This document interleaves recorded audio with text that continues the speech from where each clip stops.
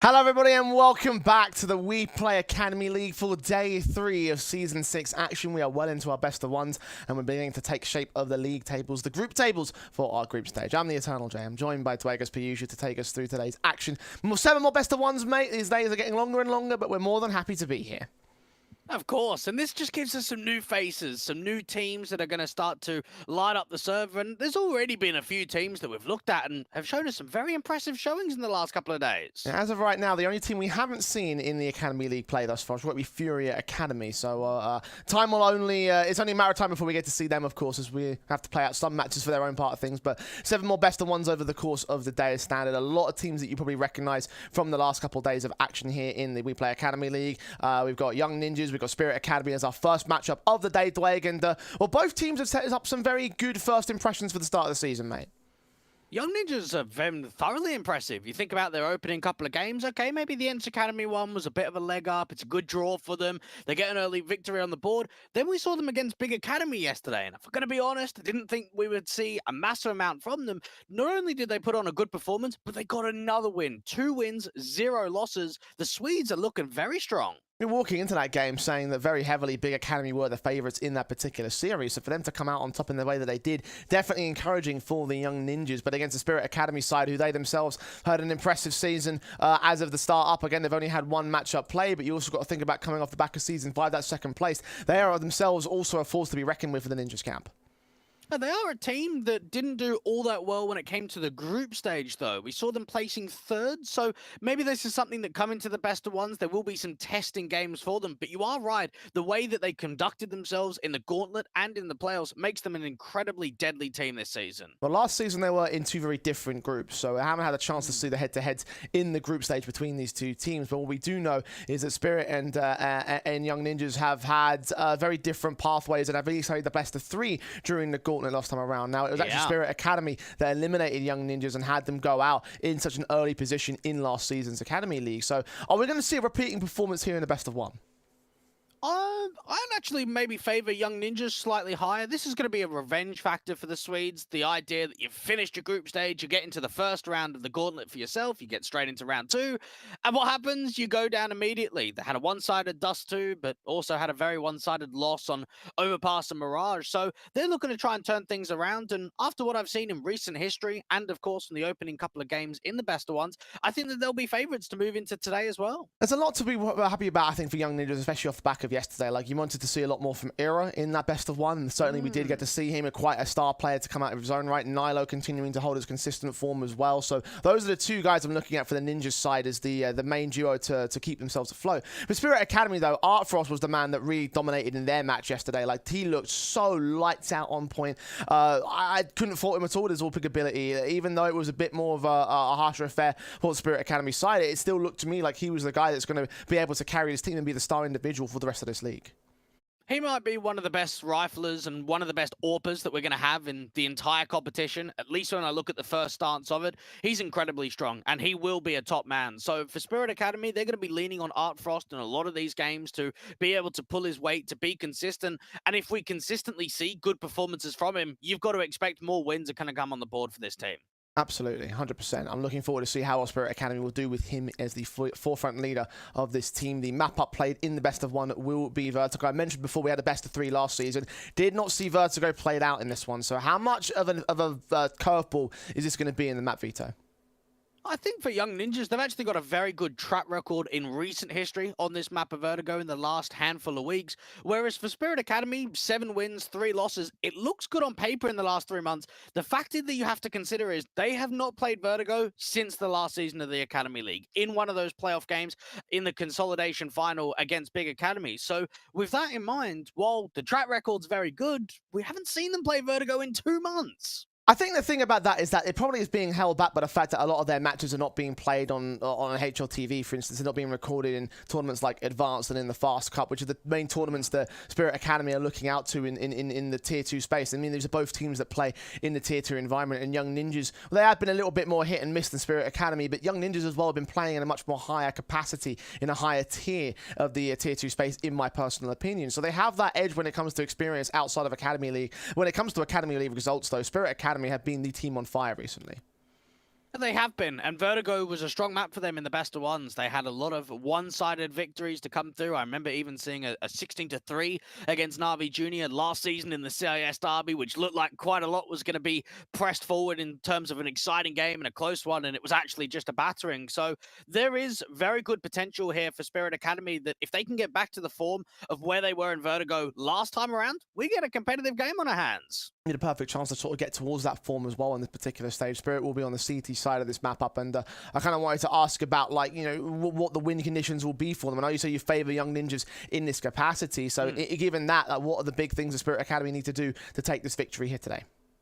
I think we've obviously got to see a strong performance out from Artfrost. I think Donk as well was quite impressive yesterday when it came to some of his rifling ability, and just Owner being able to read the game quite well, be able to adjust on the fly. Young Ninjas are a very tactical team, a lot of depth when it comes to the core three, so knowing that you've got some newer pieces in there for Era and Nilo, this is going to be a strong team to deal with, not only in this best of one, but in the entire group as a whole. Probably a bit debatable that Nilo is a newer piece, per se, for the Ninjas camp. Obviously, That's like true. having his stints on the team in previous months over the course of the last year and being part of the team in 2021 before coming back this past September.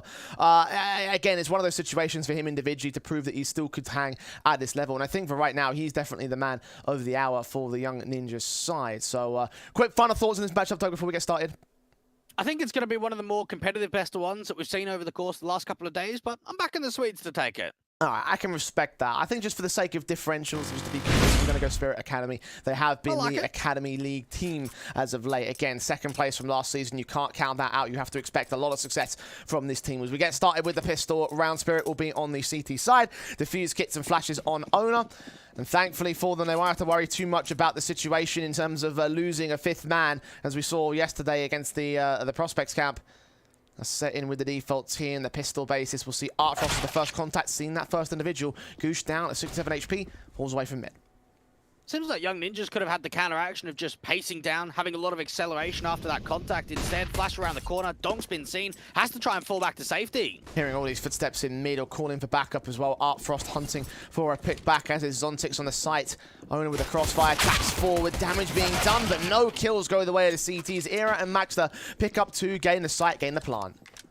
Get that bomb down immediately, and knowing that Young Ninjas have still got one of those lurks out there to the mid control, it's going to make it thoroughly difficult for Spirit Academy to get this retake on. And look at the ramp presence too from the T-side perspective.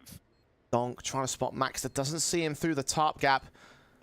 ZTR leans in, gets tapped up. Finally, something back for the Spirit side. Young Ninjas have control of this. They'll hold their position. The Spirit are forced to back away. Not enough time, not even the kits in play. It was dropped out to the backside, so saving the Kevlar for the next round. The pistol will go the way of the Ninjas. You could just see Young Ninjas being able to accelerate themselves forward. A mid to A split, slightly unorthodox and a bit creative. Even that util down towards the scaffolding in that mid control just forced a lot of those B players further back and into the site itself.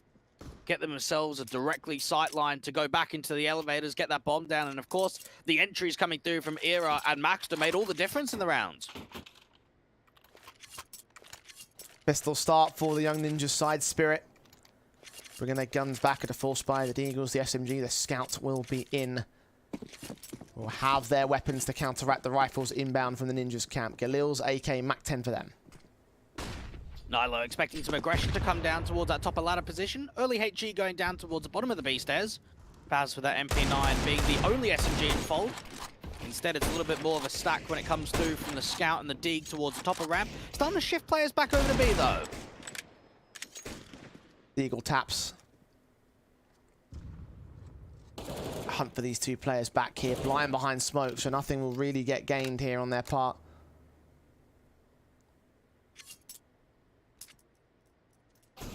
Shot on from Artfrost, connects on Adam B, so there's the start for the CTs.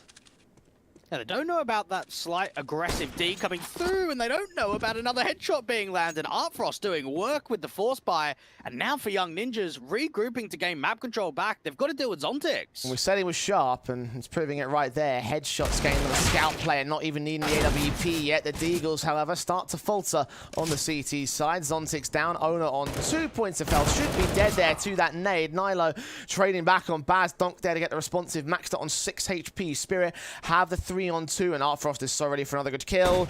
Can't quite land it on Era, only a tag against the man, but that reduces the HP even further for both these T-side players. Bomb will get tapped, the scout is hunting for him. Maxter gets given a headshot, though Owner in the midst of the smoke can deny, will swing a little bit late to the party, but does get it down in the end. All on Era, now standing alone, Deagle of Owner gets the 2K, gets the recovery for Spirit.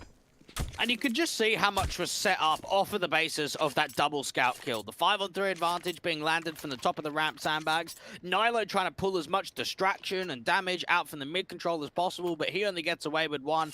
And then just pressure starts building. Young Ninja's thinking about trying to get the bomb down. You've got Era as that support, but a slight gap through that smoke. Owner starts pressing forward of it.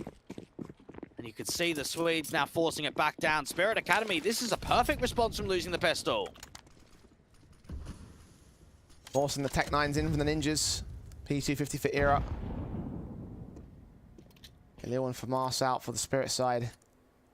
Donk knows what's going on. Is focused into that mid control. Not seeing anything. The flashes come forward for the Ninjas. Re-smokes on as they make their way out towards CC. Donk gets domed in by Nilo. Good start. Rifle recovered. And Baz is there to hold that B site. 2K to his name. Running out of ammo with the burst fire on Nilo. Just dishing out the damage. Will turn back towards another gun. But ultimately the Tech 9 will get overwhelmed. So 3-on-3 situation. Young Ninjas have gained the site and the bomb plant. This looks very promising from the Swedes. They've got a couple of weapons picked up when it comes to the rifles. Even a boost for that for Mars to look over the top. Does get caught, tagged up and taken down by Zontix. Now ZTR holds out the outside, expecting someone to peek in from that elevator position. Owner and Artfrost now being detected. Spray lines up with a flash perfect for Nilo, keeps both players blind. Zontix will try force this man out with incendiary engagement. Just about goes well. Onto the one who's got to get the fuse kit on him, tapped once. Trying to force Nilo to peek it. Nilo will give up the angle, but not give up the kill. At this point, Spirit's got no time. Zontix out of the way. It'll be another gained by the Young Ninjas.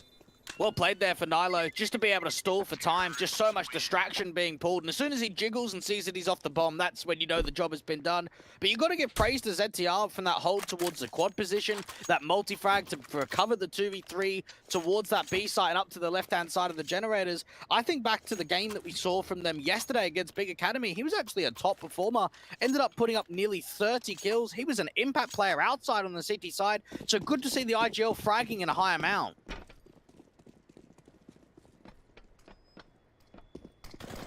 Good starts from him individually. Young Ninjas up on the advantage for now. Nades in, Adam not being spotted. That nade scout combo. Artfrost was blind. Didn't even see ZTR, and Adam B gets tagged. What a start. I've got a feeling we might be going back and forth for a little while here. The force buys have been ruthless. And now for Spirit Academy, there is a heavy stack into the mid control. Nilo's got to be careful that if he gets seen at all, needs to be able to react quickly. Zontix up from Ali, will just be forced back with the molly. Zontix trying to look for wall bangs, but getting very little out of it. Scout in. Artfrost. All position out towards the side alley.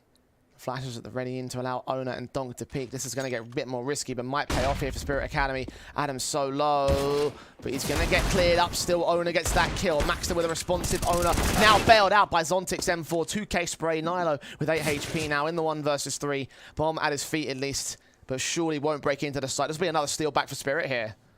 What a distraction that was. Flash over the top, 2 of the Deeg swinging wide, and then they don't know about the M4. Zontix aggressing through from the alley position. Artfrost does get dropped, but Nilo's so low on HP. There should be no room that he even gets the bomb down. Owner's going to close the round again. Back and forth we go, and it's only a matter of time until one of these teams are going to win 2 rounds in a row. Is it, though?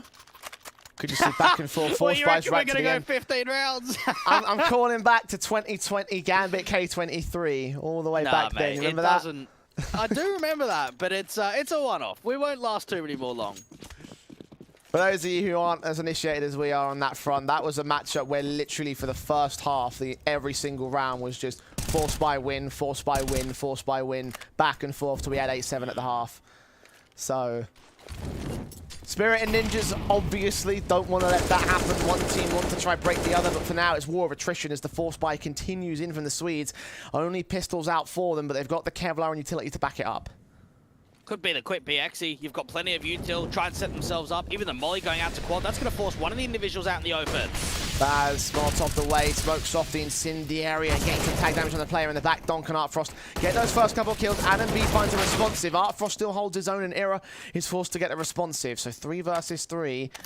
It's UK for Artfrost looking for the triple, and the Quadra has backup, and Owner Bomb will get planted, then engage, and Nilo's Deagle takes it back to an even standing. Era is caught, so Nilo now has to hold off against them. Zontix has the defuse kit on the backstab, though the Deagle shot connects it, and now there's a gun to play with a lot more time on Nilo's favor. Owner does not have a kit, an M4 to play with. The AK leaning closer. Does Nilo see him?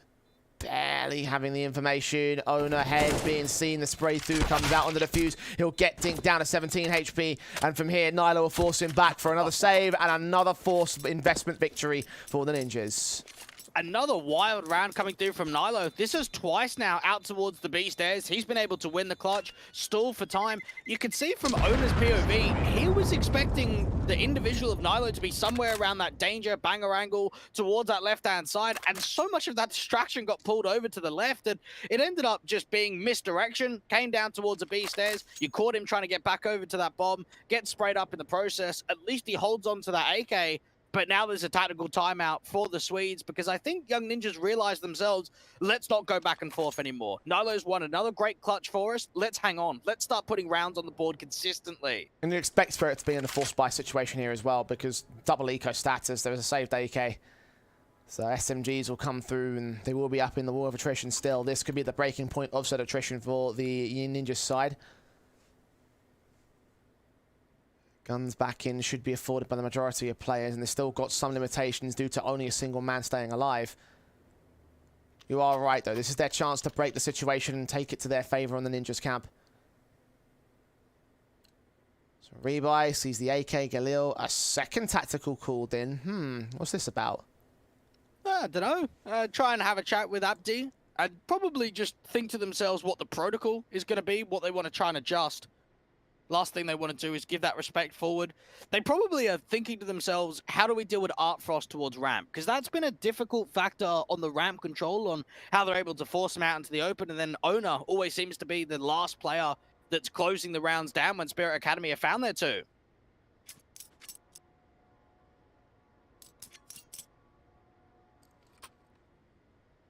Advantage for the Ninjas here. See Max and Era start to buy down eventually. We want an AK to follow suit with the rest of the investments. So, we have our weapons, we have our setups, we have our force buy from the Young Ninjas. ZTR will try to take first contact against the quick shots of the scout. Eagle alongside him. And lean in. Look for contact here. So far, nothing's found. Baz is tagged, though. Very quick out to the B stairs, and that's baited quite a bit of counter utility in the fast play. Nilo's starting to work the mid control. Try and see if they can bait Owner off of this position and back in towards B. He's got the crack angle. Will have the advantage onto Nilo. Smoke sent down, a block off vision on the T side. ZTR going to get above the boost, and Baz is thinking there might be some sort of boost up here. It's a case of whether he checks the right position. Currently looking at Banger. Artfrost with the scout shot in from mid, I believe. Ramp control. Ramp control, okay. Something gained. Nilo looks to engage. Owner will fall. Donk will get responded to. 4 on 3. Deagle and Baz. A lot of work to do and got a tag plus a frag. Footsteps heard, and ZTR will take it back to the favor of the Ninjas side. Bomb should commit and should get planted. 2v3 for this one. You can see Zontix and Artfrost being the 2A players, so this is already a bit of a read here for Young Ninjas that the site's going to be completely open. Play the post plant. Expect either a wraparound to come through from CT spawn or from the lower side of the B stairs. That's where ZTR's repositioned to. Slow prod forward. I think he's going to be detected here by Zontix. No, he gets the kill instead. Artfrost now left alone to engage. Scouts continue to hit his shots. I mean, he's been doing very well with the scout. Can't wait for him to get on the AWP, which should be inbound soon for Spirit. Money will not be there for another force up. The war of attrition is ended with the Ninjas coming out on top. And you can see that Artfrost again was able to get a pick towards the ramp control, but what was not the case there for Young Ninjas is it was only a lurk. It wasn't actually a commit at all. They just had that single individual of Adam B. Otherwise, the majority of the players were coming up from the top of the B stairs. Nilo out from mid was able to find that all-important kill just to crunch down and open up B. 2 rounds the difference. Young Ninjas put themselves in a driving position, and so far we've seen some good T-sides from them. I think back to what we saw against ENCE Academy out there on Overpass, even closing things down in that second half on the T-side of Nuke. So up 4-2, this is a good position for them to be in. The 69 result against ENCE Academy, of course. And T-side, something we've been talking about over the course of the last few days here. For a lot of teams, they have been having some very awkward times about them.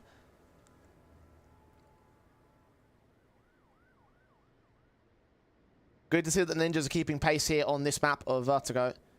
Small tech pause coming in before we progress any further.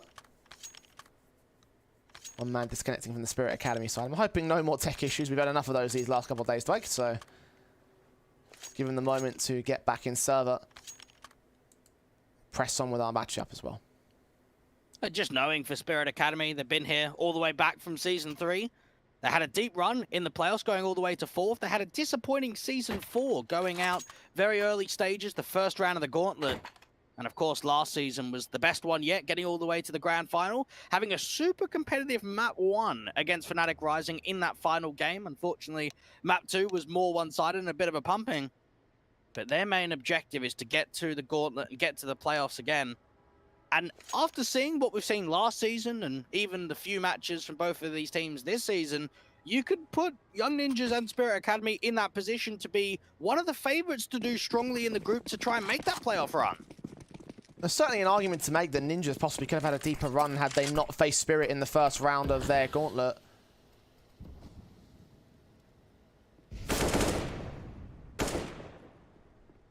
And a chance for a little bit of revenge here. Nilo engages that AK, finding Baz, kicking things off. Scout and USB being seen. And again, Artfrost just hitting heads for days. If they had to face him in every single corner of the map, then they'd be goners on the T side. Unfortunately, with that 1 kill, 2 have come back for the Ninjas, and they're both on the A site. The site's been opened up. The bomb plant will be secured. ZTR's taking more damage. A risky jump past Artfrost. Does get away alive. And you'd have to think here for Young Ninjas, they're going to know that Artfrost is going to be a threat when it comes to the rifle rounds. When he gets onto that big green, when he gets that AWP potential, they're going to have to deal with him. They're going to have to use their utility well. They're going to have to make sure that their spacing and the trading is there to be able to find the instant response. Because if they do give him the respect and they do give him dry peaks, he's going to farm all over them. So they've already got a very good idea in the first few rounds of the game that he's going to be lethal. So it's just about capitalizing on that for the rest of the half. The 5th round for the Ninjas. Nice start. I'll hold on to that AK, the most valuable weapon right now for the CT side for Donk. Keep it in for the Spirit side. Ninjas now up against the full gun buy here for Spirit Academy. AWP for Artfrost, and this is where he can get deadly. We've seen again on that Scout just doing so much work with a weakened weapon. Still top fragger in spite of that. Now's his chance to really go ham and start to put the rounds on the board. I like the way that they're still keeping the Mac-10 in mind. You think about the lack ahead Kevlar and how much damage that could really do. Aggressive approach to get out towards the B stairs. No one going to fight early. Nades on. Oh, perfectly placed there from Ona. And spray through on Adam B again behind the smoke. Gets that casualty. Kicks things off on the right foot for the Spirit Academy side. And no response from the Ninjas. Ona getting out of that sandbags position, playing the man advantage, even rotating that AWP further towards the A side. Now that Molly's done further damage and information would have been done that Zontix is now back towards that yellow angle. It's what the T's can do to respond, trying to see if they can drive further aggression away. Zontix tagged again. Sprays through to try and land that frag back and get some sort of trade in. They'll pass the AWP to him because he is 14 HP. Yeah, back to the back site. Watch and wait for the Ninjas to make their move in. 3 players are up on that ramp position. The smokes will come in with the flashbangs. Artfrost to get forced away. Ona thinking back, getting aggressive. Could deny the bomb for going down, but actually stays for too long. There is a kill in the meanwhile, but now a chance to get the bomb down. Shots ringing out from Zontix, still scoping in, trying to look for that wall bang. Not quite landing it on Maxter, sending some utility back his way for Artfrost. They're wary of a backstab, but all 3 Ninjas players are on the post plant, Down by an individual, down by a single man. Flash is going over. Nilo catches none of that. Secondary flash back in with the T-side. Catches all three players up there in a spray. It's good for him. Gets a double. Zontix trades it back. 2 on 2. Artfrost trying to work into the site here, but Zontix has the kit and he's falling back to save. So best Artfrost can do is try to draw more attention into the site itself. Maybe get an exit frag, but certainly not get the round here. Not at all. Try and retreat. Aggression still coming through from Max behind that smoke. We'll get over to the ENCE. So it's a slight little upgrade. But even though we could say that we've been impressed with some of the duels, with some of the reactability, we have to look at the scoreline, Jay, because it tells us a different picture.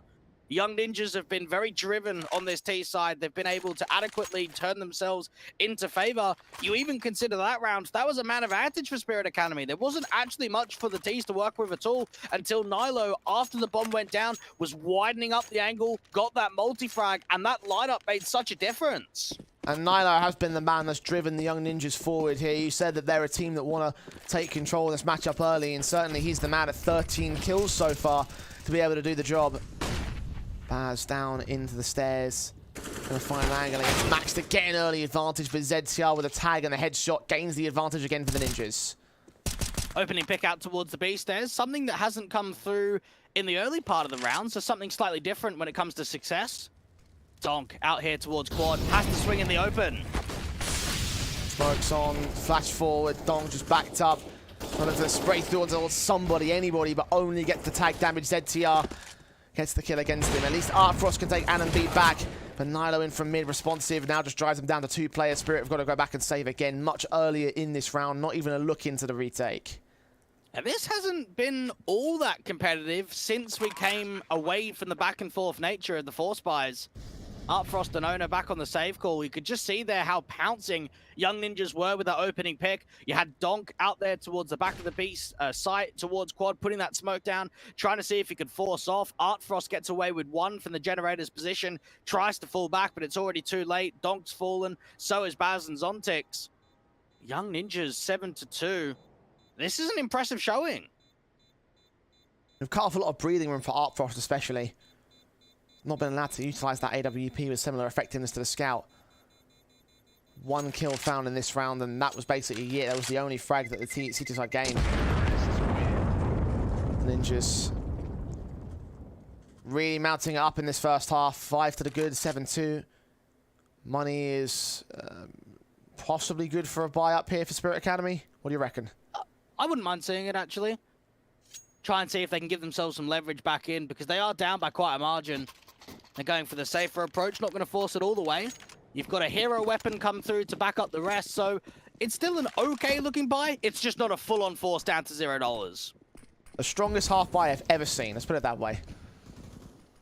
Orp in for Artfrost, so ready for Nilo. More looking for ZTR, but Nilo will give him that first frag anyway. Great shot, peeks out wider, and he's going to try and see if he can fake it back with a deagle falling away. Eventually he will also go back. Hold on to the man advantage here for Spirit. Here is expecting a double pump, a slight overface to come through from the mid control. Instead, it's not to be, it's passive. It's a regroup out towards the B stairs, and this is where they might be able to catch him off. Baz spotting that early information and dropping Adam B. Good spray. 3v3. Error with a shot. Donk dealt with. Advantage starts to slip back to the favor of the Ninjas, but still up to the favor of Spirit right now. 4-on-3 situation from that 2-man up. And Ninjas are just prodding around, being careful at where they take the face. They'll have to be so as well. Look how aggressive Zontix is. You'd think to yourself, this MP9 is going to get at least 1. In this corner, this sort of range, if they start fighting out to the ramp control, it's a 1-for-1 trade. Instead, the attention's being brought back over to B, and that's where Artfrost can try multi-frag. Orp yet to be unlocked. He's already got a kill in this round, though. Boost for ZTR. Looks in, gets the headshot instead. 3-on-3. Baz, back of quad, will face in, drop that bomb. Stall for time, try call for rotation. Zona's already on the site, and we'll get that trade back, so leaving it all on error. 1-on-2, 20 seconds to the clock. Smokes are down onto the incendiary. We'll try to extinguish some of those flames. Really face, but Ona has the AK shot, the 2K, and the rounds. Wonderful effort there from ZTR. You can see the boost on the railing perspective. And anytime you get that boost together, you need to find the instant connection. You don't want to give time to adjust from the CT point of view. He's able to find a double entry, even looking back to that quad position, but needed that third player towards the generator's position to really find impact on the side. Not to be. Spirit Academy find their third, but you do need to consider the idea that there is still reset potential on the table and how quickly that can be responded to. Orb of Art Frost, Baz. M4 in, Maxter and ZTR. Goes up towards that stairs position, taking some nade damage. Chunking away at the bars of the Ninja side. Sit back and wait for them to make a move. Young Ninjas haven't seen many nade stacks from them, haven't actually opted for many HEs over the course of the T-side half. Dog just being watched, patience in from Nilo. Just the success that he finds in the opening kill department. It's a good start again for the T's. Art Frost backing away. Smart call to make, try and bolster up the site defensive. Leaving mid pretty open though, could be stormed ahead by the Young Ninjas side. Press forward, spray through from Zontix, only gets one Era, and ZTR pick him and Owner back up, so that's site gain. Then they're not even going to rotate, not even going to bother with some sort of a retake here. Baz can get an exit and actually get control of the bomb if they extend out right here. This could be a positive entity if Nilo can try and cut them off here. Bomb in the sights of the CT side. Baz has no idea about the upper player though, and indeed Nilo gets his pick. Art Frost can adjust. That's 1 out of 3. Time is starting to really run down low, and the T's have just got to focus their attention on getting the kill. Jiggle Peak comes through, does bait out Art Frost. Good smoke down low, suppresses for time. We'll switch to the AK as well. Flashes in against him. 2 of them out. He'll swing, try and look for Era, but a footstep to give away his exact location. Look for ZTR. Footsteps her back in the other way. And the distraction is good to give the AK the kill. Nice round for the Ninjas as they claim the half. You could just see that the Ninjas were all over it towards the ramp control. The only way that that round even looks remotely winnable is that the 2B players in a 2v4, which we would look at as an unwinnable round, have gone forward looking to try and see if they can save in T-Sport and actually present themselves the bomb and realize, okay, this actually might be on for a moment. Not to be. 8-3. Could we see another double-digit first half marker? Possible. Rather likely, honestly. Only 2 rounds to get there here for the Ninjas. ZTR and Maxter will try work their way into that B site. Adam B has already caught the first kill on Zontix. That's a positive start for them. Baz leaning out as well towards that B site control. Nays towards his position. A little bit shallow, actually, towards the closer sandbags rather than the back site. Either way, the Ninjas still have the advantage. It's incredible that Baz is still holding back there at the quad angle, considering how many times we've actually seen that getting mollied, and there hasn't been a massive amount of impact from that angle. Molly going down towards the alley position, trying to see if they could force off anyone looking down towards the tops and into the bottom of ramp. Incendiary's on. ZTR takes the forward face. Art Frost, his AWP, does get dealt with by Maxter, looking the wrong way at the wrong time with Nilo's peeking from mid. Owner's going down, and this should be a Ninja's round. Donk and Baz forced into what looks to be a very familiar situation. A round in which the 2B players have just been caught off. There's nothing being found towards A when it comes to success. And another save.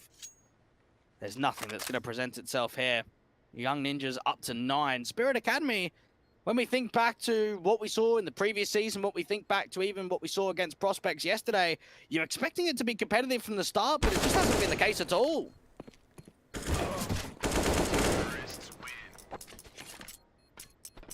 6 rounds to the good here for the Ninjas. Spirit.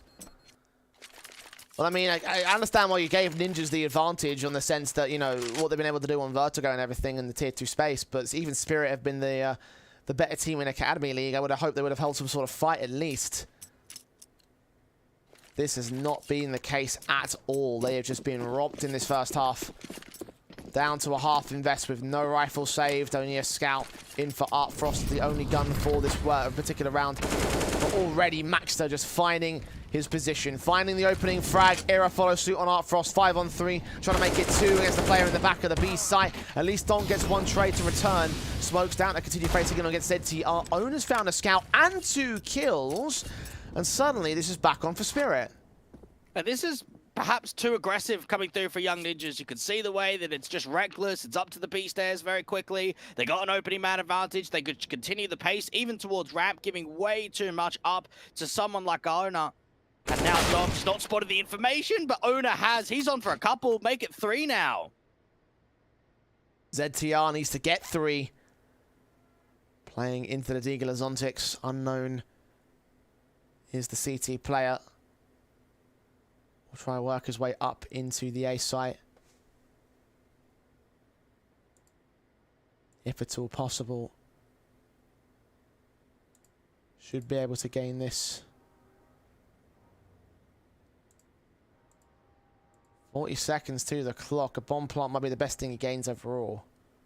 Just knowing the Owner was back there towards CT spawn, he's thinking, okay, let's clear out as much of this angle as possible into Sniper's Nest, just seeing if anyone has repositioned from Owner.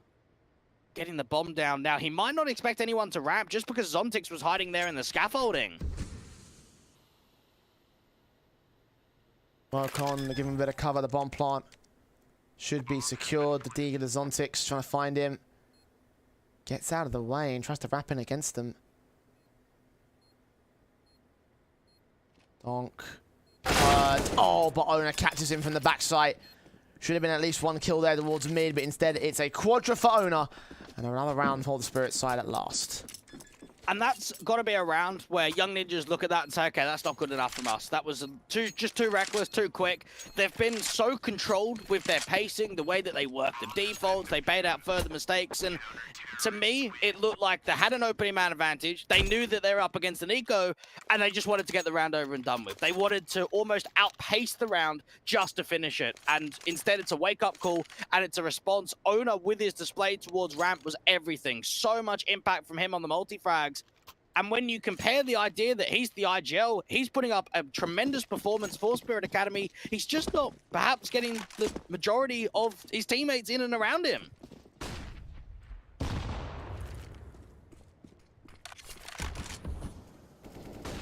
Frost in for the collateral, and immediately Spirit carry on the momentum. Nilo and Era first 2 down. It's a start found for Spirit here. They try and swing together, make sure they don't give up individual jewels to the AWP, but instead it's a lineup for a moment. Zontix with that resmoke, and B on the other side, desperate to get the kill, and he does find it eventually. On back to return, 4 on 3 still for Spirit. Owner hearing footsteps out to the tops. Adam B working his way in, and Owner doesn't know. Flashing against him, but the footsteps are made, so Adam is a known entity. The concern will be the 3 players out on the ramp. Owner only gets 1 of them. ZTR quick to respond. Maxter in, the nade flies right past his face. Incendiary on the bomb site will stop the plant from coming through for now. So stall for time for backup here. The plant will eventually come in.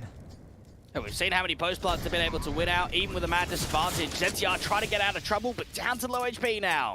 He's escaped though.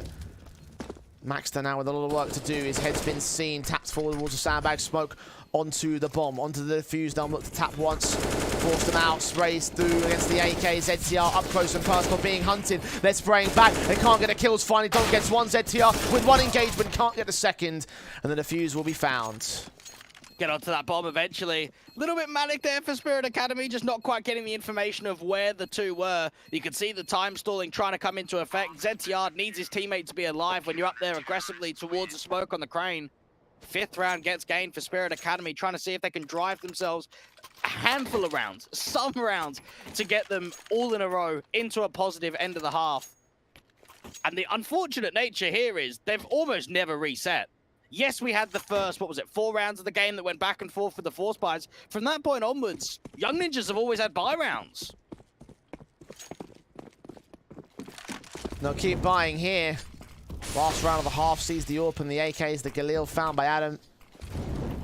M4 to Spirit. Incendiary sent damage done to Adam and to Era here. ZTR tagged Adam dead to Zontix's hand. Good start here for the Academy. Spirit in control. Zontix continuing to spam wildly.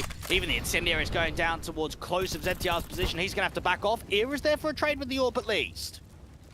4 on 3. Still favourable to Spirit though. And even Zontix gets the P250 shot.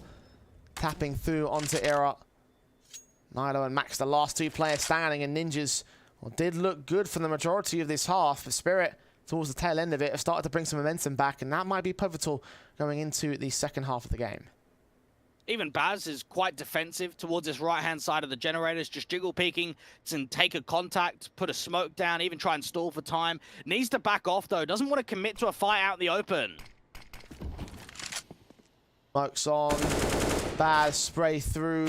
Don goes down, but Baz will still have control. I think he might have fallen off the building there somewhere. Kill for Nilo, at least gets an opening. Zontix is also pretty low himself. Kill on Artfrost might be the way in for Nilo. He's led the charge at 19 kills so far in this game, but no more than that in this half itself. So, 6 for Spirit to mount up to the 9 that the Ninjas will get. 9-6 at the turn of the half for the T side. I don't think it's anything to be singing praises about for the Spirit Academy side. They will be disappointed in themselves on what they achieved there. They deserved more because we expect more from them. And when we look back at their previous results, Vertigo's always been a strong map. The idea that they got battered on the majority of rifle rounds and it wasn't right until the end that they made it remotely competitive. They've got to turn things up, and going into the second half, it's still going to be a struggle. Young Ninjas have come into this game and have executed to perfection.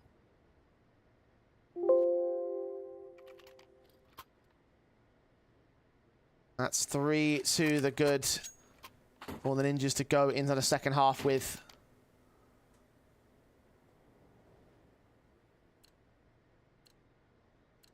Pistol round will now get started with Kevlar, the kit.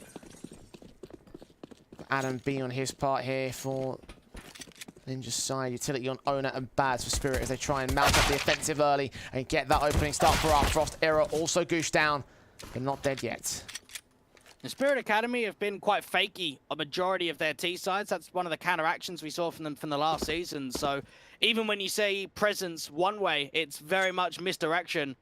Early contact towards the bottom of ramp. ERA is now taking back this information, and they are quite slow on regaining the B stairs. This is giving so much time for a B stack right now for the Swedes.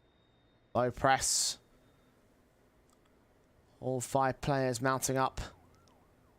Ready to make their move in, try to take this pistol away from the Young Ninja side. There's the kill for Era, finds a headshot on Owner. That's something, gain on the backstab. Donk, however, returns fire to the 4 versus 3 for Spirit Academy, and the rotations will also get called in. You've got Artfrost trying to pull attention, but the A site's pretty open from here. I've got one man of Adam trying to stand back and hold the defense, but surely should get overwhelmed, as will the rest of his teammates. I say that, actually. Hard stack in, taps forward, needs a headshot. As this Maxter, neither player gets away with that kill, and Spirit back on the counter-rotate again. Just know that Artfrost has been able to walk out, not see anything. CTs are going to come quick into the position. Artfrost is going to have to take another duel quickly. Rotations in. Here's those footsteps. Taps doing damage. Kill for Maxter, forced out the TK there by Artfrost. Initial assistance alongside Dongskag. And it's all left towards Maxter. 1 on 4. Dealt with a 3K. And that is a pistol gained by Spirit.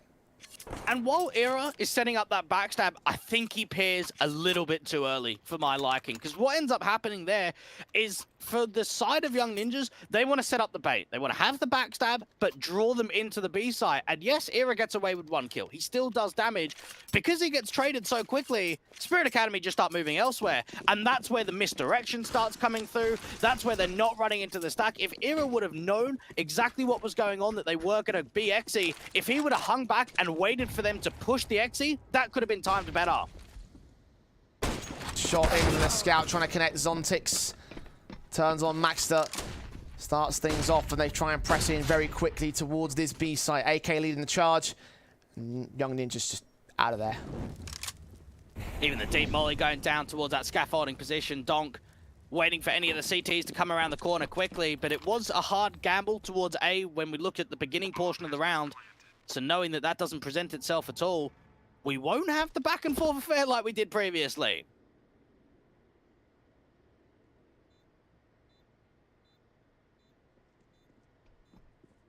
Looks like Spirit are going to take early control. Certainly will try and equalize with this position. Number 8 to the T side.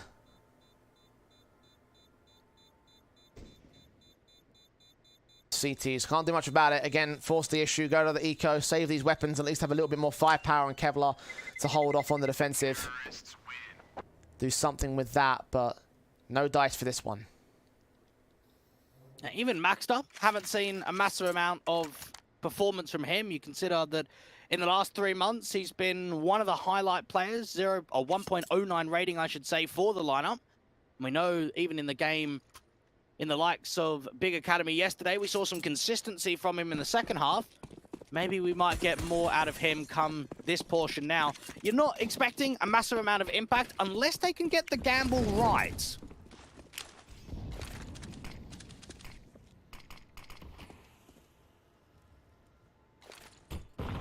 Nice nades on Owner doing damage.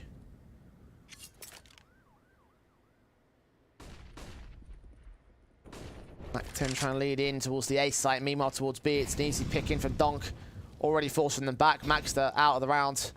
So should the rest of the young ninjas go out with it. I'd like to see them try stacking to go for some sort of retake attempt and try and get some casualties after the fact, because there's no sense in resaving these guns here for the next rifle buy. Donk gets 2, Adam B gets 1 to return. ZTR get forced back by the Mac 10, so Adam B left alone. Spirit Academy are doing well with these flanks. You consider that round there, the way the owner is able to walk up A while everyone else is committing B. Even in the previous, we saw Artfrost on the pistol rounds being able to find a completely open B site. So that might be something that young ninjas are going to have to be wary of, is these late backstab lurkers. Adam B trying to get as much out of the Deagle as possible. Put pressure down onto Artfrost, not to be. Tied up scoreline 9-9. Now, this has been 3 rounds in a row in all the rounds in this second half that have had immediate impact on the B side. You wonder, are young ninjas going to stack it up in the early round? Are they going to try and take the fight to gain the B stairs control? Because we haven't seen much A presence at all from them. A tactical timeout taken by the ninjas side. Their 3rd one called in. Had their moments to discuss earlier on, very early on, in fact, in the first half.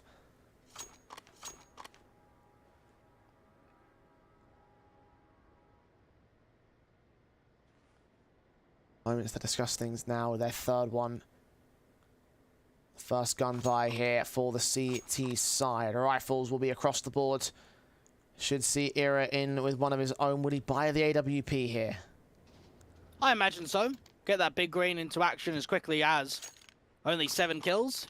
Going back and forth on Twitter earlier, wasn't impressed with the way that I didn't include him in my players that have impressed me so far. I told him to drop 30, so let's see if he can turn it around in the second half. Wow! Ultimate BM leg. Well, right now he's on 7 kills, so not got anything in that sort of sense. Nilo, a better chance to make to 30. He's got 20 so far with that pick on Zontix. Advantage gained by the ninjas. Spirit playing a much slower style at default, a lot less aggression this time. Even being caught out towards the bottom of ramp is going to start shifting the offensive back over. Baz on the widened angle towards ZTR at spawn. This could be good information just for the peak of ZTR. Get away. Nilo will re-aggress meanwhile. In from Scaff out towards that mid corner, trying to spot for Owner and Baz. Both players here with utility in hand will not try to force it out on Nilo's part. The incendiaries get thrown, and Nilo just shoulder baiting, looking and hunting for a pick. Get nothing as of right now. Shoulder has now been spotted. He's aware of Owner at least. ZTR can get both him and combine with Nilo to Baz. 2 left here for Spirit Academy, and the ninjas will look to lock it down. Once we get back into the rifle rounds, it's a different game. We saw that in the first half. It was competitive from the start. It was back and forth with the force buys. But when we saw the majority of rifle rounds into the mix, that's where young ninjas were able to put a lot of pressure down and a lot of dominant rounds. See that opening pick coming through from Nilo, and then just setting up that crossfire in mid. There's just nothing that Spirit Academy could have done to broken that apart.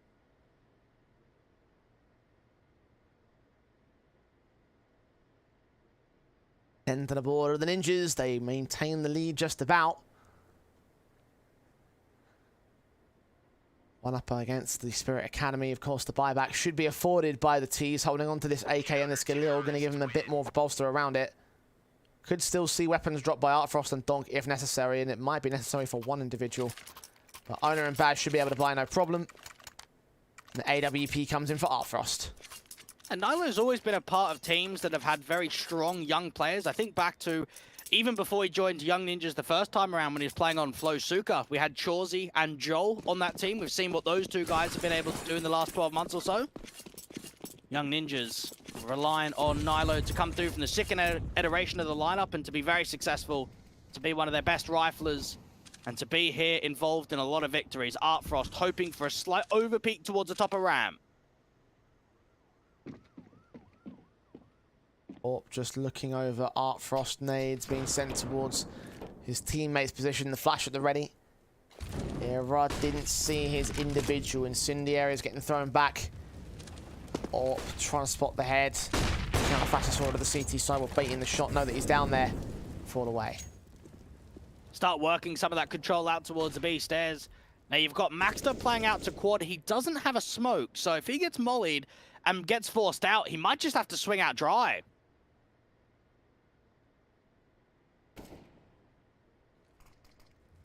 M4 backed up at quad. Martov sent down.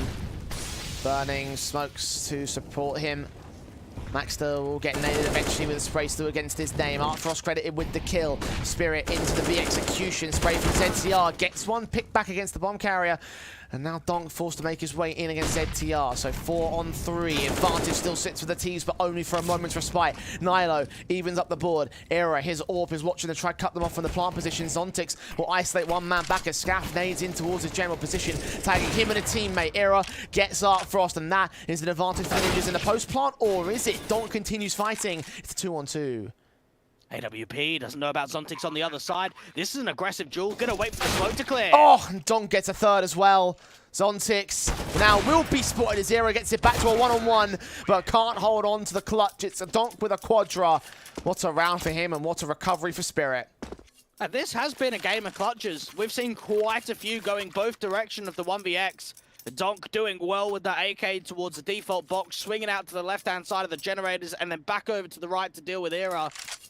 Young Ninjas, I thought they'd done enough. You look at that counter utility, the stall of the anti-rush nades. Spirit Academy just keep brute forcing those duels forward. They lose Artfrost in the AWP v AWP duel, but Donk is very successful in the end.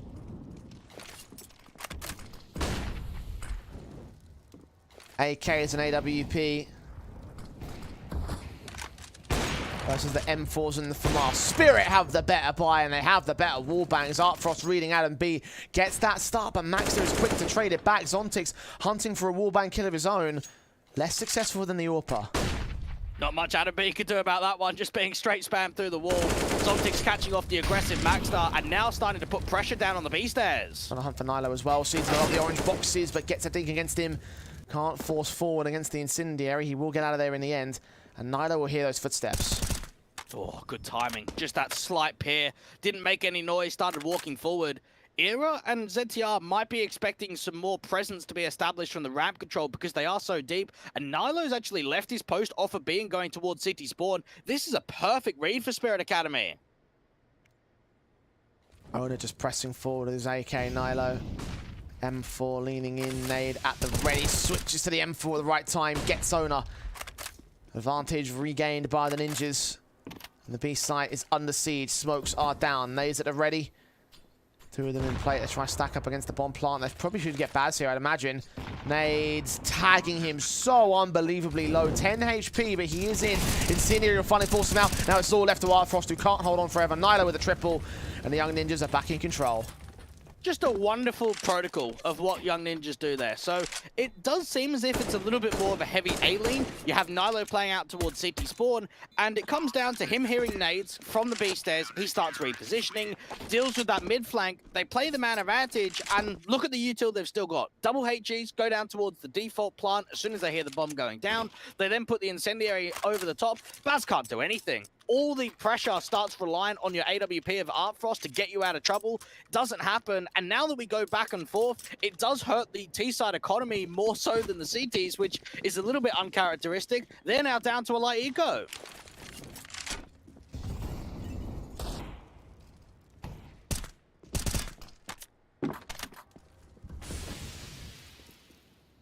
Deco more than anything else.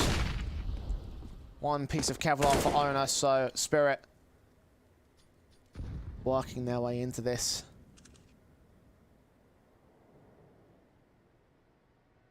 Jump face of that particular Incendiary, hoping he can stop off the T side. Try and separate them. 2 kills lined up for ZTR and Nilo. Just get that vertical crossfire being set. Nilo now coming close to the face of the 30 bomb. What an achievement that would be if he can get them over the line. Adam B just jump spotting towards the bottom of the ramp sandbags. A run boost for Donk. Swing in, kill for Error is found. Incendiary is onto Owner, he falls anyway. And Zontix. Alone, standing to fall to the hands of Error. Triple for him. 2 rounds up now for the Ninjas. Yeah, one thing that some people don't know is that we actually saw Era playing with ZTR in previous iterations on Valorix and Primer. So before we even saw ZTR leading the first edition of the Young Ninjas team, they actually played together. So perhaps a little bit of a reunion for the two.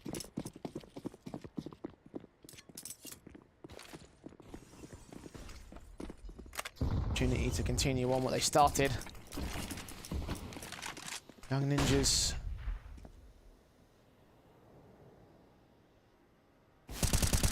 Start with the sprays through the M4. Adam B. Trying to get inserted first and foremost towards contact, but Spirit have gone down a very slow and passive style. They're going quite quick into these early rounds. Now it's a bit more careful and considerate. Maxter has been caught off towards aggressive stances out in the B stairs these last couple of rounds, so you wonder how he's going to adjust himself. Nilo can re-smoke up towards the stairs or instead flash him in. For watching the swing. Frost caught dead. Man advantage for the Ninjas again. Buster and ZTL doing very little in return here. He's tagged the force off angle, but Nilo gets the kill instead. Baz to drop 3v5. Owner, one of the 3, trying to look for ZTR, get a trade back in at last, but meanwhile, Maxter and Nilo continue to hold their positions. And it's all left to Owner in the 1-on-4. He's being decimated. Young Ninjas are in control of the CT side now. And if we just compare the star players, Jay, that we were talking about at the beginning of the game, which was Artfrost and Nilo, I think it's night and day to the impact we're seeing on the server. I think we're seeing an average performance coming through from Artfrost, while for Nilo, this has been sick. He's up to 28 frags now. The second body down is only ZTR at 17. We've had X Factor potential, multi-frags, and of course, his frags have led to round victories. We've seen a lot of picks and a lot of great shots from Artfrost that have not turned into round victories. Yeah, certainly in this matchup, it's been Nilo, 100%. Like, 28 kills, far beyond anybody in server right now. He has been the guy for the Ninja side. Artfrost, even just discounting how much impact has been followed up by his kills. Like, even think about the eye test and just generally how sharp he looked yesterday compared to today. It's not quite the same. Nilo going to extend his count against Owner. That's his 29th. Maxter has got a crossfire being set on B, ZTR, with further HE placement. Oh, that's good. Very chunky. Incendiary should throw it off. Might even lose Baz to the Incendiary. Yes, ZTR will get both him and Donk on the directive face. Spontix left here with the Eagles. Artfrost is picked up by Nilo there with his 2K. Last man to fall with the Eagle. We'll get one. Won't last much longer than that. 14-10 now for the Ninjas. Hey, you could just feel as if the Swedes are looking to go 3-0 up when it comes to the wins. Now, all of their games, I would say, have been comfortable with testing moments. I think back to the ENCE Academy game. The first half was fairly close. Against Big Academy, they had some struggles to close it down. And then, obviously, here against Spirit Academy, the back-and-forth nature in the beginning of the halves has been the test. But again, it's been another strong performance for the Swedes. 30 frags for Nilo. It's been a strong performance from him. Not looking to let up at all. Maxter playing his position against the Incendiary thrown up by Zontix. Will force that CT back, but not by much. Artfrost. We've seen him be successful with these wallbangs in the past. Maxter falling to the opening entry out to the B stairs. That Zontix again does go down to 37 HP in the process, so it's not as if it's without damage. Frag is found. M4 is in the box. Turn of the AWP. Adam B is dealt with. Era now with the AWP posted. We'll try and get back on top of the sandbags. Yorp is holding. The teams rotate. Nilo aggressing further forward when ZTR does the same. It's all a matter of timing. Does he get cleared? M4 swings up close. ZTR does get cleared. Baz with the kill. And now Nilo inserts. Smokes down, AK against them, flash evaded, that's 1 kill. Damage done to the second player right behind him. Owner gets caught, isolated, 32 frags for him. AWP gets one upon the AK on a site there with the bomb, and now backup will look to try and arrive. Baz tapping it once, trying to force Nilo into the open. Donk not looking the right way, the flash in for the triple. Nilo's going to get the quadra out of this. Baz is such low HP, and Nilo does it almost on his own. It's match point gained by him. Massive. That is a huge round coming through from Nilo, and just his reactability to respond, to get in quickly, to smoke down, the way that he adjusts the angle, right-hand side of the generators, back towards the left, and then stall, jiggle, but not overpeak, keep it in the 2v2. You've got the God Flash coming through from Era on the rotation out from the elevators, peers just over the front of that AC box, and then that's when he swings out, deals with the AWP, deals with the Plata. That is a beautiful round from Nilo. As if we couldn't praise him anymore as well. Gave him all the plaudits in the world in the previous round for being just the impact man, but the numbers don't lie, and certainly that round doesn't lie either. This should be over. 5 match points here for the Ninjas. ZTR wins out the fight against Donk already. Baz and Co, him and Owner, just trying to see if they can adjust on that. React out towards the mid starts. Nilo in the open gets 35th, not quite the 36th. Some advantage punished there by Owner there with the jump up some of the sandbags. Wouldn't have been shocked had Nilo won it though. Zontix now, his AK. Working into the T side against the incendiaries posted up by the CT forces, the Ninjas. Hold their nerve. Try the regroup. Now you've got one on B directly. Resmoke goes down. That's going to cancel it for a moment. The boost comes in. Maximus sees Owner just in the corner and deals with him eventually. Straight back from Zontix. Tries to keep it relatively even, but a 3-on-2 still favors the Ninjas. Flashing against ZTR being low HP is going to need that backup to get hit. Bomb trying to commit, trying to get planted. It's been forced away by all the flashes though. ZTR with a kill. Artfrost trades it. Now he's also low HP. Barely spots where Adam B is, but will still swing for the kill back. 16-10. It's the victory there for the Young Ninjas above Spirit Academy. That was a class performance coming through from the Swedes. And yes, Nilo had an outrageous performance. I mean, that is an MVP level performance in the entire group stage so far. But look at the way that they set him up. The util that they used around him, some of the peaks, it just looked very drilled once again here for the Young Ninjas. And it shows that they've been working hard in their preparation to come into this season and be as deadly as they are. Well, 3 for 3 definitely indicates a strong season start. For me, however, the man of the hour really was Nilo. What a performance he had. 34 frags in a 16-10 result. Like, we've been talking so much about other individuals on this team. Nilo certainly has had his moments in the spotlight, but if he continues like that, then he's going to be similarly a great force to be reckoned with here for the Ninjas side. He's putting up a statement. He's one of the youngest players, a part of this entire team. He's come back for a second time, and he's been unleashed. He's been one of the ruthless players that can turn a game into their favor. And we saw it right here on Vertigo. For Nilo's perspective, this has got to be a great feeling to get another win on the board.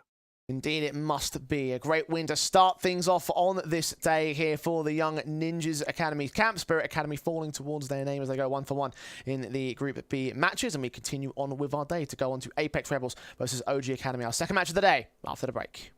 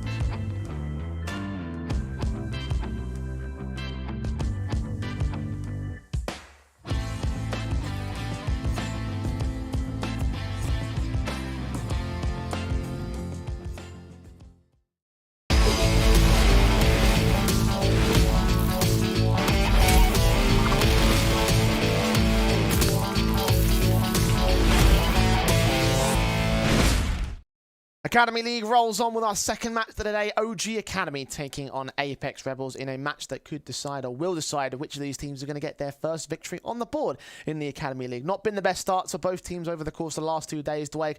But I think we're walking into this one with a bit more of a heavy favoritism on the OG Academy side, right?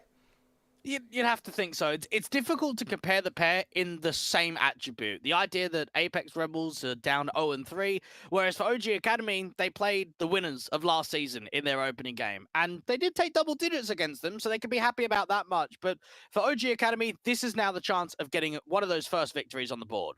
Yeah, for OG, obviously, they've only had a single match played out over the last couple of days. Fnatic Rising was the team that they took on, and that was a 16-10 victory for Fnatic in that sense. So you can understand how they've had that one match. They've had the opportunity to try prove themselves, and they've already lost out to a team that, of course, are the reigning defending champions. So they can take that on the chin, look towards what should be more manageable opposition in the Apeks Rebels, and try to see if they can take their first victory against this team instead, which I'd say would be pretty likely. Again, Apeks not having the best of times, playing out 3 of their matches, not getting a single victory as of yet, Dwayne. And that might be a bit more concerning for them here.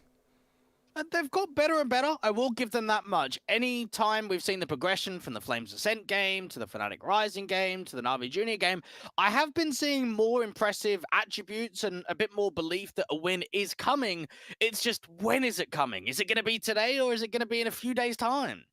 Well, I guess we'll probably answer that question in this particular matchup right here and now. Obviously, for Apeks, currently sitting at the bottom of the board alongside OG Academy, only separated by the number of games that they've played so far. So for them, it's a case of just getting that first victory on the board if they can do so right here. The key thing about this match for me that you got to highlight is the fact that we're playing out Inferno as our map up, and both teams have played Inferno in their opening games so far this season. So what can we take away from those matches that will lead into this one?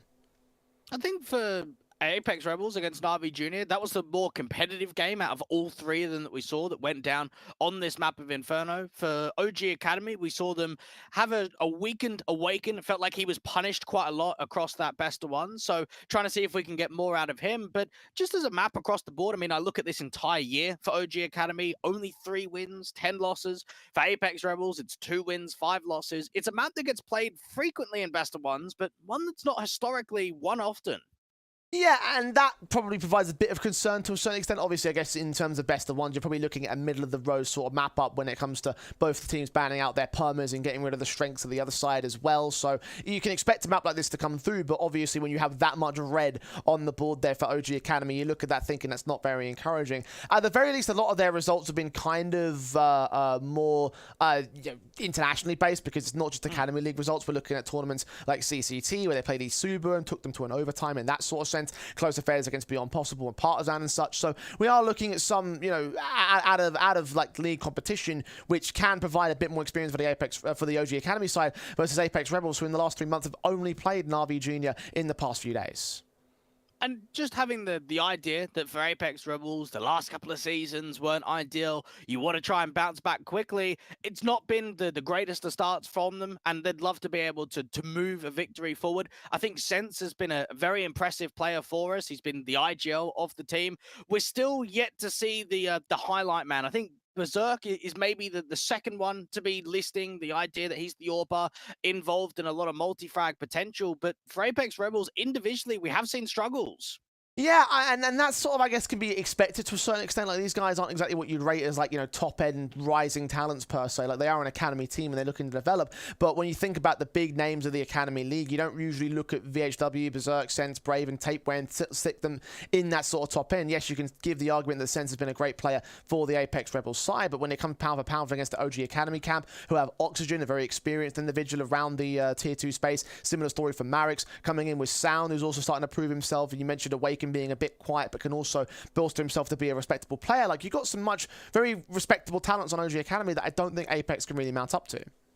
Yeah, but perspective is important. For OG Academy, you can pick up whoever you want. You've got an international team. For Apeks Rebels, you can only be Norwegian. And one thing that we know for the Norwegian scene for the last few years is that they haven't been able to produce the strong end teams. And it's difficult when you work with a small region. So I think attributes and maybe org perspective is going to be slightly different. For Apeks Rebels, it's about working with what you've got and getting as much potential. Well, regardless of this particular matchup, we're looking at the victory to go the way of the OG Academy side. They're walking in as heavy favourites. We can imagine them to be the favourites in this matchup. We should start things off with the pistol round. OG will also be on the CT start, so a lot of positives for them as we get started with our second match of the day, Dweg.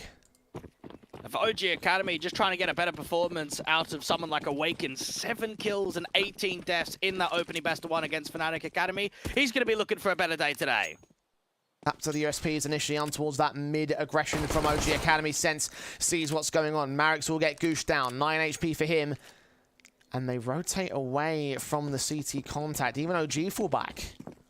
You can just see how quickly they start the counter rotation, play a little bit further defensive. Now, for Apeks Rebels, they're actually not acting to try and take map control in quickly. You've got a couple of individuals down there from second mid with the bomb.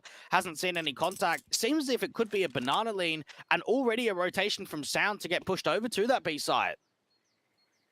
Tense, Berserk, and Brave can their way into the mid position. Out towards this banana control. Eventually will start to gain some presence towards the B site. Dementor sees the smoke coming in. 1 or 2 players on the defense. It looked like there's a gap in that smoke, but not quite exploitable by the CT side. Bit too deep off to the right-hand side, but it's all a ruse here from the Apeks Rebels. They're waiting for a mistake to come through from OG Academy. No one's going to make it, though. Sound is going to get forced back.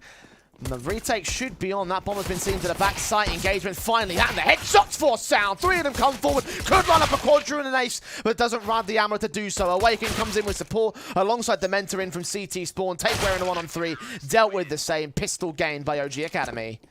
What an incredible round coming through from Sound. Just so much impact down there from that construction angle. You can see that it was slightly awkward. He wanted to put the pressure on, try and deny that bomb from going down, and instead he just finds an immediate amount of impact. 3 kills to the tally. Apeks Rebels not taking the pistol after over-rotating quite a lot. OG Academy adapting themselves nicely. SMGs and M4 across the board. Harsh eco for Apeks Rebels. Glocks and armor lacking, so body block there, incendiary from Sound, not ideal, but not like Apeks are challenging them anyway, so lean forward to position, hold their nerve.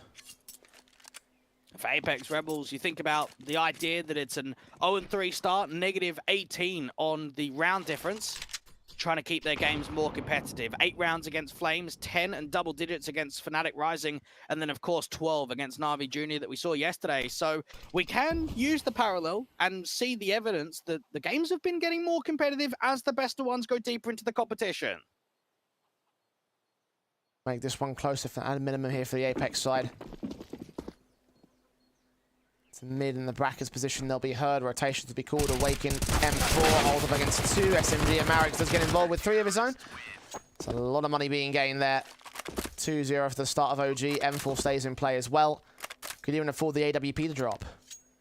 You know, we had a couple of close affairs when I think back to the head-to-heads last time around. The one overtime between Apeks Rebels and OG Academy came down onto Overpass, and then only a few days later, they had the rematch of Overpass once again to end off the group, and it was a much different style of affair and a much stronger game for OG Academy. So trying to see if they can muster that up. Apeks Rebels down onto the bye. OG Academy, I love the way that they keep it as heavy as a bonus as possible. Only 1 man investing on Awaken. SMGs across the other 3, so truly a bonus round of its own nature. Apeks Rebels feeling like they're in a bit of a bonus situation themselves. I mean, they've only got 3 of these Galils here, the 2 AKs. So on Berserk and Tapeware, but not taking contact, a passive default from them. OG Academy trying to see if they can launch themselves into some of that bottom of banana control. One thing that Apeks Rebels did on the T side previously against Na'Vi Jr. was give a lot of respect to banana, offer it up and just allow the CTs to get aggressive, retake it later into the round. So no surprises here with the default at all. Still got plenty of nades left on the pouch. You can see the way that they're starting to offer up that balcony position, get themselves back over to banana. Now it is just Sound with a jump face on the half wall that's going to catch the info.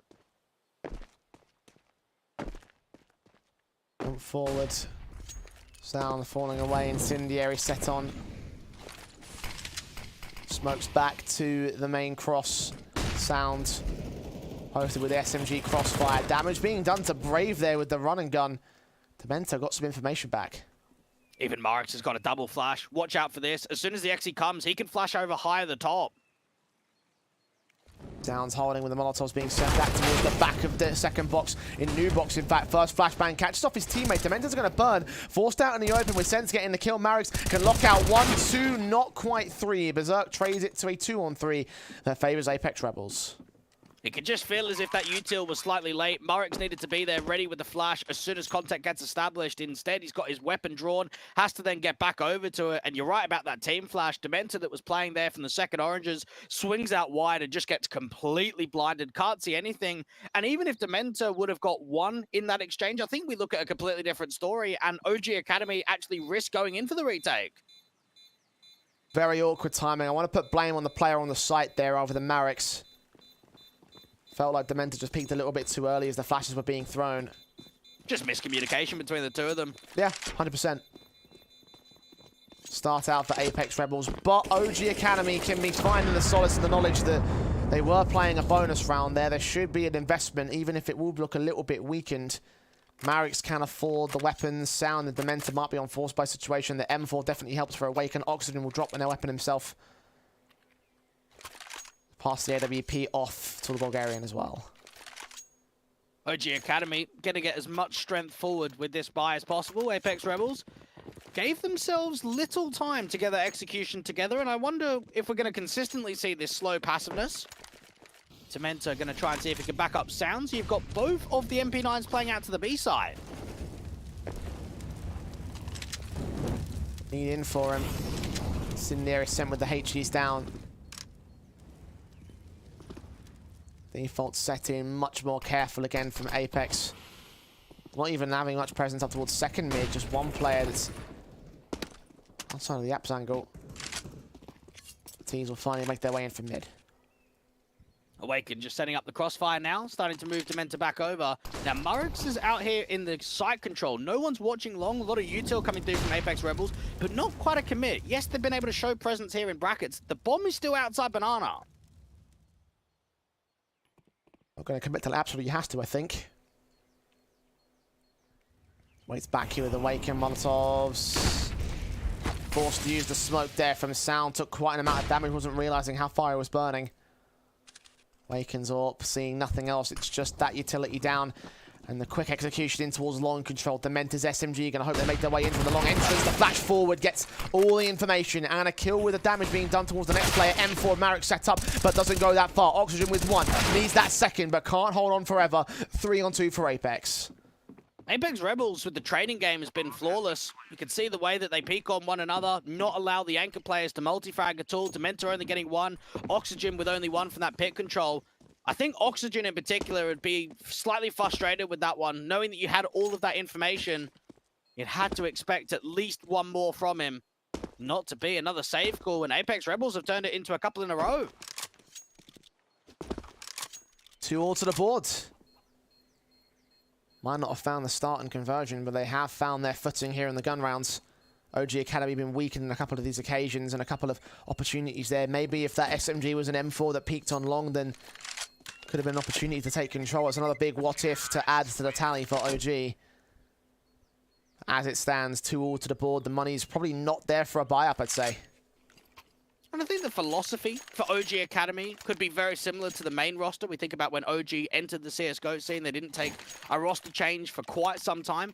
And when we look at the Academy side, other than replacing Awaken with Shike just going into this season, that's been the only change that's come through. They've kept the starting 4 from the beginning. And of course, the coach of Crispy. OG Academy looking for a better run than they've had previously. When we think back to the last couple of seasons, Awaken gets success with the opener. Positive start here for OG. Galil is Sound on the other bomb site. Going to rotate that AWP to try and join him here alongside Dementor's Deagles. So Oxygen and Marix left with a USP and a P250 on the A defense.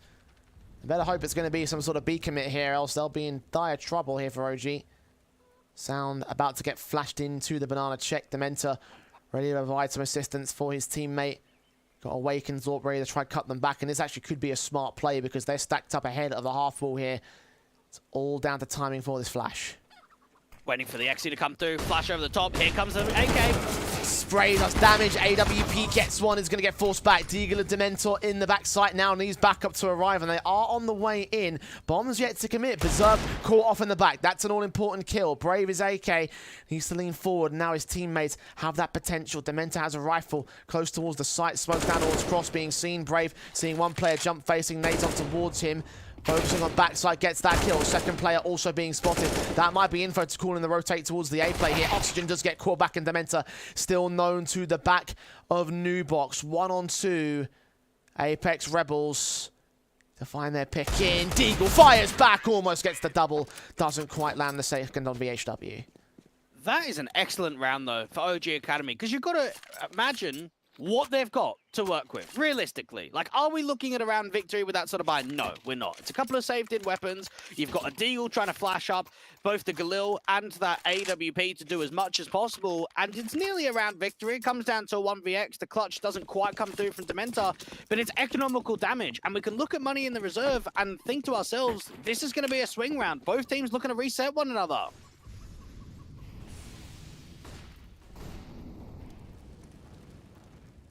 AWP and M4s boost up for Awaken. Looking down from Banana, ready to receive first contact. Sees the jump face. A little bit late on the flashbang, but the shot was not taken anyway. See Takeway just putting that HE up towards the top of Banana corner, trying to force that AWP to be further back passive. Now, a lot of nades have been baited for OG Academy, so it's going to have to be dry on the front foot to try and respond, and even Murray gets caught up in Keo. Brave found. Oxygen will return towards him. 4-on-4 situation.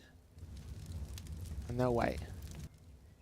Awaken, thinking about peeking back in towards that brackets control. When Berserk starts round in the corner, that could be more info. Heard that AWP, doesn't know about Sense to the left-hand side with the bomb.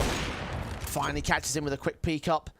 Shot for the AWP advantage now for OG Academy. VHW also caught by Awaken, watching in from the long corner.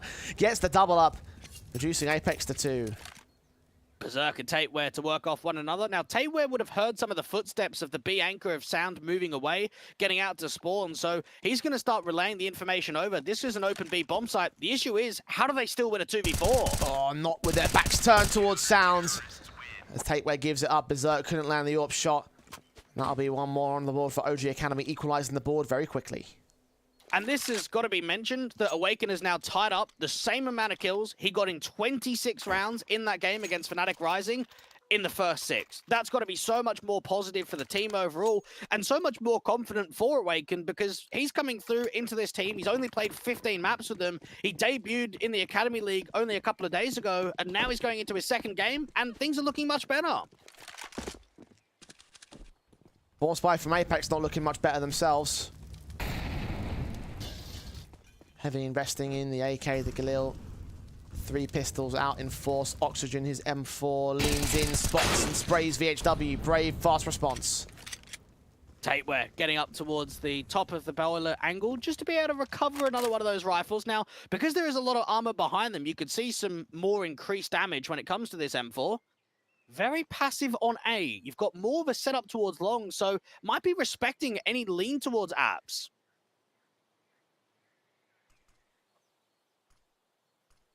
Awaken and Marix. Crossfire held in from that long position. Berserk, Galil, swing shot from Awaken, connects towards Brave, double up against Berserk. Bomb drop, 2 left standing, and the backstab from Dementor will finish off Sense. It's all left to Tateware out of the apartments in from the pit control. I think they have an inkling as to where he is. They have the bomb control anyway, so there's nothing he can do. And Tateware just caught out. Hope that he doesn't fall after time. Try and hide around. Try and see if he can look for some exit damage. Even the duel onto Sound towards Library is going to be a tough one. Leans up, catches him, gets his kill. Advantage for the CT still maintained, and they will take him down in the end. Awaken with a triple. He has awakened in this game. 10 kills deep. And for Awaken, I think he's been set up for the Academy League in the right way, the right pathway, because when you look back at his previous teams, On Kick and Beyond Possible, who was the IGL? Spellin, one of the most respected IGLs in the Tier 2 scene that's part of the Bulgarian atmosphere. And we know that he was able to bring Cirque up once upon a time back in 2016. And always known for developing some of those young players. Played with Poison as well on Windigo. So one of those IGLs that can get some of the most out of the young talents. And Awakens finally made that opportunity to jump over and to get a taste of what it's like to play in the European scene. Tactical pause just taken here. Apeks still got just basic pistols for this round. Glocks in harsh eco. Feeling of what it's like to play against OG Academy must not be all that encouraging at this stage. They have had their moments and only a single round will separate the two teams, but this will be a decimating situation. Brave will go. Sense is trying to find something out there towards the second mid angle. Tapeware caught by the SMG. Will fall back and allow them to make their way into the B site where it's only Demented to hold on the defensive. He probably gets a kill, maybe two. Numbers game, not quite a problem it seems for him. They feed him one by one. The bomb does cross and can get planted though. Dementor quickly swing up to try and deny.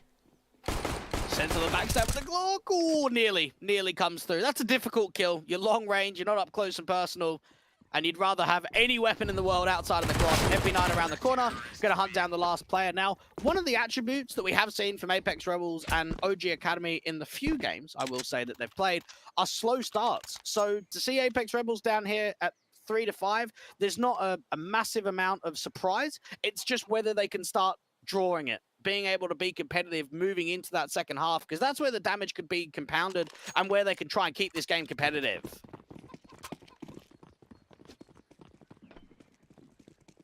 Two players up for them. 2 rounds in the lead right now for the OG Academy.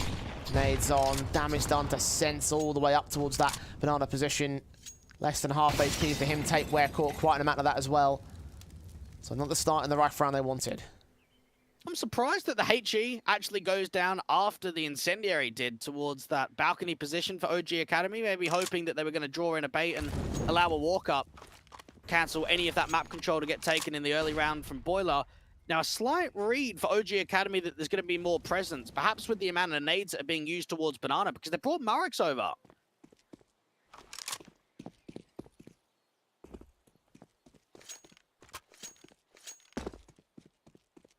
On the clock. Rotations will be found into the second mid position. Apartments could get checked. Just a slow walks inbound for the T side, including that bomb. Ready to go to A.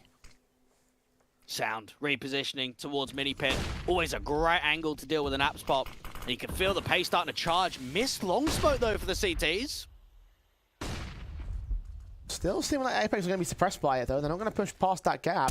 Wait into the apartments. One player comes out, and Murex deals with both him and his backup. Third player spotted and sprayed. Sound can get the trade on tape where VHW will fall in the end.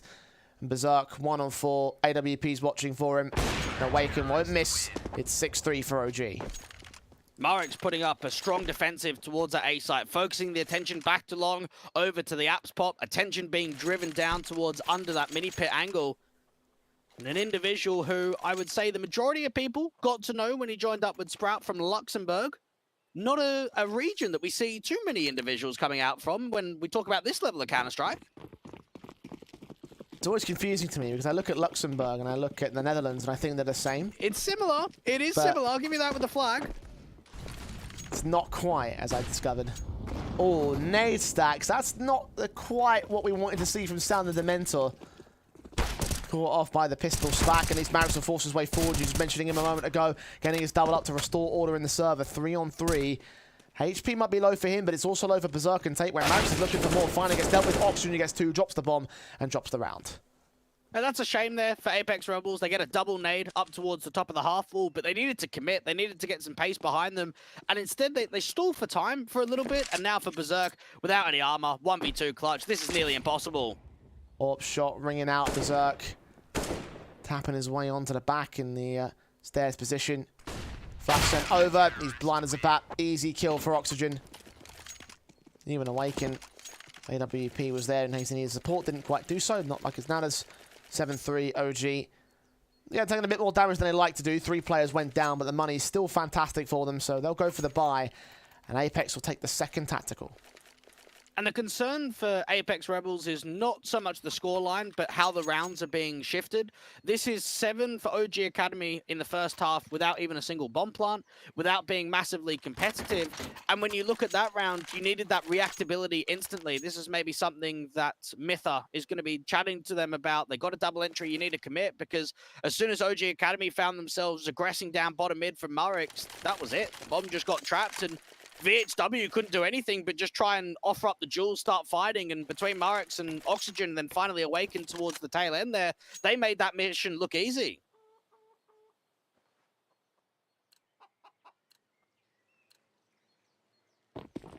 For Apeks, start mounting up the comeback from here. 4 rounds to the good. AK's in. Buy up will be received here by the T side. Counter smokes are sent down to try to press them in towards the banana control. You've got Sound and Dementor. Molotovs against their position. Awaken very aggressive with that AWP and Apps. No one's going to feel him yet. Instead, it's Tapeware around the corner and Banana starts things off. Dementor looking for that response just to try and see if they can stall for time. Nade stack again, this time around for Apeks Rebels. Only just doing a slight amount onto Dementor. You've got Awaken aggressive with that AWP. Might be able to deal with the Lurker VHW with the more controlled split into brackets. Orpa does catch VHW in the end, fall back immediately into the bomb site defensive as they're just walking their way onto short position. Do they think there's going to be a long or a B take? Oh, their backs are all turned. The timing couldn't be any better here for Apeks Rebels. Bomb can get planted without any resistance whatsoever. That's an incredible lurk. So much has been gained. And OG Academy are going to have absolutely no idea how the bomb's gone down on A. Wait for backup to slow rotate in for the retake. They don't know exactly where Apeks are. Ball on the bomb site. A 4-man attack in from CT spawn. Flashes ahead of the smoke, so re-smoke down. That's going to help even further. Second one also at the ready, or third one can come down. Brave. Cindy back against them, forced to use that smoke right there. Here come the execution. The OG Academy side into the bomb site. Sent's going to get overwhelmed. 2 kills for Dementor. Murrix gets his frag back. Tapeware getting down onto the fuse, and Murrix just shuts him back out immediately. Dementor's on it. It will be around for OG. No, it won't. They haven't got enough time. They didn't have the kit. 3 players go up with the bomb, and it just came in a little bit too late for the CT side. They had the kit on it, they just didn't have time. You could see the way that they slowed it down. You have yourself an entire round where you're looking for exit frags. They get presented very lately into that moto play. Dementor comes up with some incredible jewels towards the back of the site, gets himself a multi-frag. Murrix gets up towards the top of the graveyard, but just too slow to act. They needed to be a fraction of a second earlier. And they had moved a bit quicker than maybe it would have been their round, perhaps. Oh, had to be. I mean, look at how quickly they're able to overwhelm them. Third tactical coming in from Apeks regardless here. They lost all their weapons. Force buy will be in of a sort. Not quite an official force, but we're looking at a situation where it's like the money's going to be in the toilet. Tapeware limited on utility basis. Sent down to a Mach 10. OG Academy, meanwhile, can buy all their weapons. Now, you have seen the likes of VHW and Brave decide to go to AKs rather than Galils. They had an opportunity of, if they did go down to the Galil, getting more utility behind them. Not to be. 3 rounds the difference. Apeks Rebels know that they need to strike now because, like you mentioned, money is very light on the reserve.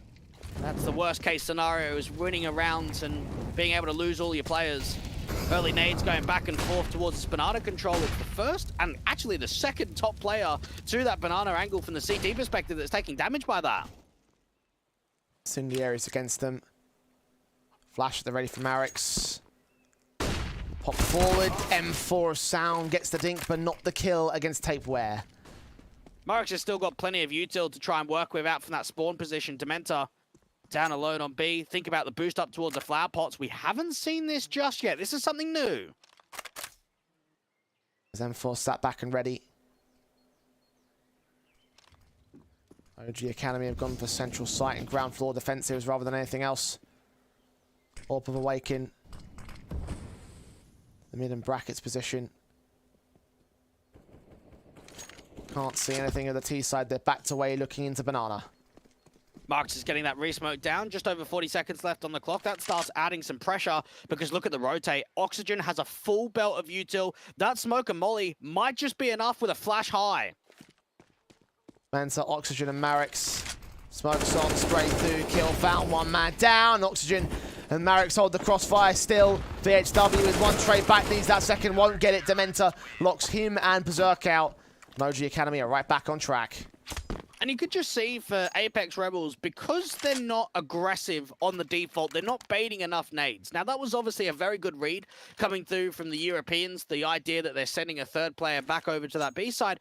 But because you've got already a resmoke going down from Marex on the 42nd marker, and then, of course, what Oxygen is able to do as well, that resmoke goes down, it builds pressure. Apeks Rebels know that they just have to commit through Ovid, and it gets panicky. They don't check up towards that boost position, and Dementor and Oxygen just do a world of damage. Spray through for Sound. Kills found on 2 individuals. VHW with a trade back. Mentor Incendiary just blocked them out of the sight. Stall for rotations, the Apeks side. Contact with the right. Sprays on from Mentor, still not catching VHW. Marex can do. Nade on towards Brave as well from Awaken. Gets him tapeware. 23 HP and the 1-on-3 himself.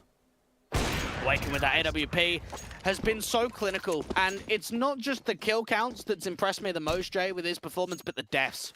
2 deaths. It shows how defensive he's been, but also how reactable he's been able to be himself. The repositioning out to long, towards short, aggressive apartments, out to B. He's moving so much across the map, and it's a difficult affair to even fight the AWP right now.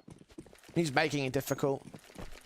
Apeks don't know where to read him, how to find his particular common point of contact. You see him here in the mid control looking up towards second mid. Brave has no idea, but gets lucky. A missed shot. Awaken a little bit late to the shot itself. Nade still counteracted though. They get something out of that exchange. Incredibly lucky, because that flash just did not pop in the right position at all. Anytime you try to cross second mid like that, you need a flash, just in case there's an aggressive AWP pick, and they had the flash behind it. It just didn't go down to the right position. Awaken being forced back.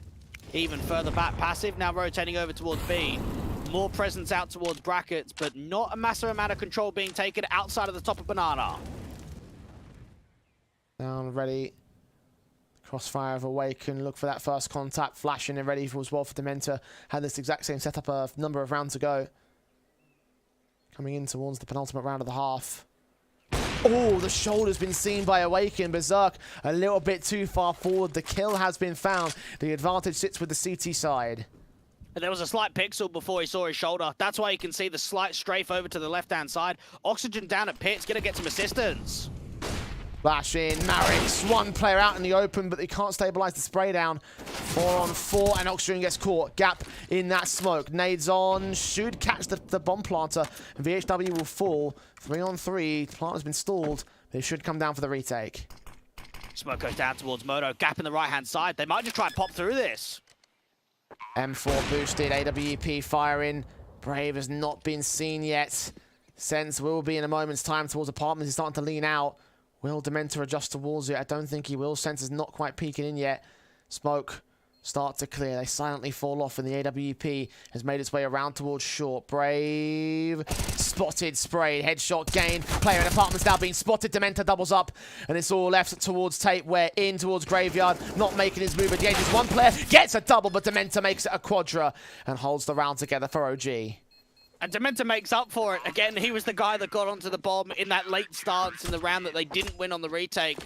So many rounds on this CT side. And for Apeks Rebels, we think back to what we saw against Na'Vi Junior yesterday. The idea that it was the more impressive series out of all of them that we've seen. And they had 7 rounds on their T side, Jay. It was a competitive first half. They gave us a lot of goodness. We saw a lot of impact coming through from Sense and coming through from Berserk. Unfortunately, those 2 guys who have been highlighted out of the last few officials are actually the guys towards the bottom of the board. Orb of Awaken. It's in the areas, and HE's put up sound. Tapeware burning. Sound will get out of the way as they make their way forward. Tapeware's footsteps are heard, and the Sound just gets that 1 kill. Sense also known. Flashbangs will keep the CT player blinded, so Sense responds back to a 4-on-4. Dementor doesn't have any more nades to be able to fight with this. Finally go back over to that Incendiary. He hasn't received a rotation. Instead, Awaken's making an info play. That should probably send Marex over to B. Orb still posted. Oh, sees the gun barrel. Perfect shot. Second man also seen. Awaken will not stick around for the kill, though. Fall back to the site. Saw that bomb. That's great information. And now establish a crossfire towards a long. Shot on with assistance. Mareks will get dealt with by Berserks. That's one trade. The bomb can make its way towards the B side because Dementa's facing Sense here, and Sense catches him overly aggressive. So 2v2, retake to B side. Excellent patience there from Sense, just being able to work with that sound cue. Now both of the CTs are coming through from Banana, and relatively quickly. One on. Awaken, sees his man, gets the headshot a hair too late. Sense flashed off position. Is he at the CT cross? Is he at the backside? OG Academy don't know. Sense will wait, making no noise, giving away no info. Awaken. AK set. Sense gets checked. Spray gets one, but only one. It's going to be 11-4 at the turn of the half for OG Academy. A very good CT side. What an incredible performance coming through from Awaken. And again, to compare from what we saw against Fnatic Rising in that 26-round best-of-1 on Inferno, 7 kills, 18 deaths, 33 ADR. We compare that to what we're seeing today, and he's nearly 20 bombed. 18 kills and 4 deaths. He's been all over them. So much impact with that AWP. Mentioned him going a little bit quiet in previous matches, but here he stands. Loudest player in server. Quite a player to have for OG Academy. 7 rounds up at the turn of the half, and now looking towards the T side, where I wouldn't doubt that they could just take it in the next 5 here. It's very likely. OG Academy have come in, thoroughly drilled, working off of the basis of their first half, and Apeks Rebels, it looked like they were going to keep it close again. They had a scoreline of 3-2. They're up by 1. But this has been 10 out of the past 11 rounds going the way of OG Academy. Pressure, being able to get built down there towards a brackets control. This is quick and pacey into A. Very fast indeed. VHW, his USP. Might have heard initial footsteps. They're all making their way in from long, as Apeks Rebels are again going to go around the OG Academy side. This time with OG working their way into the B site. And should get the bomb down for their own right, unless they counter-rotate, and they will. Awaken's going to spot the information, see a few players coming through. That should be the tell. The bomb's going to go B. Taps on, need these kills to come forward. Dementa there with the trade back forward. Triple locks it down, not even requiring oxygen behind him. Sound now, bomb on the site. VHW does pick up his backup. Dementa does get caught by Tate, whereas a 2-on-2 Sound will just try and look for the fight rather than the plant. I think he saw VHW as well. Calling him back up, and Marek's footsteps heard out towards that short presence. VHW engaging. Tate there on site, caught off. There's the kill. 1-for-1, 1v1. Marek's in against him, gets the tap, and holds it together for OG's pistol. Marek's doing excellently, and he's always a guy to highlight. He's the highest rated player in the last 3 months for this OG Academy side. Great on the rifles, beautiful when it comes to clutch situations, and just calmly is able to reposition towards the Bakamoto, isolate those individuals, focus his attention back up there to the top of Graveyard. OG Academy are stomping the likes of Apeks Rebels, and this might be the first game that we see from the Norwegians where it never felt like they had a way in. Felt like it was one-sided from the absolute go, which has not been the case in the last 3 games for them. The MAC-10's into the force buy. You responded to by the Apeks side. SMGs versus pistols stack into the long control. Bracker's position on 4 CT individuals, and they just can't do anything about it. Very carefully placed from the OG side for now. I like the idea of the stack setup, and it might actually work into the idea. You got a couple of players looking to get into brackets with that bomb. It's how much they can find off of it, though. 5 players in the T side line. Awaken with Marek support. AK doesn't quite get the ace. Nice if the MAC-10's got all those kills, but as it stands, all 5 alive. Bonus round can also be played by OG Academy in round 18. Apeks with the return invest. I reckon we're going to see something quite quick, something quite pacey, perhaps a B rush.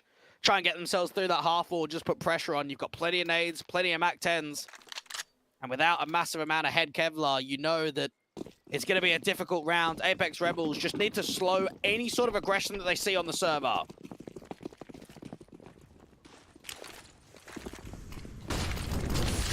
Flashes, incendiaries, MAC-10 sent straight forward for Dementa. Sense spotting on the shoulder bait. HE at the ready as they fall back with the incendiaries and smokes. They're retaking nades on towards the half wall. Position held at the T side. And they've left a lurk outside of the T apartments. Marek's going to get boosted up, look on top of the half wall, deal with that first, take where, get a fall as well. That's it. See you later. Sometimes that's all you need there on the B site. Just two fantastic frags to bust it open and just take it from there. Very similar to what Nipple did in one of those games for Na'Vi Jr. Yep. I mean, it's very similar to a lot of what star players end up playing here on Inferno on the T side. Just play banana, get your picks, and then call it from there. If you get enough, and if your team opponents can't really do much about it, then it makes it real easy and look real easy. They hold real easy for the 14th on the board for OG Academy. This is slipping out of the favor of Apeks pretty quickly as well. I imagine there might not be much left for them. They're going to go hunting as well on the OG side. You see them spreading out towards the A play. The MAC-10s can afford to do this and everything. For Mars, might not even be that valuable either to the OG side. One player does get caught. AK and Marix gets another pick in with a triple. Stepping up here in the early stages of the second half, seeing Berserk. More bangs, MAC-10 in for Oxygen. Lines up the damage, not quite the kill to get in. And Marix almost gets them all. A Brave holds on to control just.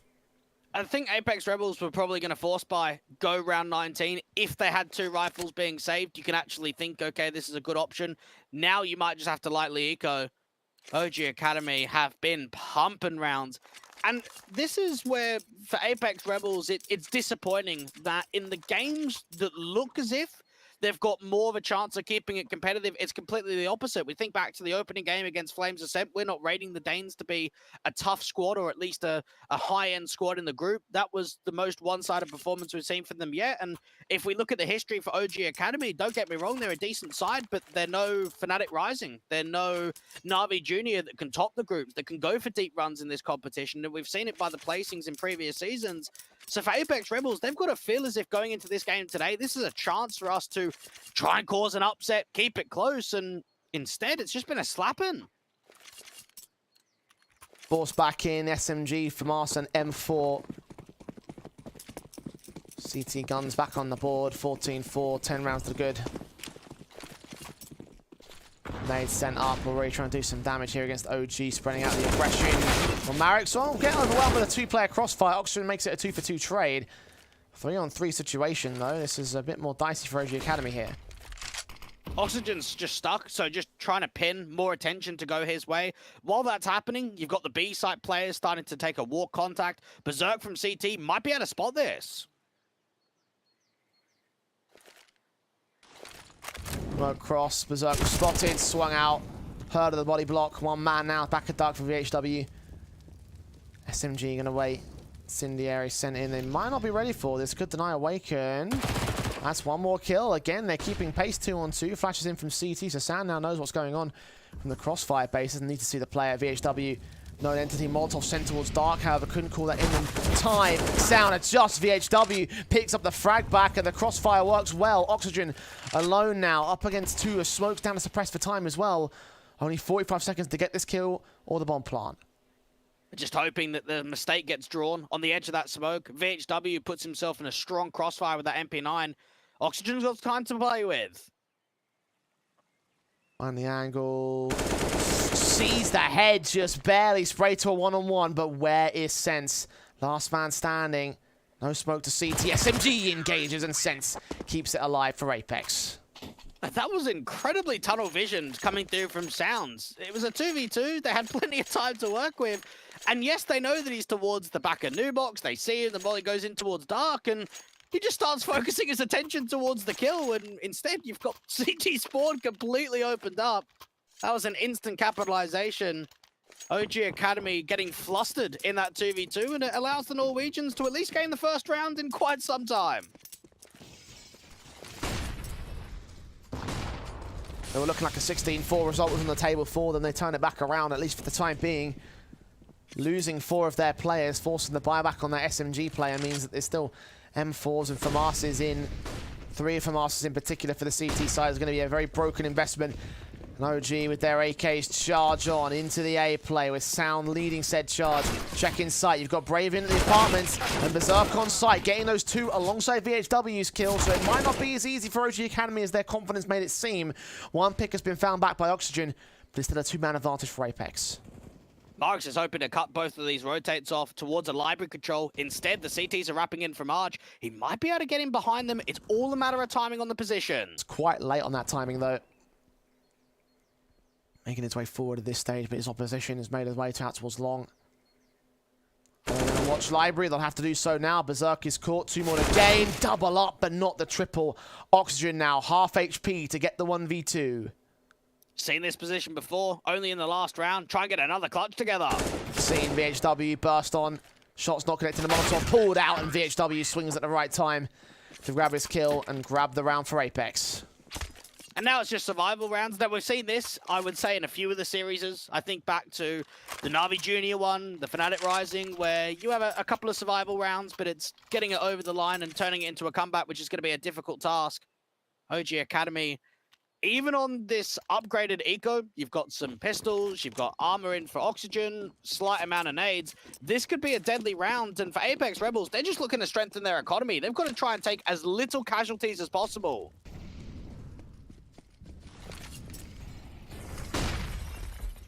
Eagles in for Awaken. Flashes in. Doesn't like the long position. Smokes up to suppress the short control, and the pistols charge in much quicker than even the rifles were for OG Academy. Play with pace against Apeks Rebels, and so far driving them away from contact. Tapeware might be in a little bit of trouble here. AK finds one. Second player also seen. Adjustment against Dementor, not quite as successful. Now they have a way to work into the B site. Oxygen should be able to cut the rotate. Heard some good footsteps out from Boiler. This Tech-9 finds one. Can he multi-frag at all? Berserk on the other side. Oh, comes close. Very close to falling. Needed a headshot. Couldn't quite land it in the end. Now Ascent. Here's both sets of footsteps. Dementor better check out construction. That he does. Do only tag damage though. AK and Marix 1 on 3. Struggles against the wall. And Apeks Rebels are starting to bring the CT side back to egg. And this could be some signs of what we saw only yesterday on Dust 2 when I look back at the Na'Vi Junior side where, you know, they give a few rounds forward and they're just eventually going to close it out. 7 rounds to the difference. Apeks Rebels haven't even been able to strengthen the economy enough to get a big green forward for Berserk. And VHW has been very much impressive. When we think back to the last few series from them, we haven't typically looked at him, but he is leading the frag counts right now. On him and Berserk finding sound, kicking things off in the round again. Awaken with a responsive doubles up as he gets into underpass and deals with Berserk the same. Brave follows suit upon by Oxygen, and that's the dismantling we want to see from OG Academy. 3 for 1 trades. Marix gets 2 on the transfer, and that is match point for OG. Just very clean to get that 15th round. You can see that Apeks Rebels wanted to charge down, put some pressure on, and it worked for the first kill. We'll give him that much of VHW, but just Awaken not being cleared finds both of them. Spins around for the 180. You then have Oxygen waiting for aggression to come out from apartments. He's successful. And then Marix with the tidy couple to close down the round. And for Apeks Rebels, they were just hoping for money. They were hoping that they could start farming through. And instead, they have been reset so hard going into round 23. Very awkward force buy. Back in with the Deagles, SMGs, very minimal amounts of firepower by comparison to OG, who have the full rifles out. Aggression got to get 4 and still blind. Sound holds with Marix's double, and that might already seal the deal on this one. Another 30 bomb coming into the mix. We saw it in the last game for Nilo. We're now seeing it up for Marix. 31 kills to the tally in only what is the 23rd round. T-side, keeping that and maintaining the control towards the top of Banana. Oxygen's waiting for some aggression out to the apartments. Apeks Rebels, it's a gamble stacked away now.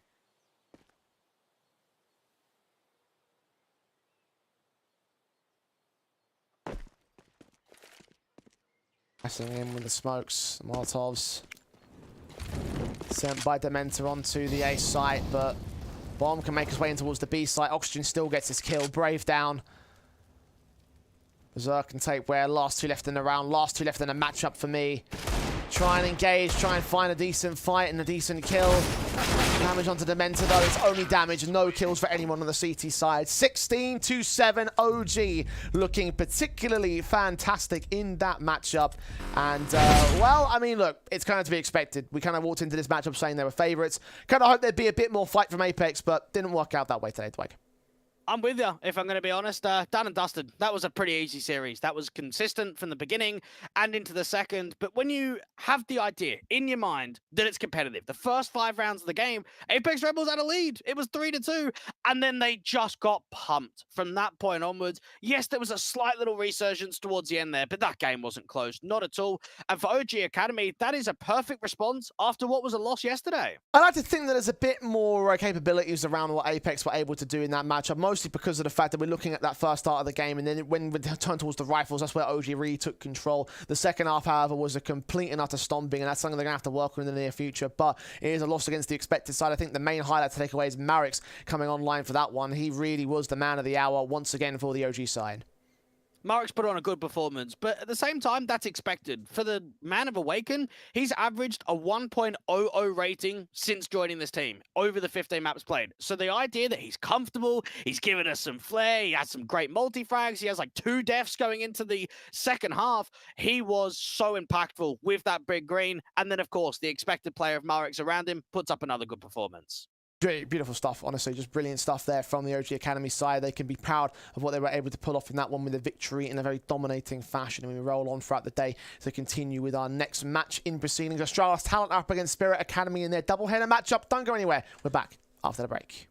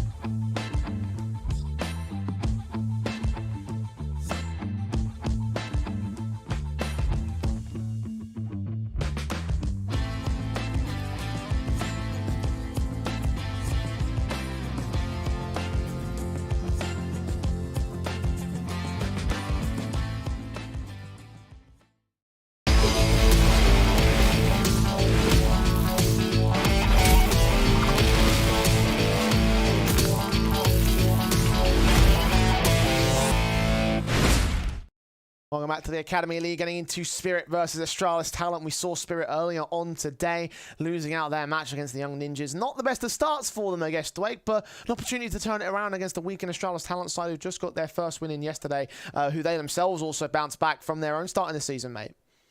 They'll be disappointed, I think, Spirit Academy, just off of the idea that it wasn't the most competitive first map. They obviously had a strong performance on the other side when it came to Nilo in particular, but coming back into Nuke, we've seen it before. It's a map that, for Spirit Academy, you compare the idea that both teams have played a lot of it in the last season. We're familiar with the territory, at least. The thing that stands out to me about this Nuke picking, and the reason why it sort of favours Astralis Talent overall, is because they played quite a fair amount of it in the Academy League in the past season, especially towards the tail end of the season. They were beating fnatic Rising, they were beating Mouse NXT, they were beating Eternal Fire's Academy side. So we're talking about a map up that, in Academy League especially, has been quite the map for the Astralis Talent team. A number of those matches, of course, were during the Gauntlet and the later stages of the league, but even so, like, that's still a map to be reckoned with in this group stage in the best of ones.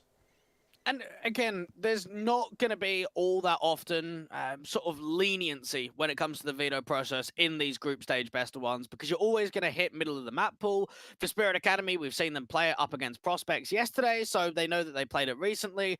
For Astralis Talent, it's just about keeping the position strong in this league, because they know that Spirit Academy are going to be a tough team to deal with today.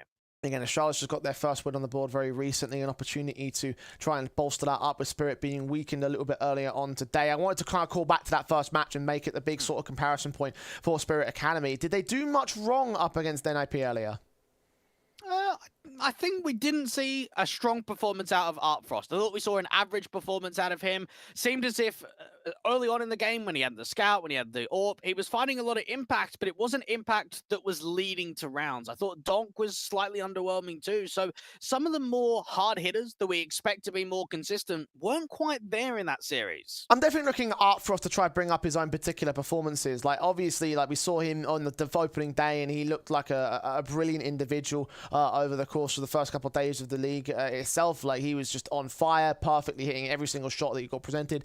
And I feel like that's going to be the thing that you need to see from him to get Spirit Academy in with victories, which might be a bit disconcerting, all things considered, when you think about the prospects of having one man be the whole the glue that holds the whole team together. Because I think that when it does sort of fall apart, as like you mentioned, Blake, he starts to go, guys like Donk starts to go, Zontix was having to pick up the pieces, and he wasn't quite under the numbers the Spirit would hope that someone like an AWP would be able to do. And in that sense, you have those big concerns for the grand scale of the team for Spirit Academy. But I also think that when he's fragging, then their opponents are always in trouble for me. Yeah, that could be accurate. I think for Spirit Academy, they would have been not in the right headspace going out of that game of realizing what went wrong and how they can adjust. I mean, we saw it at the beginning of both the halves were actually quite close. It seemed as if there was quite a lot of fight between both of them on the head-to-head, but once we got into the majority of rifle rounds, that's where we just saw them getting overwhelmed. We saw that for them on the T side, it was very fakey, trying to see if they can bait in over rotations. Didn't quite happen to the way they would have liked. And knowing that they've now taken a loss, it's been a couple of hours, they can try and just mentally restart, be able to look strong again, because I would pin them as favorites in this series against Astralis Talent, even though we did just see them take a loss. Yeah, I would say so too. You've got to think that loss was still a 16-10, so it wasn't the worst situation in the world. It wasn't like the blowout that we just saw a moment ago. Like, that's definitely was still a decent lockout from Spirit Academy, still holding some presence in this matchup. Elsewhere for Astralis Talent, like, you still rate Spirit as the favorites, and they've got to take a look at that Astralis Talent side and think, why are Spirit the favorites against this team regardless of the map up and in regardless of what we saw earlier today? I think it's a brand new lineup. It's very different to the lineup that we know in the past. It's been very successful in the Academy League, very successful in the Danish scene as well. Christo only joined the team a couple of months ago. Jarko joined the team a couple of months ago. Patty joined the team about 4 weeks ago. And then for Bro, he's standing in for Mythos. So knowing that you've got another stand-in with a slightly new lineup, it's going to be difficult for Astralis Talent to bed just how strong and composed that they can be. Well, I did feel like they had a little bit of coordination in their victory standing, so I'm hoping that sort of counteracts and they're stronger teams as well in the Academy League itself. Obviously, that's yet to be seen. It's something they have to develop consistently against all opposition that they face. Whether it will come out against Spirit Academy is about to be found out as we jump into the pistol round and see how well Nuke will go. Again, middle of the road map up, bit more stronger for Astralis for my money though, Blake. I'm looking forward to see what they can do. And you've got to imagine here for the Astralis Talent side, we're going to be looking at guys like Bro, Patty to be some of the harder hitters. I think even Christo gave us a good performance against MIBR Academy, but even with that in mind, I'm still back in Spirit Academy. A couple of days ago, yesterday, in fact, it was Prospects that pushed Spirit quite the distance on this map up, but Don Canado not going to get pushed anywhere here on the pistol round. 2 kills found by them. Artfrost is going to get overwhelmed. Owner is also overwhelmed himself. 3-on-3 was the outside control. Zontix supports on the kill against Christo, so advantage sits with Spirit. The bomb goes down on the B side, though. Patty's trying to see if he can secure some of those over-rotations coming down from the vents angle. Because of that, and because the jewel's even been taken, they're going to start repositioning, all come in from ramp together. Hearing the footsteps, Apeks dinks off, good kill. Zontic trakes it right back. Patty in the observation window, hearing the footsteps continuing to make their way towards the site. Challenges one, and Donka just perfect headshot with the USP. Retake successful for Spirit Academy. Just getting quickly down towards that lower bomb site, and even for Patty, he wanted to drive them in. He wanted them to commit down that vent control. It doesn't happen at all. You can see even for Spirit Academy with that crossfire outside, Christo's making as much happen, gets away with a multi-frag, looks in for the third, but he's just being crunched from both that main position and from lockers. Astralis Talent have got the bomb down and a few kills. They are going to buy it up with the MAC-10s. Bomb plant bonus, forced invest. Makes sense for the most part, although the MAC-10s might not be as effective against the CT side. We're seeing 5 helmets out for Spirit. Regular guns in, as you would expect, the rifles out for them. Quick plays in towards the hut control. You have got Baz on the crossfire here, getting 2 kills. SMG of Donk alongside Artfrost. HE finding Patty. Ultex getting tagged up, Bro dead. Ultex stayed himself, all 5 alive. What a lockdown from Spirit. It's just an incredibly strong protocol. So what you saw there was the first smoke going down to the squeak door. And notice what Donk is doing. He's keeping his head ducked down completely to the floor, trying to play as much anti-flash as possible. Now, even Baz is playing to the reverse side of those default silos. And it means that he can evade as much of that util as possible and swing in when he starts hearing the footsteps. That crossfire gets established. And Astralis Talent can't break it apart. That was just a very good read on a rush play coming forward. Incendiary is on, damage done to Patty and Jarko. Smokes that are ready for Baz. Owner will get the kill onto Jarko. All important start, follow suit with a double, Artforce with a triple. That should be lockout again for the T side. Nothing they can do with these pistols. A second flawless round from Spirit, building up the money, and they can take a very strong bonus round in the next. And here's something I want to throw into the mix, Jay. Last 3 months for Spirit Academy with this lineup have played 50 maps. The side of Astralis Talent with the core, with the newer additions, have played 8.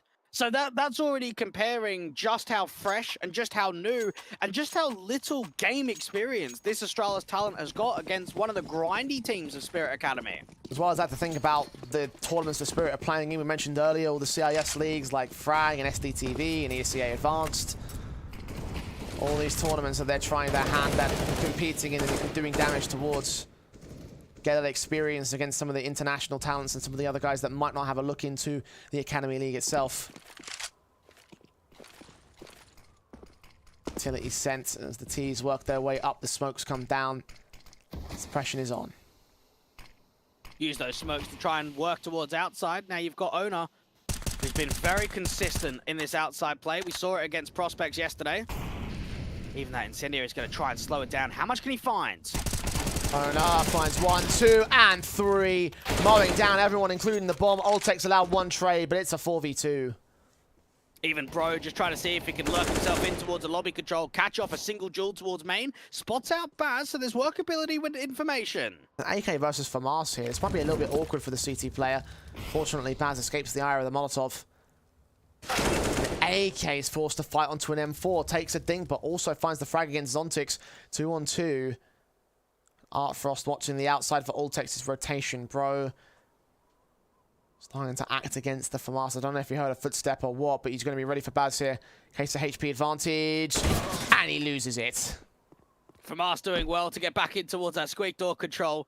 Now, Oltek's is making noise down to that lower bomb site. With the molly going through from the vents, that will be the tell. He might be able to get a bomb plant at least. Getting the footsteps on the rotations. Artfrost has now been known. Nades towards Oltek's 15 HP to clutch this Incendiary. Is going to try and drive him out. Lands a little bit too deep, though.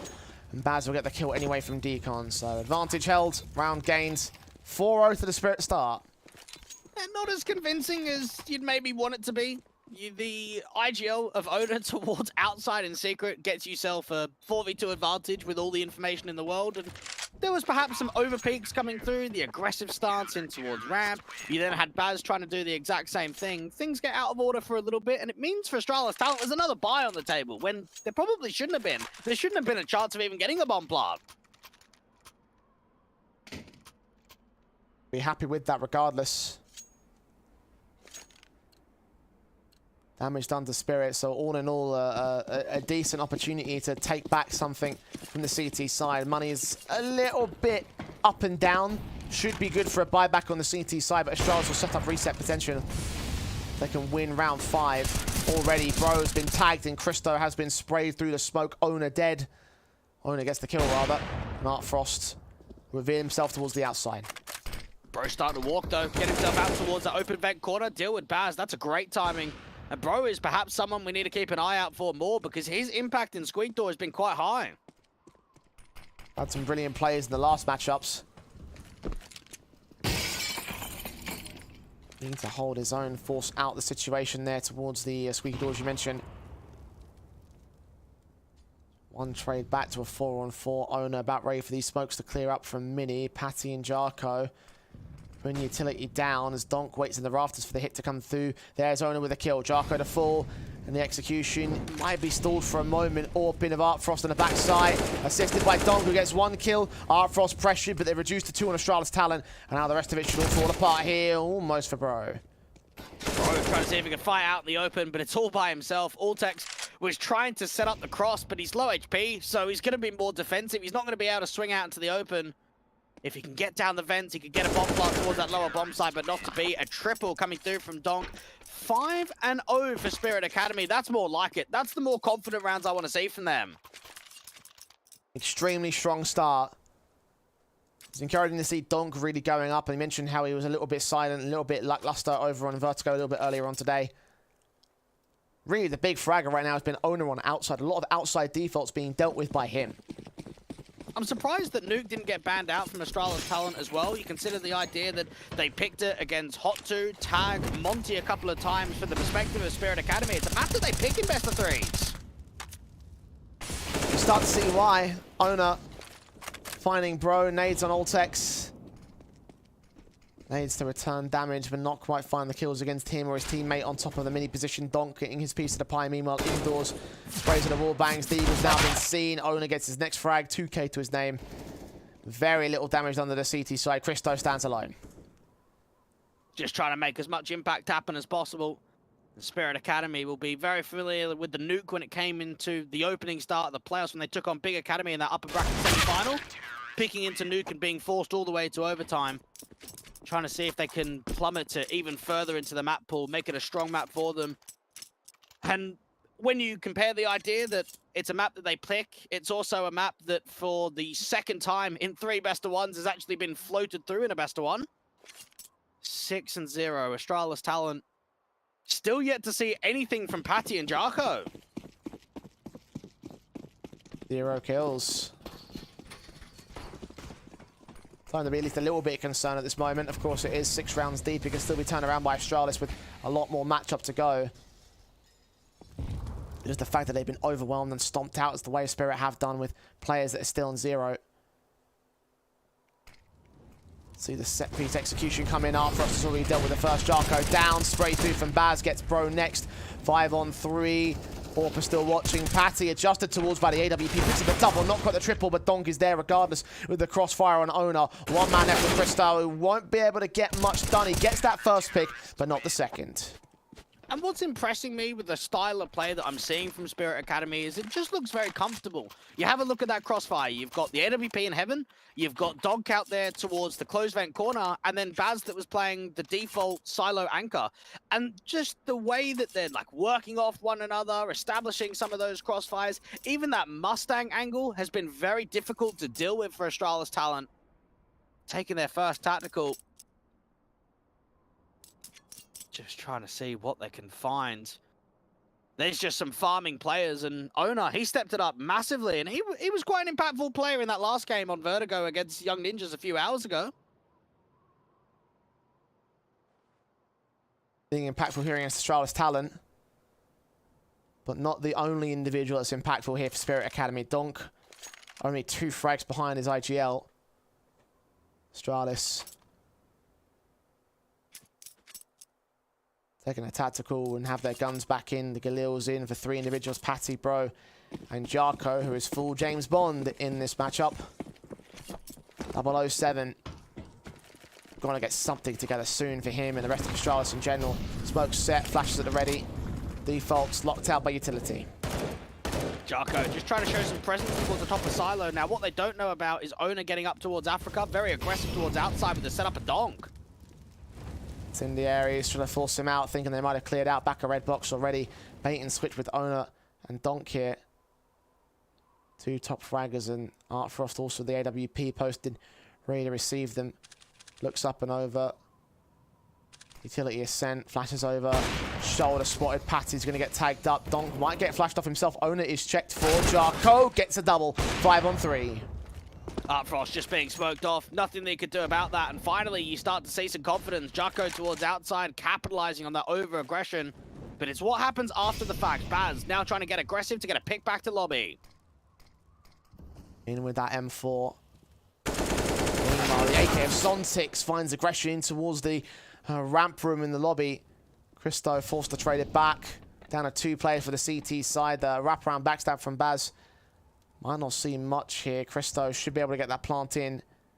The retake might not be on here for Spirit. Not with an AK and an AWP. The best thing, I think, is to save. I think looking for exit frags, trying to put some pressure on, because you've got plenty of money. You know that the retake's probably not going to be successful. So the more players you can take out of the equation, the more that you can limit the reset in the next few rounds. AK and AWP. In with the incendiary, flashes off as well. Pop out with the scopes in, the AK watching. Getting nothing as of right now though. Fall away from the CT side. Keep those guns in. Give the first up to Astralis. Nice try there from Spirit Academy. You get a volley down towards Dark. You peer around the corner. Try and see if anyone will fight you out in the open. It doesn't happen. It's very safe there from Astralis talent. They realize that they don't want to take any over jewels. It's not worth it for their Spirit Academy give away that first round. But how many times have we seen with these one-sided first half scorelines that the team that can start edging forward only manages individual rounds and streaks just don't get presented?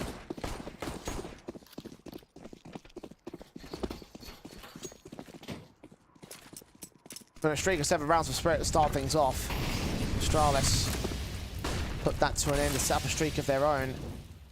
Rebuy, of course, still has plenty of cash in the bank account for Spirit. Seeing them hold up a decent fight here in round 9. But no need to aggress here. Happy to play defensive positions. Artfrost going to rotate that AWP away, look towards the lockers and outside control into the smokes. Bro is hoping for some aggression to come through from the hut control. And you've got the cross smokes going through from garage and towards credit card. No information that Artfrost can work off of this. Great engagement. Owner finds Patty.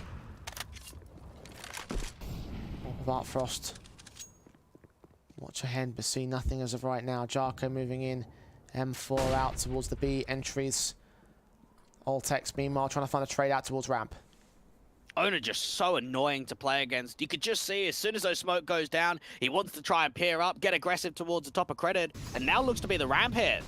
Owner gets another kill on towards Jarko as well, continuing to extend his kill. Counts the AWP, a little bit awkward from Artfrost, but they haven't detected Zontix. Gets a kill, looks for the double, gets them both. 1-on-4 now for Bristow. Well, there we go about following rounds up in a row. That seals the conversation for us. What an instant response that is from Spirit Academy. And for Owner, you could just see how quickly those smokes go down. He goes, right, I'm not going to give respect. I'm not going to give them outside control. Let me get on top of credit card, give myself that verticality, that height advantage, striking with a multi, and then even the off angle that Zontix is holding towards ramp. He's playing around the railings, allows him to clean things up. Astralis talent not getting a bomb plant. They'll get another buy, but it's restricted. You're down to a couple of Galils for some individuals. They can beat them with speed. Defaults trying to get themselves inserted towards the outside position, but again, just not pressing too far forward. I thought they might have dropped off that silo and looked down towards Mini. It looked like that was what was going to be the play there from Patty. It's not been the case, though. Positions held. Utility passed off. Smokes inbound, and Artfrost will wait with the AWP, still focused so heavily on that hut position. Owner back in for Mini. Trying to pass some of those nades back up towards Baz and not making any noise in the process. Smoke off that squeak door again. Bro's been quiet these last couple of rounds, and when you're down 1-8, I think you need a bit of an explosion from him. Have some more confidence to start a walkout from that squeak door. Doing great things when he was getting his sequences together for Astralis in the early few rounds. Might be the answer that they need. Answer that Artfrost needs, though, is an AWP straight to Christo. Frag found to kick things off. Continue looking towards outside. Patty or Jarko will not give up the ghost on his position. Knows that there's now a player up towards me. That nade won't land towards anybody. Owner hearing some more of those footsteps, getting more of a tell that Patty's outside. Both players to peek together. No util between them. Back turn. There's kind of a bit of a shoulder bait there. Does work out for Patty in the end, but Baz shuts them both down with a single spray. So 2 left, 1 left. Orpin looking for Bro, does get that one trade back, so continuing to hold his own individual performance by trying to burst open the A side. But Baz puts him in his place. Triple for him. The 9th to Spirit Academy. And Baz is probably the only player in this server that we know the least about. Not an individual that's been playing with Spirit Academy for very long at all. You could just see how much composure and strength he was able to find there from that top of hut. Of course, calmed out towards main that there was a couple of individuals, they just get lined through. Spirit Academy looking for double digits and more. Now, I think back to that Prospects game, and on the CT side, it looked comfortable, but not like this. Certainly not. Ooh, 2 smokes landing in the same position there for the C side. Gaps there that Owner can exploit. Patty giving up with the shoulder. Christo and a second player crossing. Owner's going to get forced back as Bro has detected Jarko. Can catch that trade in the end, so a little bit awkward with the aggression, but still a 4-on-4 situation being found. Spirit putting the pressure on Astralis' mistakes. And that's always the difficult point on putting an underhand smoke on the fly down, is that you can't open up a gap. You needed it down from spawn, or maybe you needed to hold ramp slightly stronger. Zontig's falling. This eco is presenting quite a lot. Vantage T side, bomb goes down. Last time they got a B site plant down as well for Astralis. This is where they were able to take control of the matchup. The round itself, 3-on-3 as Dong just find that trade. The retake might still be here for Spirit. especially with Donk doubling up on the Tech 9. Jarko got some damage in. Now Baz and Artfrost have got to take point, but all three players inbound from the vents, and they're making no qualms about this. Footsteps heard, they're making noise. Deacon opened up, kill on Christo. Old Texas Deagle in the 1 versus 3, firing away, dealt with by the M4. Donk makes it a triple, and Spirit make it 10. Excellent patience coming through, and obviously Donk with his individual ability to come down for that vent control and just start doming. Bro got seen out there towards the squeak door control, so nothing gets stalled for time or damage presented from that lurk attempt on the top side. Astralis talent are having some struggles right now. Things are not presenting itself at all. No one's finding that X Factor potential to turn around on its head. Spirit Academy just all over them. 10-1.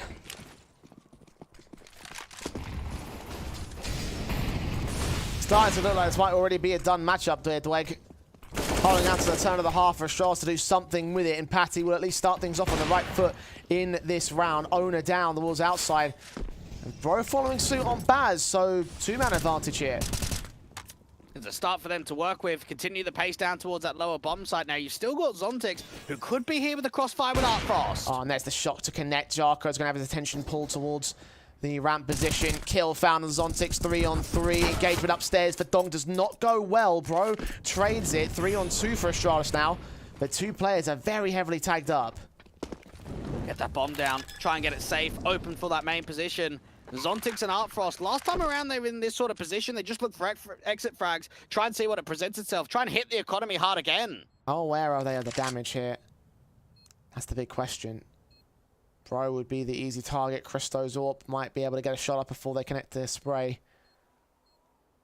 But it looks to be the exit call instead for Spirit. They don't want to lose the AK or the AWP. I mean, they've got money. I'd love to see them try it. They're going to opt against it, though. Astralis will escape with their weapons, with their round. They're second on this board, on the T-board especially. Zontix exits against 2, sees them both. Sprays extremely awkward. Bro gets away with the triple. Artfrost. All bangs won't work there, sir. Not today.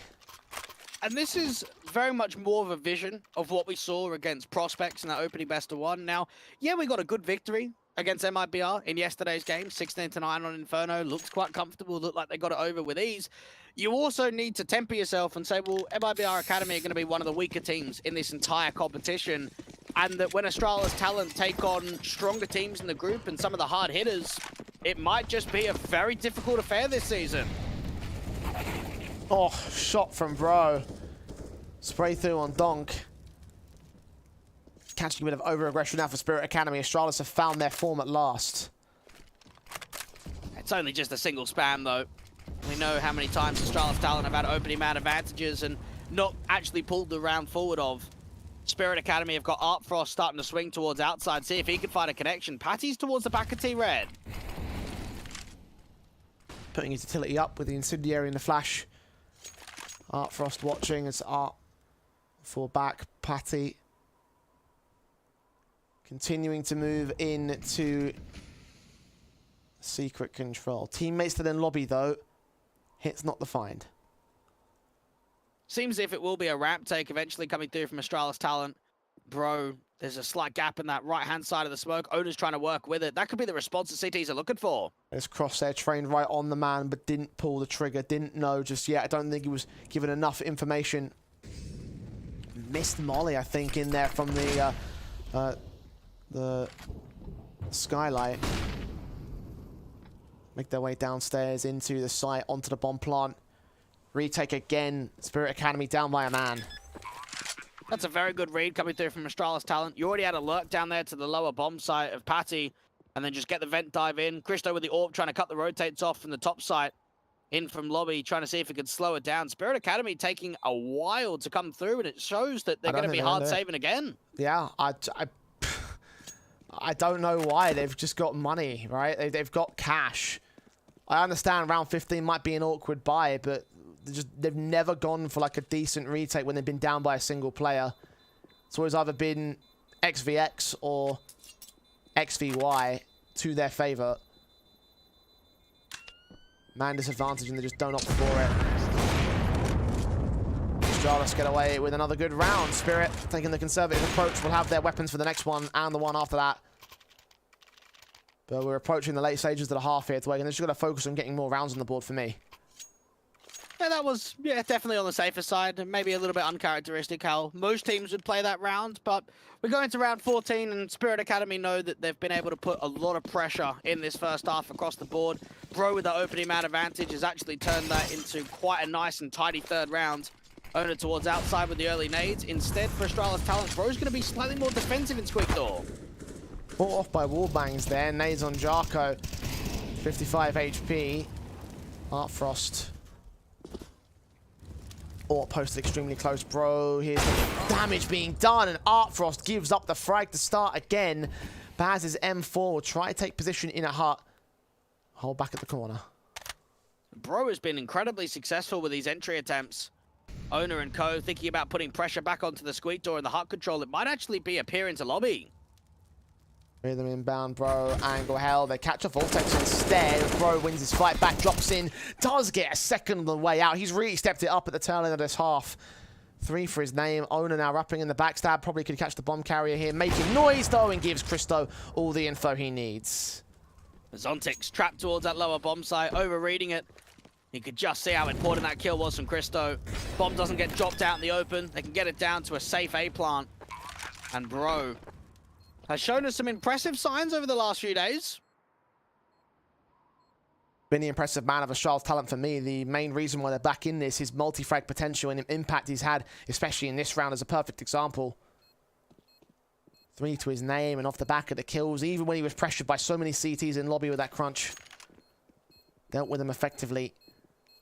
Bringing in number 4 for Astralis Talent, Spirit. Not getting off lightly anymore. A lot of moving pieces for Astralis Talent when we talk about the transfers. The idea that only in August we saw Christo and Jarko coming through, Fessor's contracted terminated, and then obviously Bruiser being acquired by Ecstatic. Now a lot of question marks about how they were able to let Fessor move away. He's obviously playing with Monty right now. One of the best players that the Academy League season has ever seen. One of the best players that Astralis Talent had, but maybe not the direction that they were looking for. Also saw them parting ways with Vigo and allowing Modi to also move away from the coaching role, bringing Castle in, who we know has only in the last few days been the interim coach for the main squad. So as of right now for Astralis Talent, they don't have a coach and server.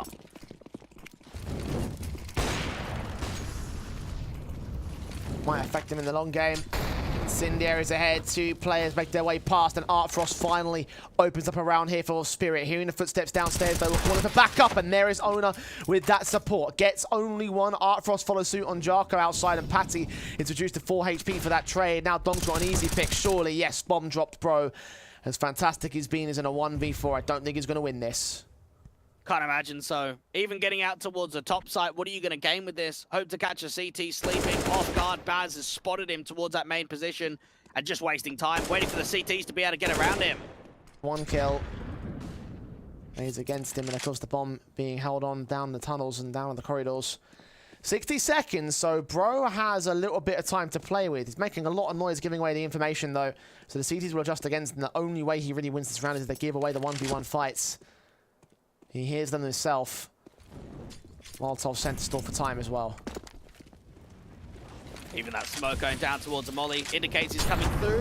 Another incendiary through. Baz eventually peeks out towards the open.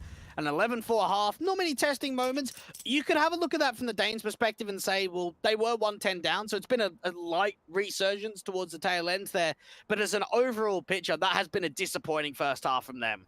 Yeah, especially when you take a look at the 7 rounds in a row. And as you mentioned, the ground a 10-1 advantage that Spirit had.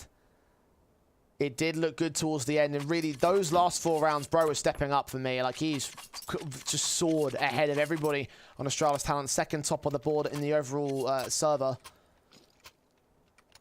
And the fact that he almost got the kill on Baz in that last round just really shows how good he has been in these last few rounds. So they'll be looking towards him as part of the CT defensive.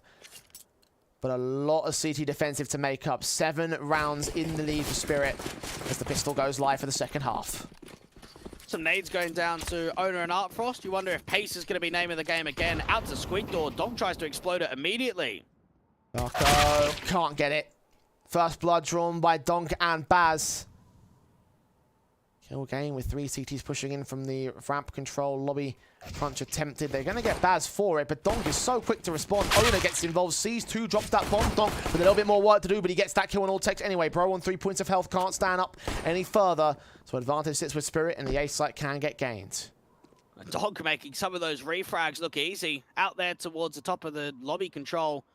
Artfrost, Zontix are starting to see if they can work around, waste that time. Even this Heaven Wrap could be all important. Donk and Artfrost have just got to play off one another. Bro might be expecting it, but even if he is, he's on 3 points of health. 1 bullet's going to do the trick. Caught dead. Zontix gets it. Patio on the 1-on-3. Ject in the closed vent. Zontix gets the headshot, and that is a pistol for Spirit Academy. Donk has been an incredibly impressive player for the last year or so for the Spirit Academy side, and he's actually one of the younger players that we have in this entire Academy League, 15 years old, and he's been a part of the team for over a year now.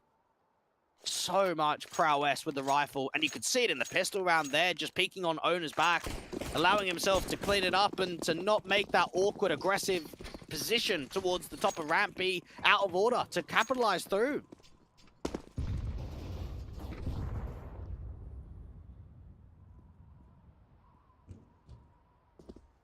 USPs and P2K, harsh eco versus the guns brought in by Spirit Academy. Astralis want their weapons out early. Might need to rely on the rifle round to sort of bring in, sort of come back in for the CT half. The way these half sparks have been, though. Imagine Spirit will have their own.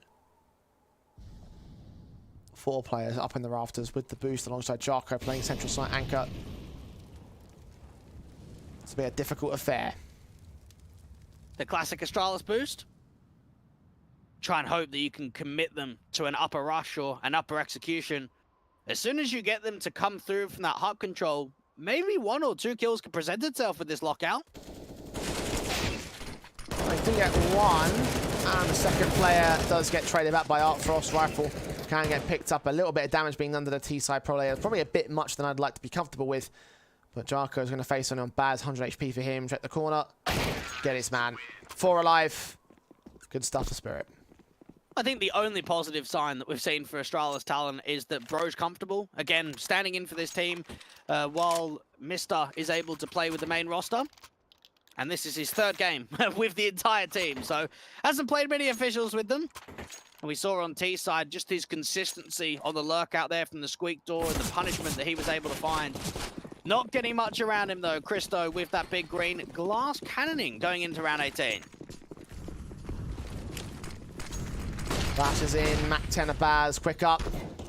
Catching off the M4. Jumping round the corner and getting the headshot with Owner's assistance. Advantage once again for Spirit. Astralis forced back out. Into the B site. Down from vents they'll go. Got 1 player in decon already. Patty making his way out to the back of the B site. Needs to stand and fight. Got to hope that he at least gets away with 1. Try and see if he can stall for time. Spirit Academy going to achieve all the damage down there towards the back of the silo. Even Bro smoked off. He can't do anything but spam. Hopefully we can get Zontix to drop. He's not firing in the right places at the right times. Jarko does come in with a backstab. Baz deals with him.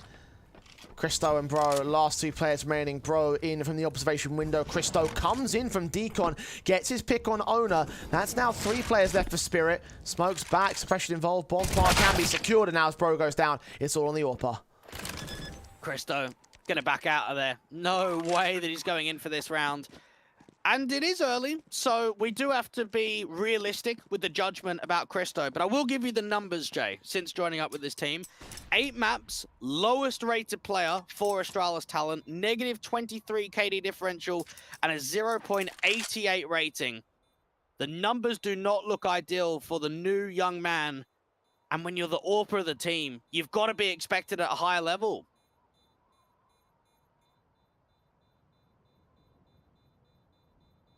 When you can't deliver those expectations and it's time for regime change.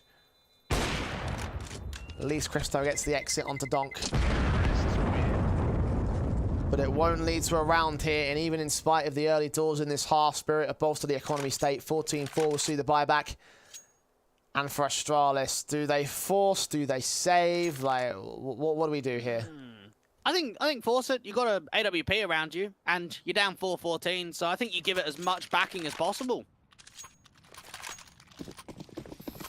Still 10 rounds to make up. Even if they get this round, it's not a guarantee that they're back in the game.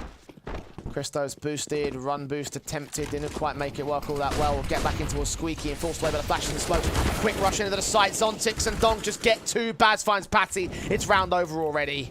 See it later. Beaten by pace. Beautiful utility usage coming through. And it's actually probably a good thing that that AWP did not get run boosted all the way forward, because he would have been a goner. There were so many flashes towards that main position. He might have got one, but got dropped instantly. At least this way he can bring it forward into the next round. Just raw entry ability. So many of those CTs just not seeing a thing. Bro and Jarko overwhelmed. Patty trying to walk through the main smoke. He gets nothing. 15-4. And maybe this is a portion of time for Astralis talent where we have to remember what it was like when the lineup first formed, Jay.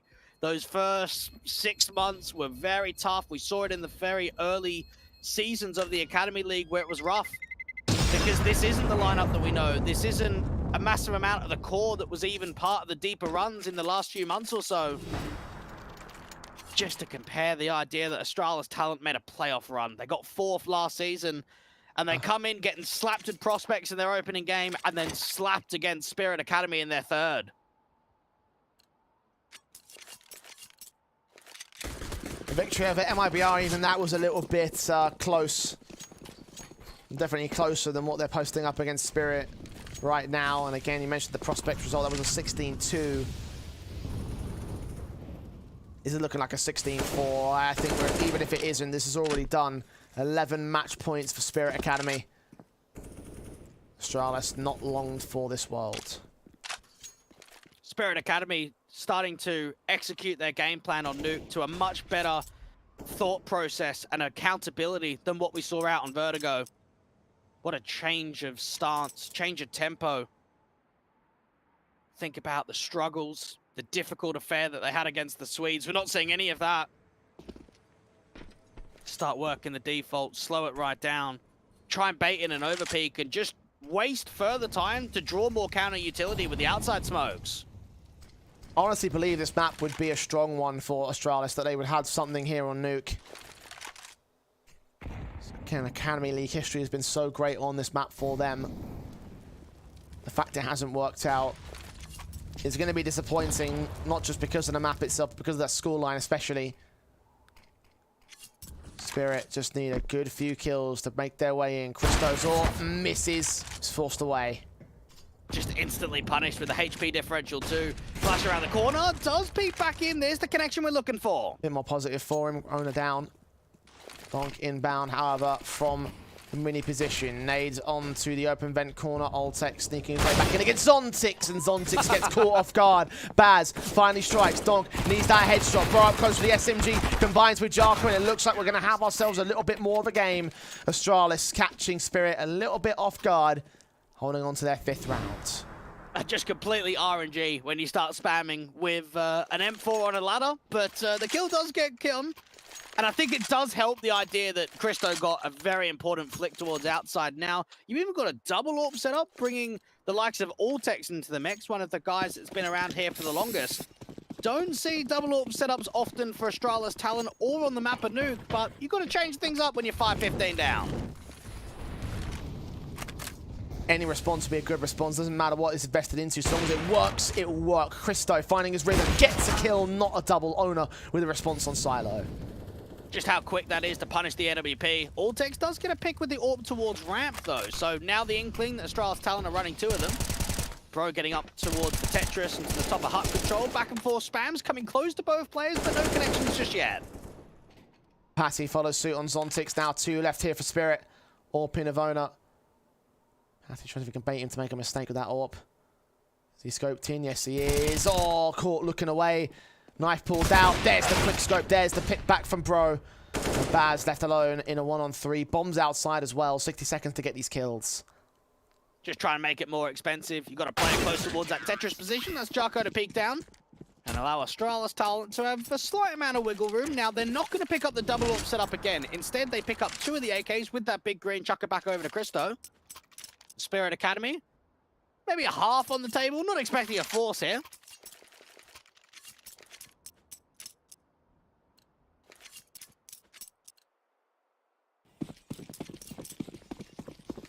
Guns in for the CT side, only the AK set for Spirit.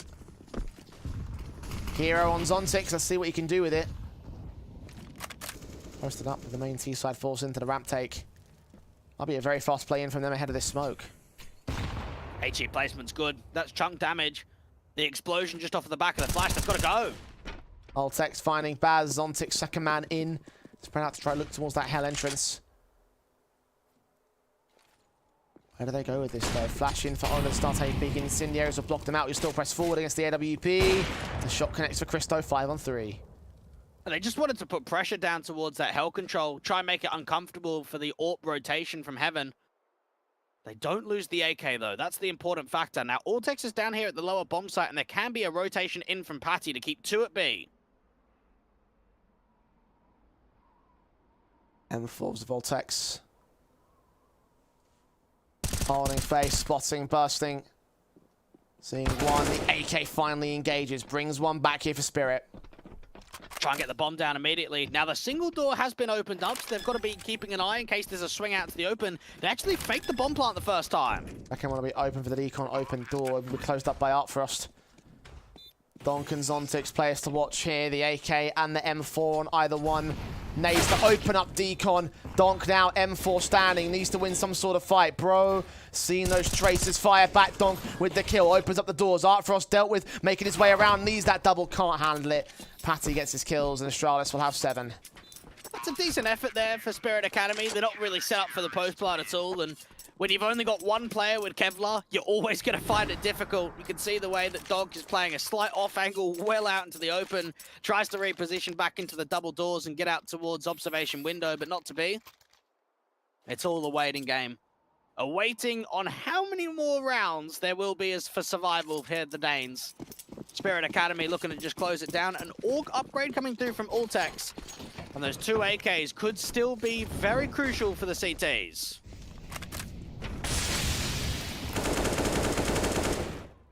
Darko towards Squeaky Door once again. The corridor will be held. AK will be sat ready to receive. The T's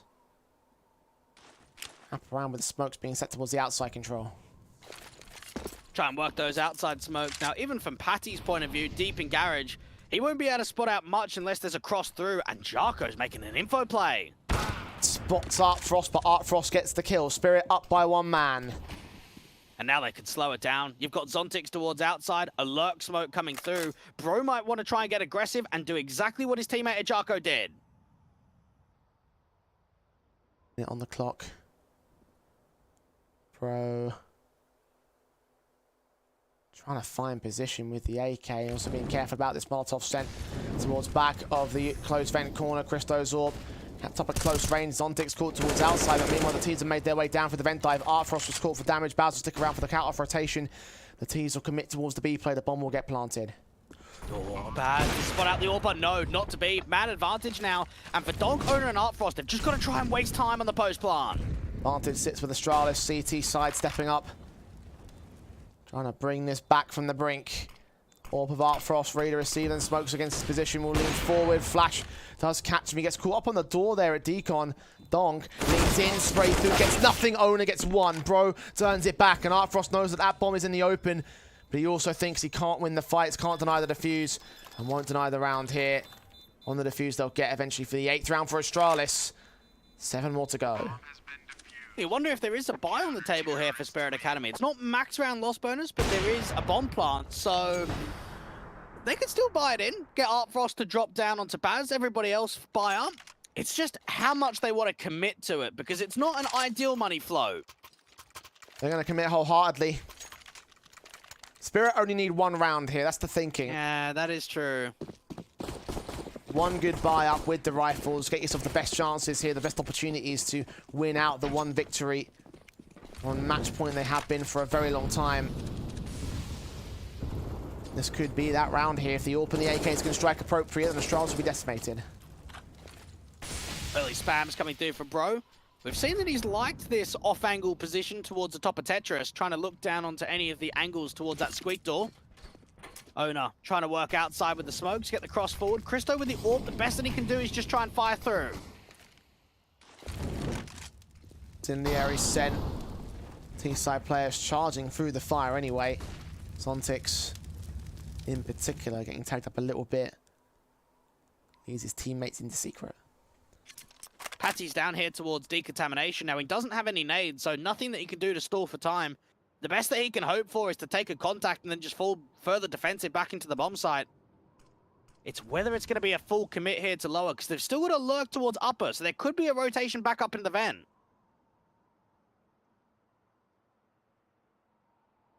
Boost up on the AWP of Art Frost. Jump face for Patty is domed in by Zontix. That's the start that they need with a follow-up on Altex. This might be it now. Even Patty jumped way too wide there. His head did not get hit by the start of the ceiling, and because of that, he goes even further up, and that's just an instant punishment. Baz trying to cut the rotate, and this is such a clean round to end things. Yep, Donk there to find Jarko, and it's a 1-on-5 for Christo. Astralis Talent, their comeback has been efficiently shut down. This will be 16-8. This will be Spirit Academy with their victory on the board. Astralis, they just watch on and get picked up for all 5 players to stay alive, and it will be a closing of 16-8. Probably could have been a bit more one-sided for my money, but ultimately it is job done for Spirit, and in spite of that little mini comeback for Astralis, Spirit just looked like the far better team there for me. They did. They're a strong team. They're going to be a favorite in this group, and I think we do have to temper expectations for Astralis Talent. Yeah. The idea that this is a brand new team, they've had 3 new players of Jarko, Patty, and Christo come into the team. You've got to stand in 2, and you're without a coach. This is not the best of circumstances at all for the Astralis team. You don't even have Mistar playing with you. He's up with the main squad at the moment. So with all that in mind, we do have to temper our expectations, and it seems against some of the higher teams and some of the stronger teams in the group, there could be some slappings ahead for them. At the same time, though, you've got to look at Astralis Talent in the rebuild process and sort of taking the stock of the elements that they have that have been stars in that sense. And for me, Bro was the guy in that matchup. He was the man who allowed Astralis to get those 3 rounds towards the tail end of the half, and his impact was spread out even in the second half there. He wasn't quite as high as we'd like him to be, but even sticking in line with the 2 top fraggers of the T side there for Spirit, like, I think he's a guy to watch out for in the future. It could be. And for Bro, he's just trying to see if he can help them out, make a name for himself. Again, it's a player that we haven't seen be on lineups for very long, and that might be a hurdle that he's still overcoming. So we don't even know how long he's going to be standing in for this team. Is it going to be the whole season? Is it even going to be a few months towards the end of the year? For his sake, it's to get the job done, to help out the team, and just fill in the gaps. Well, job not quite done in this particular case. They did their best to hold on to whatever they could for Astralis, but they do end up conceding. Spirit Academy go down now 2-1 in their particular group standings, while Spirit recover their earlier losses against Young Ninjas and close out the day on a high for their own doubleheader. We're going to head towards a break now. We take a look at OG Academy's doubleheader as they take a look at the Flames Ascent side on the other side of the board. So do stick with us as we're back after this.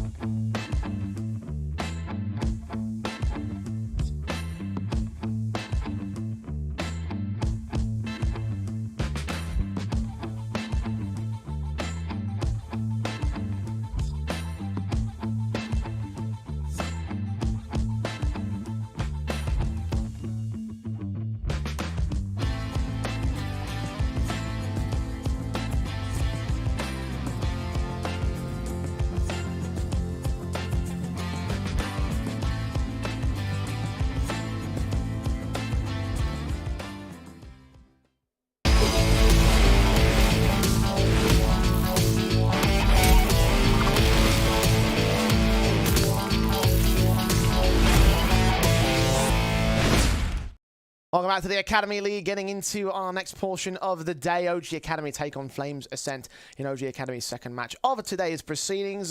Flames definitely setting a good first impression with us on the opening match of the season, Tweg, although circumstances have not quite been all that fantastic since that point. And as a result, I'm just going to call it right here. I reckon OG Academy are going to win this game. No, I think there's more to dive into. Yes, they are going to be the favourites, and for Flames Ascent, we're seeing more. We are seeing more from them. They're a very young squad. They're a very new squad. They haven't been together for even 2 months now, and they've got themselves a first victory on the board, but ever since that, they have had some tough luck. And the one game that was quite close and was quite competitive was that MIBR NXT one. And you felt as if they had what it took to take it over the line, but they just couldn't close it out when it mattered most. And the one victory they have had so far was against the Apeks Rebels, who we have seen have lost out all their matches so far and not been all that competitive. Like you mentioned a little bit earlier in the OG Academy matchup against Apeks Rebels, they kind of weren't exactly a team that you can expect to be able to compete against the big squads in the Academy League. So having that opportunity here to sort of like just step up towards the OG Academy side and try prove that they can do something better might be some sort of way in for the Flames side. I do have to question the map that they've decided to lean into though, Dwayne. It's another overpass for Flames, which for those of you that remember that MIBR NXT match, that was the ultimate overtime of Ultimate Destiny. 28-26 was the victory for MIBR, and Flames just seemingly wouldn't die on that particular game. So I'm looking at them thinking that I don't know why they've gone to this map when we've seen so much ridiculous CT sides from the Flames side, basically. I can see it from their perspective. It's the one map that's been successful. That's as simple as that. Mirage, yes, it's come through against Apeks Rebels, but while it wasn't the cleanest of games, while they had 8 match points and they didn't close it, it has been their most successful time. They went into Dust 2 against Na'Vi Jr. That wasn't great at all.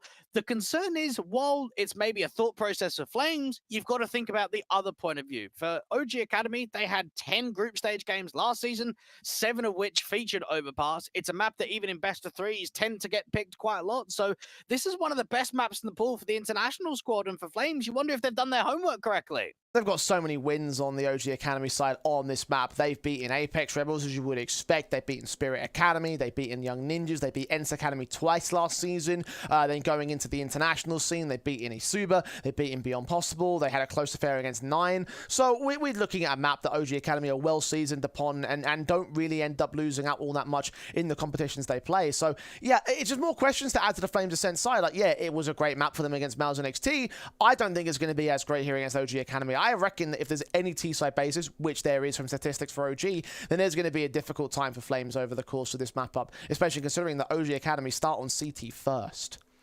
I think you do have to be realistic with the Flames and say they might be able to get the odd win here or there against the lower end, lower sort of group teams, but against the stronger teams in the group, it's going to be more of a difficult affair. After seeing what OG Academy have been able to do on Inferno against Fnatic Rising, only a couple of hours ago, we saw them again against Apeks Rebels.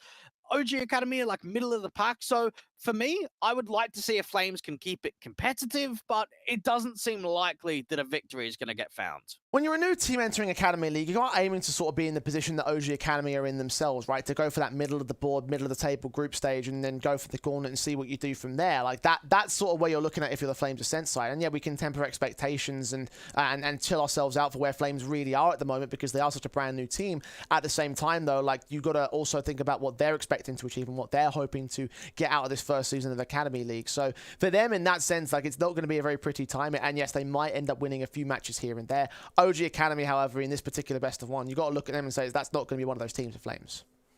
And just knowing that for Flames Ascent, the last 3 months on HLTV, the only games that they've played have been in WePlay, which is the 4 best of ones. For OG Academy, we're seeing them play nearly 30 maps. That's in the best of ones last season, in some of the other closed qualifiers and tier 2 events that they're being part of. So we've seen more game time for them. We've seen more adaptable results, more strong performances. So for Flames Ascent, it's about trying to get as much out of this, take this as a learning experience every single game that they play and every single day that they're a part of the Academy League, but it could be a tough few days for them.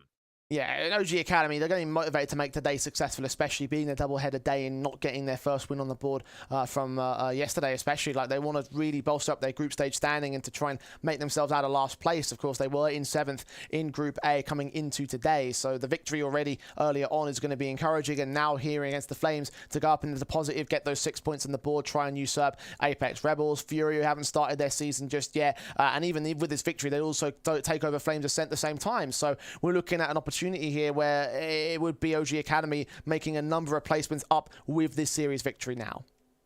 And I think we saw how scary they were against the Apeks Rebel side. We saw Murex having a very good showing. I think Oxygen was very consistent across that series. Awaken finally showed us some glimpses of him getting more comfortable. And knowing that Overpass is such an AWP-heavy map, knowing that it's a map that gets played quite a lot, obviously not played with the likes of Awaken in the last season of the Academy League. So a lot of those results we can't pin him to. But some of the recent ones in the CCT closed qualifiers, we can.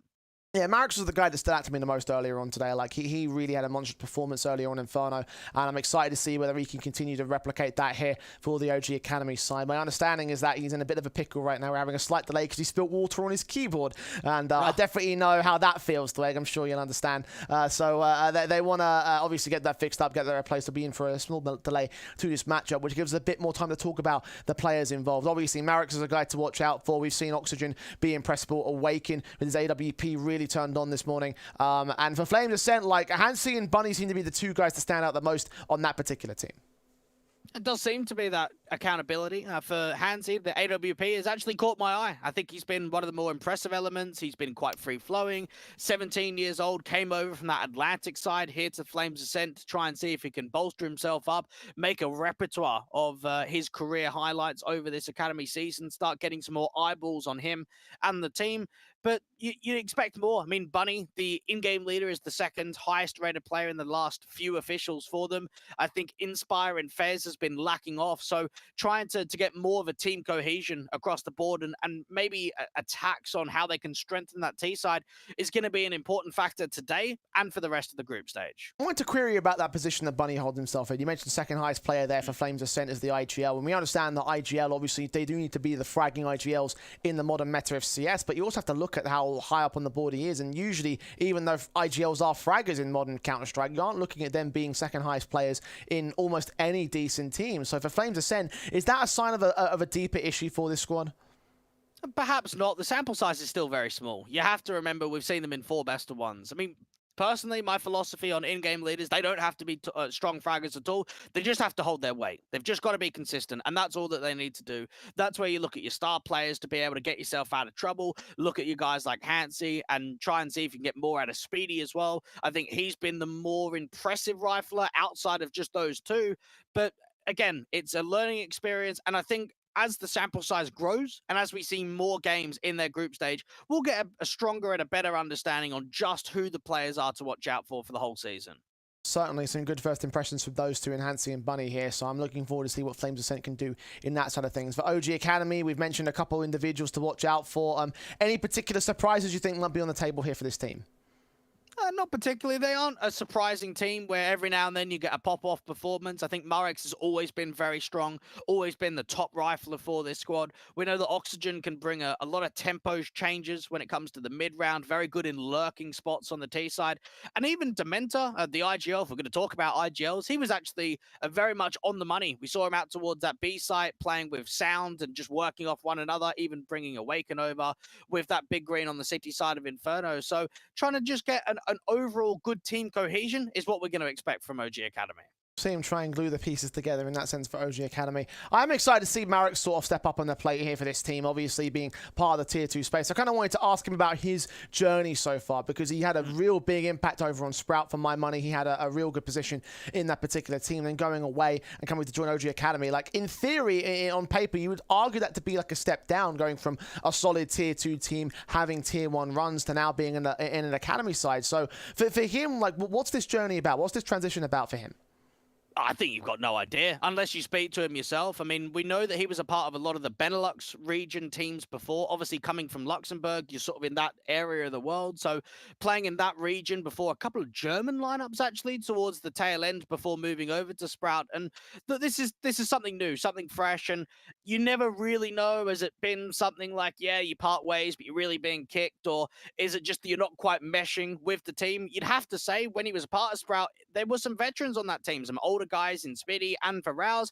Maybe he's more comfortable on a younger lineup because a lot of the guys here on OG Academy, they're in their 19s, some of them are 20. So maybe just getting more of a feel of your teammates around you is a more comfortable atmosphere for him.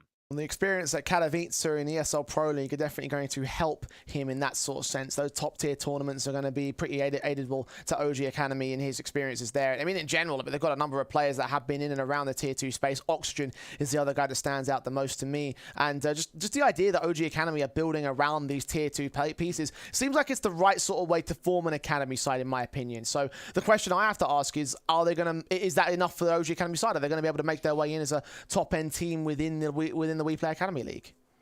Well, the results don't show it, at least when we look back at the last seasons. Anytime you play 7 to 8 for 2 seasons in a row with only one roster change shows that they are determined to make this work. We just haven't quite seen it. We've always seen typically good group stage runs. There's been no doubt about that. 4th in Group B last season, 4th in Group A the season before, but it's the gauntlet. It always seems to be the gauntlet that has some trouble for them. They have had some difficulties, I guess, in that sense, because the teams that they lost to were Na'Vi and Spirit, and obviously those teams are respectable of their own positions in the gauntlet stages. The best of threes definitely haven't been all the best for OG Academy. I have to ask if that's going to be an issue going into the gauntlet. Will it be a case that they do well in group stage best of ones and then come to best of threes and then just get concessions on those fronts, or is there something a bit deeper for OG?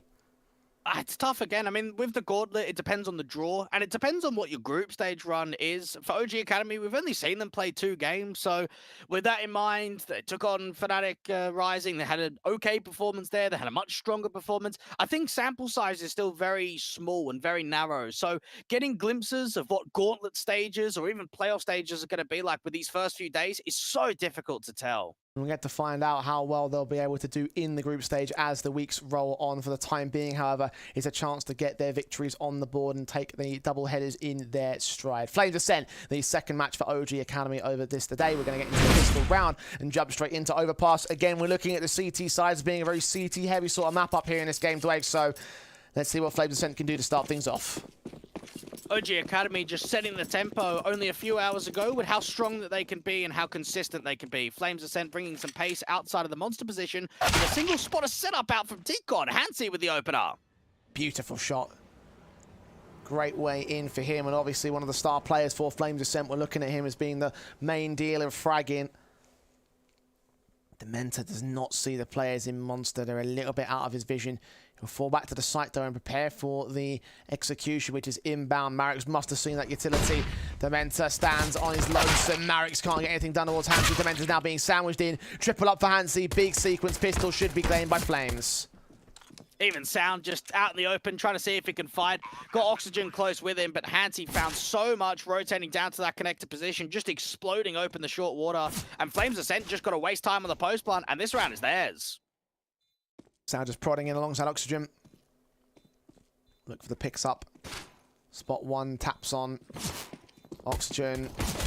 And Sound lean their way forward. Fez gets that pick. Oxygen should get forced back. Speedy continues leaning in, and Fez will get that kill. So there is the pistol gained by Flames Ascent. We know that Flames Ascent, of course, are playing quite a lot of Overpass recently. We look back at their Dust 2 DK League and Season 21 event. They're 6th in the regular season with 4 wins and 5 losses. 5 times they have played Overpass in the best of ones. So it might be a map that we expect to see more often here in the Academy League. Try and get some important results under their belt. Of course, we look back at that Mouse NXT series. 8 match points for Flames Ascent to deal with. They just couldn't close it down. I'm sure that would have been an issue that would be addressed at the end of that one on just what they can do in some of the late portions of games. I'll start for Flames. OG, of course, buying down with their Deagles. Half invest with HG's Deco around basis, so shouldn't see much in the way of Lacking investment in the next. See them put themselves into position, hold on for the T side. OG Academy, all about whether they can read the stack. Can they get themselves into the right read? Now they've got 3 on B, and the HEs are going to be held till the late round. Flames Ascent working that connector control. Does look as if it's going to be a single lurk and fake from Inspire. Everybody else is leaning B. Mac-10's diving in, the nades on from the CT side. 45 seconds to the clock, and Flames making their way into that B site. Sounds Deagle sits back, utility thrown in by the T's. Smokes on towards Heaven in particular. Sound is going to get caught, forcing out a little bit of team damage against Fairs. Oxygen gets nothing with his Deagle. We'll set up a nade onto the bomb site. Probably should catch Bunny for a little bit of damage. Not much to get the kill though. And the nade stack is a little bit late. So actually they do find it in the 4-on-4. Don't force that bomb plant out in the open though. Gets down. Even Hansy's been able to aggress himself under Heaven. Trying to establish that crossfire with Fez. OG Academy just looking for exit frags. Fez going to get one back in for Flames. Oxygen does take his AK back out. Mac-10's better get up here and grab these guns. Once one past Hansi. Hansi undetected gets a double. And that should be the end of it with Speedy picking up the last man of the round here. They will grab one of those AKs.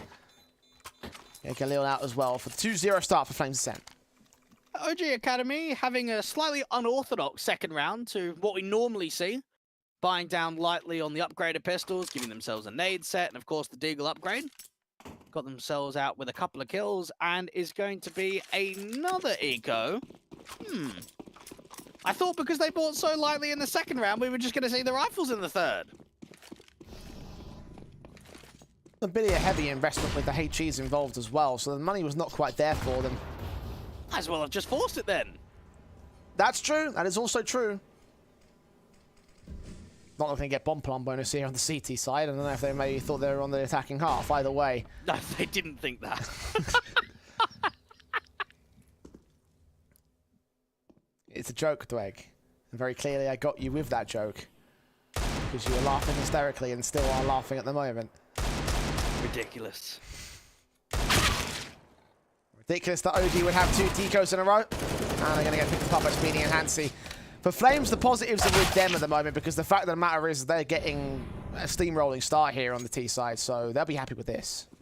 They are. Again, we've got to realise what we've seen in these last couple of rounds. They've been light investments. We haven't seen the rifles. That's where we know Flames have had some difficulties. Fez being aggressed forward towards that monster control, and no one falls. That's the important nature there. You keep the economy strong. You get yourself some money in the bank. You try and upgrade to that AWP. Could even do it in this round for Hansi if you really wanted. There's only a couple of players with head Kevlar, so that Mac-10 with something pacey from Hansi with how strong he's been already could do quite a bit of follow-on damage. Helmets on everyone here for this Mac-10 though, so it might not be as effective as Hansi would like it to be if he just rushed straight in against them. So, guns in, Galil's out, AK's on 2. Still a bit of a bonus round here for the Flames Ascent. OG Academy might recognise that. Defensive setup. Default sent out towards the birthday party position. Inspire is going to get Marix first and foremost. Try and just work that control up towards the top of party, put some pressure back on. Oxygen going for an info play now. There is someone towards a short part. That's Fez. Oxygen leans in and gets caught by Fez. Awaken is up to respond off the back of the short control incendiary sent. Smokes are in. Sound just watches out at the monster entrance. Does not see anything yet.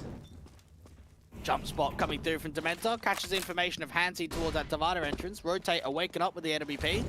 There's still a lurk outside of Monster, and if Sound continues to get aggressive, that might just be the B side being cracked completely open. Open M4 leaning in. Flash in, turned away. Inspire is going to hold his position. 4 does not engage. Shot on, 2 left now for the CT side. This has been a very positive start for the Flames. It's continuing to get better and better. At least one pick is found by Dementor. Going to try and catch them, but was expecting something to be on the back sighting in from long. His back turned towards Hansi, and Bunny, the crossfire, locks him out. Gets the kill, leaves Sound in a 1-on-3 that he won't be able to win here. Awaken knows better than that. You're adjusting onto the angle. You've seen presence towards Divider. The shot hasn't come through after you've been flashed. There's no way that you can re-peek that. You just have to give it up. The Sound just looking for an exit frag. No way that anything else is going to get granted after this. So hold on to the AK, bring it forward. And this has got to be OG Academy, a little bit more disciplined. Not as many overfights being brought forward because you will get punished. And Flames did exactly that.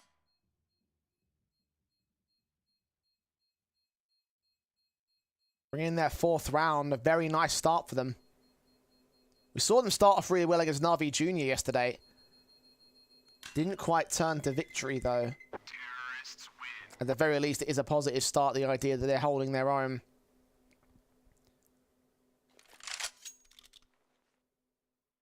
Definitely better than their previous T-side against Mouse and XT, so... No real buy for OG here. This should be a half invest around the AK. You wonder if something aggressive is going to be coming. Maybe a flash over Monster. Just try and see if you can explode out. Try and see if they can settle up something pack heavy. Flames Ascent. One of the concerns we had was difficulties on T side. They seem to have been answered in these early few stages. It's whether they can keep that up though. Quick in from Inspire. AK leading the charge. The Eagle of Awaken. Apeks is responsive. Held position alongside his man, but into long control. They will establish themselves. Not looking out to the long entrance here, except for that AWP of ENCE. This all just trying to see if they can spot anyone trying to gather information towards APC. That would have been a gather out there towards the bank control. Now this is starting to become a gamble stack towards A. You've got a 4th player of that AK rotating up. I'm liking this if there's a commit, because this is where we could see a lot of damage being done by the eco. Leans in with these Deagles, Marix and co. Guns out, smokes down. Flashes forward to the CT side. They'll check out that mid position. Marix will insert himself into the smoke. Speedy does not know about it just yet. Awaken is going to be the attention drawn. A re-smoke on as well. Did not get body blocked, fortunately for Marix. Holds his position. The gap generated by the CT side to play with. You've got to walk out B. This is a great lurk. That one player coming through from Fez out of Monster has gotten so much of a tell to bring that bomb back to B, to not run into the stack at all. Bears will now lean forward. The Eagles well out of position. Bomb will be secured on the site. 5 on 5 for this post plant. Imagine the retake. Might be attempted just by virtue of the fact that they've got to buy in the next round. Indeed, the Eagle of Awaken makes his way in, taps up one. Speedy gets tagged to 60 HP, and Awaken trying to bait in a mistake. Watching the backstabbers as well, expecting there might be a player inbound from that monster position. Nades onto his angle, they're reducing his HP. Swing out again, gets another tag. Now his teammates have got to swing forward and do the rest of the work as Speedy is distracted, turned away from Awaken, still focused here towards Short, gets his kill. Bunny and Fez lock it out, eventually come together against Oxygen, and Marix is back in for a one-on-one. He's done his damage, grabbed the AK, no kit in play for him though. No chance for the retake, especially with that Molotov being sent down. He's going to save. They'll do some damage to Flames, but they'll get their 5th round. Try and just hide back in that graffiti corner, go down to 39, but keep his life. And for Flames, the round is done. And yes, you can look at it from the perspective of OG Academy and say it gets very expensive. The AK gets brought forward, but for the T side, they've already got a lot of money farmed up. So the ideal there is just close down the round, make sure that nothing comes out of nowhere. And for OG Academy, it's going to be a tough ask for them to reset the money. It's going to have to be a few rounds in a row from them. But this is the foundation. You've got the AK, you've got the AWP upgrade. This is where you've got to put the damage in and start to show your style. Incendiary sent. ENCE with the AWP pick, finding Sound. Dementa in. Incendiary with the smoke back. Can't quite connect a shot or drive any damage onto ENCE with that Incendiary. We'll keep him back at least. It does spread to do a little bit more, so HP taken back, but no kills on the trades. Well, I think this is exactly the start that we wanted to see from ENCE and why we've been so impressed with him over the course of the entire group stage so far. I look back at their last result, that Dust 2 game against Na'Vi Jr. We didn't see much from him. It was those first 3 games, Apeks Rebels, Na'Vi Jr., the first time in Mouse NXT where we saw him come into the absolute demon that he can be. And just fighting a lot of opening man advantages, a lot of X-Factor potential. OG Academy having a tough time.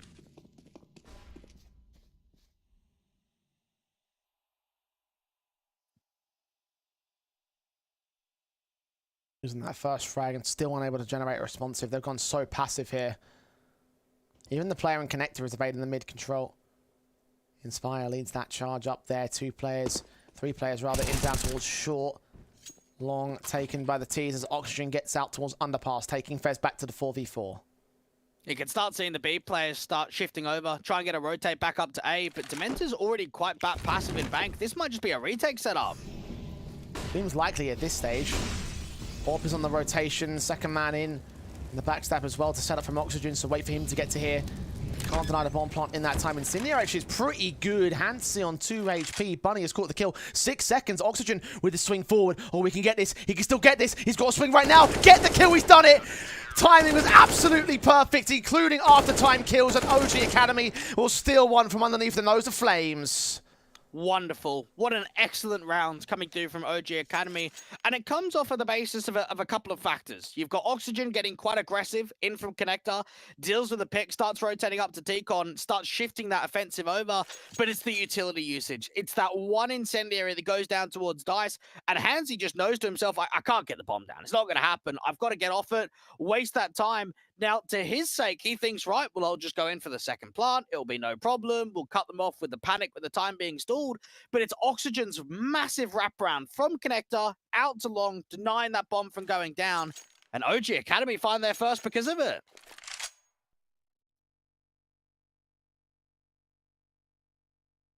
Start out for them gained. Now it's a case of following it up for me. Gain control of their CT side again. Flames found their start. Now they've got to follow it up. But the concerning situation for me is, again, whether or not Flames will start to lose control of this with the back of this first round from OG. Again, it happened against Na'Vi yesterday. Will it happen again? Well, parallels would show us that it's a very good likelihood. But I want to move away from the parallels because I want to give the benefit of the doubt. And for Flames, I've been impressed with what I've seen so far. I think mental game is going to be vital for them. And one of the things that had made it so difficult, you consider that Na'Vi result, if we want to dive in deeper, they were up, what was it, 6-0? And then they lost 15 out of 16 rounds in a row. And then they had that late comeback at the end, but it still fell short. They managed 12 rounds, which on paper was one of the more competitive games I'd seen from them. Just couldn't get it over the line. At least they've been able to know that they've played Na'Vi Junior twice and that they don't need to play him for a third time. I guess they could be happy about that. Doubleheader done in 2 days. Yeah. Flames have had a very hectic start to the schedule for them in this season, haven't they? They played 3 matches in day 1. Yeah, it's up to them, though. I mean, yeah, I think a part of it is down to them, certainly. But they're also playing at a LAN event, actually, today with a lot of the local Danish teams. So I imagine they'll be getting a game in that degree somewhat later on. Which tournament is that? It's the FPV 2022. I don't know if the draw has actually been announced on who they're playing, but it's a lot of the local Danish talent are going to be there. So teams like Flames Ascent, maybe Astralis talent probably might be there as well. Masonic. Yes. Ecstatic. Masonic, Tricks, yeah, all of those guys. Masonic won't be because they're overseas at the moment, but that generation of team. Alpha's there as well. Don't know Alpha, I'm afraid, sorry. Okay, sorry about that. Sorry, Alpha. Don't mean disrespect. I love you guys. Guns in for OG Academy, who'd love to take a second round. Flames Ascent in with their guns, a standard. Fez trying to engage, of course, the back of that stolen round of the previous there for the OG side. Try and bolster this one back and get some money back on the board here. It's a short Fez of face, but Oxygen's going to win that fight. Start leaning out. We know how much of a deadly entity he could be. He proved it in the last round. Now, Flames Ascent just a little bit late to being able to get a trade frag off. HNC with that big grin, expecting some long press. Instead, it's actually been quite passive from Awaken and Marix towards that area of the map. Bunny will spray through the smokes into the bathrooms. HNC. Orp leaning forward, AWP of Awaken. Ice set in that mid control. Spots a shoulder, but he's seen himself. As Mareks gets involved out towards long control. 5 on 3. Awaken out in the open, very wide, does finally deal with that AWP, and now for Bunny just getting hit by so much of that counter utility. Awaken stepping up, and now the crossfire being locked. There's just 8 players everywhere around this final AK. What a round that was from OG Academy, and what a bait setup that was. Just trying to draw them further in, and as soon as they've got the idea and the util comes up high with those flashes, you're just caught like sitting ducks. The big concern I had, the Flames would meet resistance from OG, and then suddenly it would be OG exploding to life. It is only 2 rounds. It is only, yeah, you're right about that, but look how confident those 2 rounds have been. 4 AKs on the board for OG Academy, and there's only pistols in for Flames. The damage from the save in the previous one starting to compound already. And this was one of the conversations we had against Na'Vi Jr. is very good preparation from Flames. It seems like they have a very sound understanding on how they want to start their games, how they want to address some of the situations, some of the protocols. But the adaptation period, once we get deeper into the map, that's always been a concern.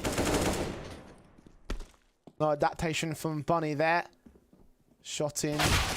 And Mareks will follow suit for Speedy. 5 on 3. CT's back off into the hands of ENCE, who gets caught off by Awaken's USP pulled out. Not ideal for him, lurking in towards the A site. Had only a pistol, but got decimated by a pistol himself. So, Inspire and Fez. Now Fez has been seen. Inspire should get caught off soon as well. Mareks turning away. Didn't see the foot peeking out. The shoulder bait. Still gets the kill in on towards Fez. Deagle in. Inspire out. Mareks doing work, and the last person out of anyone on OG Academy you want to fuel with confidence is perhaps him. 31 kills, 15 deaths, and nearly 130 ADR against Apeks Rebels at 3 o'clock this evening. Very one-sided, very dominant. Put up over a 2.0 rating. And you do think to yourself, how many rounds is it going to be until we start seeing limitations of AKs being pulled away? Because, like you mentioned, for them to work with, you do need that opener. Not going to happen for ENCE, though. The tower boost set up, and OG Academy will adjust towards that, particularly in the long and mid positions where Mareks is posted right up at the corner of the signpost. Awakens AWP, sits back and looks left and right, re-peeks and finds Bunny at the right time against that flashbang. T-Con held by OG, smokes in to get that AWP out of the way, back up with the man advantage. Speedy gets taken to 5 HP. And now they're just getting stuck. You've even got an aggressive Mareks continue to put pressure down. And you've got to think that if he keeps pushing forward, if he gets out towards Park, that bomb might just get dropped out in the open. Mareks pressing. Hearing footsteps as well, knows that they're up there. There's 2 to find, though, and he has no idea of how much he's going to gain, but as soon as he finds his position, might even get Fez as well. Footsteps heard, got with Josh right now, gets the first and the second, spin 180, and Fez will be suppressed, not quite dead yet. He gets his trade, but it's a 2v4 for Flames. Oh, that's enough already. Even Dementor's going to start hearing some of the noise. Shadow advantage, spots out Inspire, knows exactly what's going on. Would have heard Fez picking up that bomb, so 2 towards 8. That's info relayed over to Awaken. 25 seconds, and I imagine the fallback from Flames will be received. Might press forward now. Awaken just jumping up. Incendiary sent AWP up. Smoke gets in the way between both of the positions. The AK does manage to find a little bit of damage onto Awaken, but Dementor comes forward with the AWP, and somehow they sneak in a bomb plant for Fez, but surrounded in the crossfire, and eventually he will get taken down. A little bit messy there from OG in the post plant. A plant from Flames, though, when they had that much pressure, is a surprise in and of itself. And just knowing that for the Flames, that bomb plant's going to try and help out the economical situation ever so slightly. But you are right about the consistency and the threat of some of these rounds. A lot of players staying alive, a lot of AKs consistently staying in play. Even some of the aggressive approaches coming through, trying to tackle the fights head on, drop the bombs in awkward positions. Flames Ascent back down into the half by. Maybe something quick and maybe a monster pop. 3 players breaking away towards T-Con, so a bit more default heavy or fast play in towards Connector perhaps. Mareks could get caught off by that. There's no one else in Connector itself. Oxygen in from the short pipe. 2 lined up. Only gets one of the picks despite Fez being on 1 HP. I'm kind of shocked that he only got away with so little. Now an AK in the hands of Speedy here. Murex might have to be careful about an over-rotation through that smoke because he could get caught off by the deep player in the connector control. That's inspired towards the right-hand side. Fez trying to see if he can get the boost set up. The sees one, spray back onto Sound. That's the AK that was picked up from Oxygen earlier. Marek spraying down to 22 HP. Flares is still on 1 point of health himself. The advantage and the man advantage sits with Flames, though. But this is still quite promising for Flames Ascent. You've got info onto Marex down there towards Connector. Inspire is undetected right now. Marex adjusting the angle, being back passive. Timing works out well for the Deke. This might be a steal here. 4-on-2 rotations back from Dementor. And Awaken is the AWP on the center of the B site, trying to extend out towards Monster as Dementor focuses on that mid control. Inspire forcing him back, but they think it's gonna have to be the B play, and that's the right call to make. The AWPer with a lot of work to do. Flashing against him, keeps him blinded. Shot rings out up against Speedy, can't hold on to it. Dementor still trying to get in from heaven, trying to stall for time. 23 seconds, Hansi swings, he's dead. That's one pick, that's a double up. Speedy so low, and Dementor wins the clutch for the Quadra. What a round. And look at the position that Flames had there. They're all looking towards heaven. Hansi scoped in with the AWP. It must have just been too loud with the comms. They did not hear Dementor drop down at all. Oh, that's heartbreak, because you've done so much adequate damage up until that point. 3v1, the round's yours. Get the bomb down, play out the post plant, try and find Dementor instantly. That's it. Instead, tunnel vision towards heaven, lack of info. And the IGL of OG Academy comes through with a huge clutch.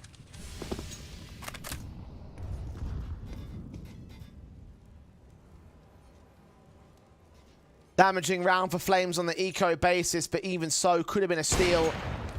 Could have been a 6-4 for them. Instead, it's 5-all, and Awaken picks up his orb, puts it onto Fez's rifle. The rebuy in for Flames. Damage was done to OG, but when you consider how much money they had prior to that round, it didn't make much of a difference in the interim. Maybe in the long term, they might start to chip away at the economy state. They've lost that first frag already. And it's been a lack of opening man advantages in these past rifle rounds. Awaken and Murex establishing the crossfire towards long. Now, he can focus the attention forward and not into the bathrooms of Banana because Dementor is here with the rotation. Get himself out towards that dumpster and truck control. Flames Ascent looking for the desperate entry to open up this A site. 45 seconds. Work their way around into the long position. Marek seeing the jump face. Bunny, no, and Bunny saw him as well. The AWP having the angle set, so he won't go for an aggressive face because he knows that there's one of these two players that will take him back. Flash barely evaded. Bunny does get picked up. Marek's down to the 4-on-4. Awaken also peeking into Hansi, unawares of him being out there towards mid-control. Dementor tries to hold down the site. Double up, so effective. Inspire takes it back to a 2-on-2. Should grab that bomb. Try commit it. Oxygen very quickly out of the gate here, though. Trying to deny that bomb plant. Inspire's going to go down. Sound, low HP against the AWP, who's caught switching to the pistol at the worst possible moment. The timing's so perfect to give OG the lead. Well, I hope they can stay strong mentally, because I tell you what, I'll be tilted after that one. That's been 2 rounds in a row for Flames Ascent, where it looks like they've done enough. It looks as if the trading game is strong. They've got themselves into the clutch situation, but just the timing, the low HP player on the last, and Sound somehow wins it. The first tactical coming through from Flames, and this might just be to stay strong mentally. Yes, there's been a huge shift in momentum for these last few rounds, but it hasn't come without its chances. These have been narrowly won.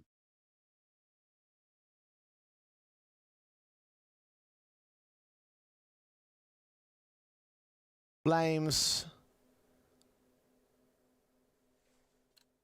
got their first 5 in a row.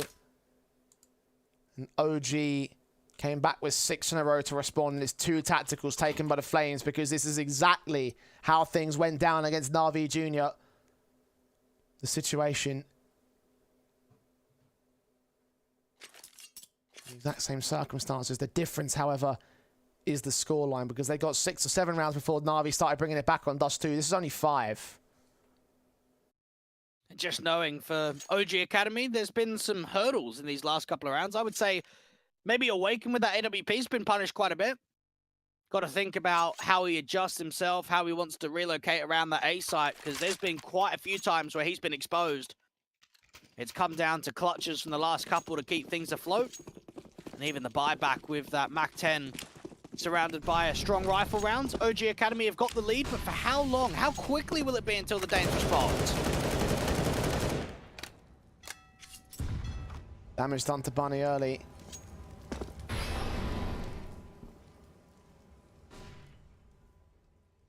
Wait. Smoke. Into connector for Speedy, trying to get some sort of basis to work from here for Flames Ascent. Sounds playing up towards that grill position. ENCE keeping eyes on that aggressive approach. I think we've seen Murix once move all the way forward from the long control to get in towards Party, but they are a bit paranoid about it. Even receiving some of that utility over the top, spamming through from the tree position. Not many aggressive sightlines being held from OG Academy in round 12 at all. Very deep in the bomb site.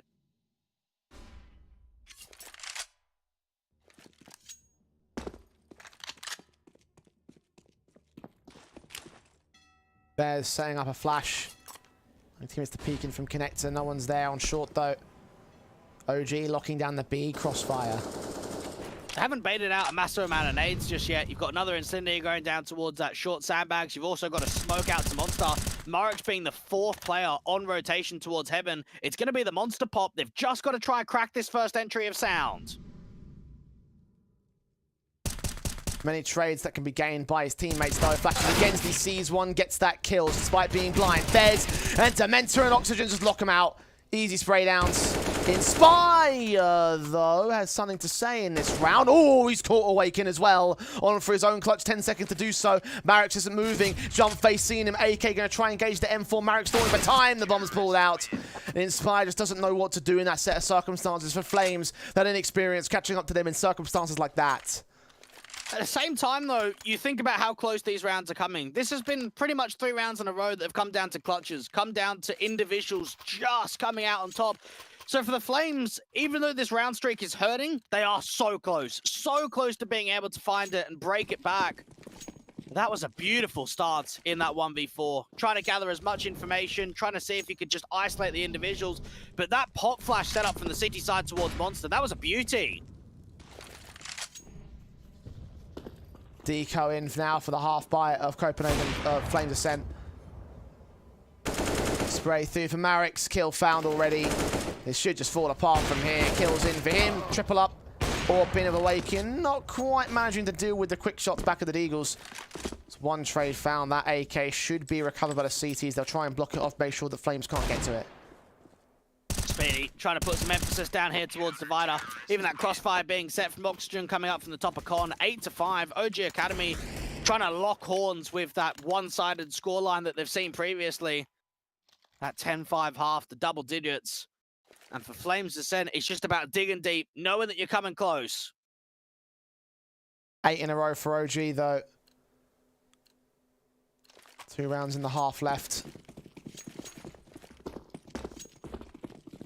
Gun set as standard, as you would expect. The AWP in for ENCE. Going to Awaken once again. Been fantastic on his part for the OG side. Flames had a good start, strong start from ENCE, but has since been shut down by the entire CT team. Bunny, first man forward, leading the charge into birthday and seeing nothing at all. Dementor getting quite up close in that spam with Marek. Speedy trying to work the connector control by himself. Now, if he exposes out in the open, you'd imagine Dementor's got all the advantage to take the duel. Spray through, kill found on Speedy. Advantage for OG here.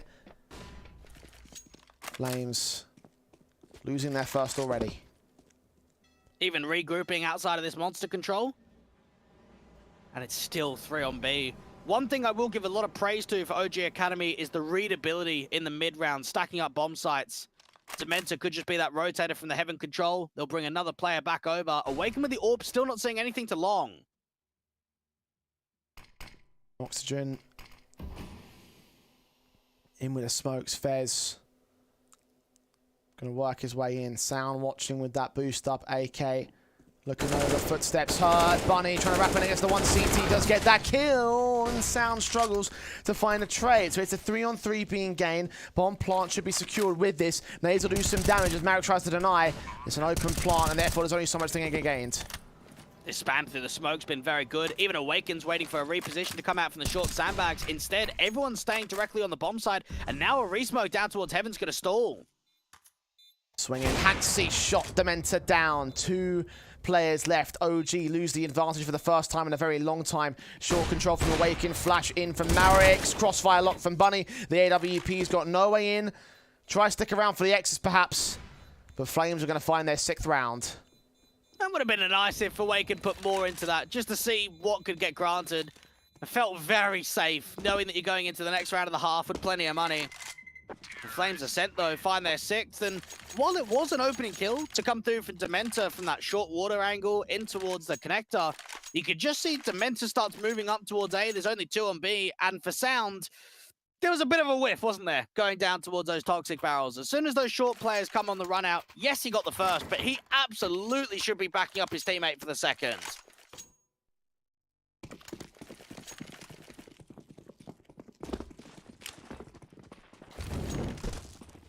Big guns back from OG, of course, for the last round of the half. Still got plenty of cash. Still can afford to go for this. Dementor.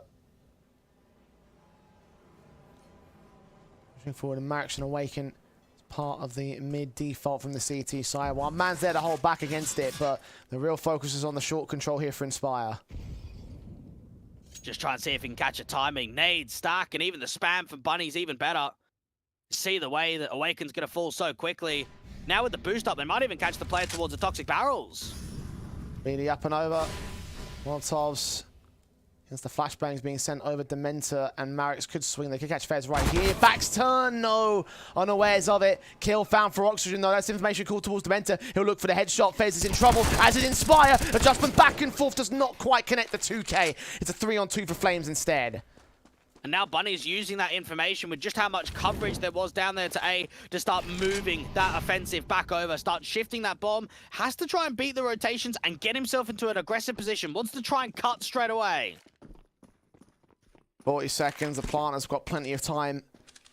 The direct line in from the mid position. You got backstab inbound from Oxygen. He might be the linchpin player. He's going to get there. See them both. Burst fire. Get both the kills again. Flames leaving one angle unchecked. And now it's Bunny that stands alone against 2, trying to hunt for Sound. Has no idea where he is.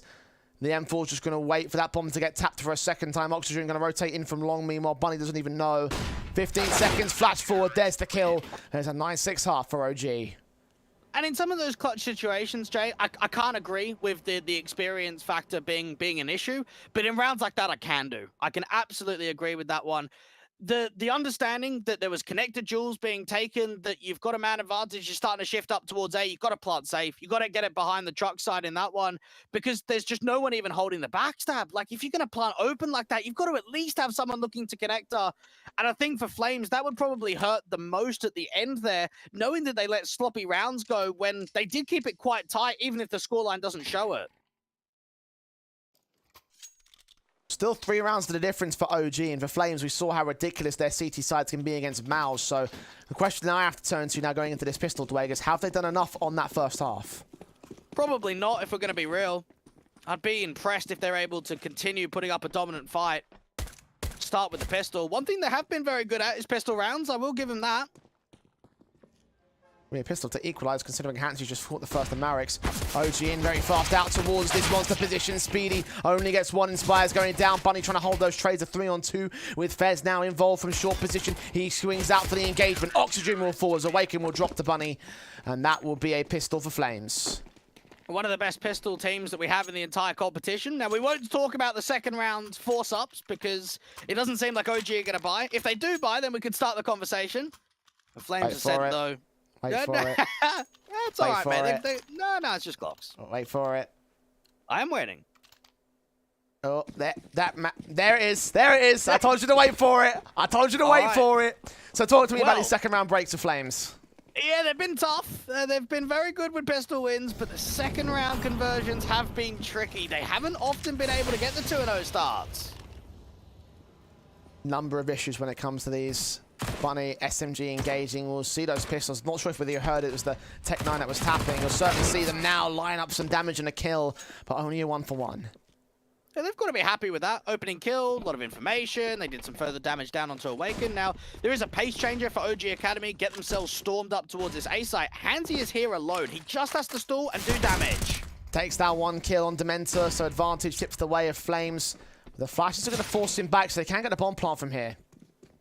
Get that bomb down, open up the chance of force buying again. Try and take the duel onto ENCE. Even a quick rotate from Speedy trying to deny the bomb from top connector. Plant secured. Oh, Speedy a little bit late. Awaken barely alive in this case. Face around the corner. Sound going down alongside Marix, and Awaken somehow gets away with that 1 pick.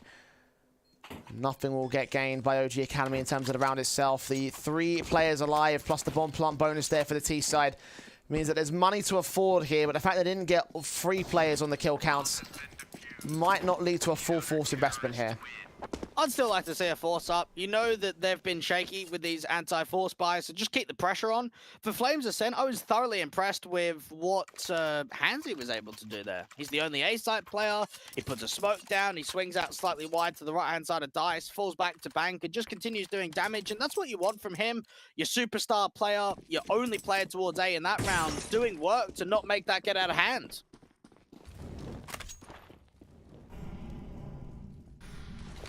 Tech-9's in, quick plays out towards short, smokes against the flashbang, Speedy leans in, does get overwhelmed. Actually, Oxstream gets credited with a TK.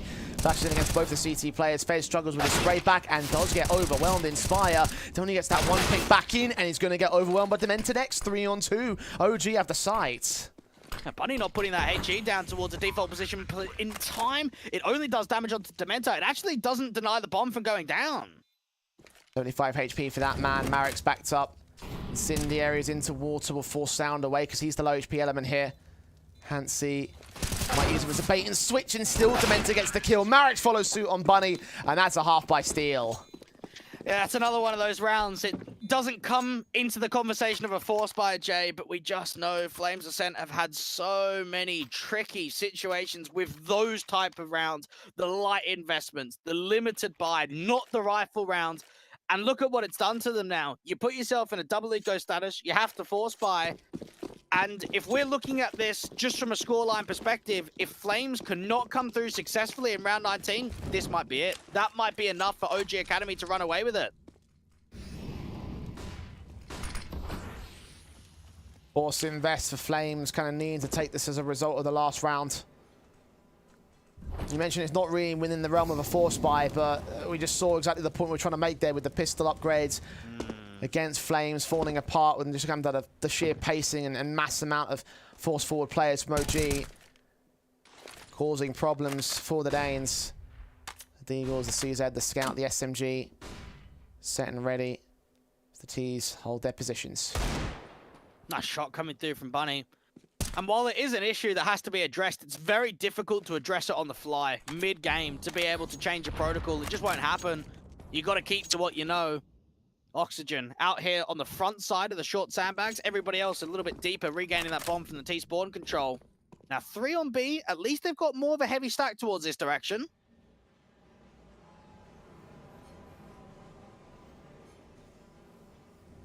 $40 seconds. Smokes down, Molotov sent. Here they come on the T side. 30 seconds, Speedy will try hold off, does get overwhelmed by Marix eventually.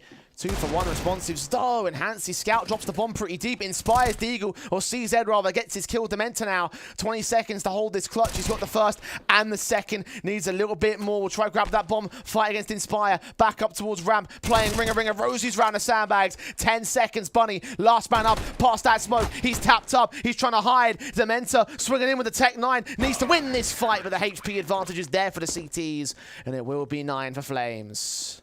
I'm still seeing reset potential, and not for the OG Academy side. Now, normally, if we say you go back and forth on force buys, you're always going to be on double eco status. That's not the case, though, for OG Academy, because the steal that they got was an eco, not a force. So with that in mind, they've got money in the reserve. They can buy it right back up. They give themselves a solid rifle round. They have 4 AKs and that Galil. You compare it to the side of Flames Ascent, is a single kit, a lack of incendiaries, and a FAMAS and an MP9 to back up the 3 M4s. Flames starting to bring themselves back into control here on the CT side. OG found a steal, fell victim to the steal. Guns back in, they lose that first man of sound already. That's the start they're looking for when you're down by this sort of buy. Awaken starting to work and muster up the map control out here at Banana. Getting smoked off in the divider entrance. You've got 3 outside of B. Seems like he just wants to sell a fake with a lurk smoke.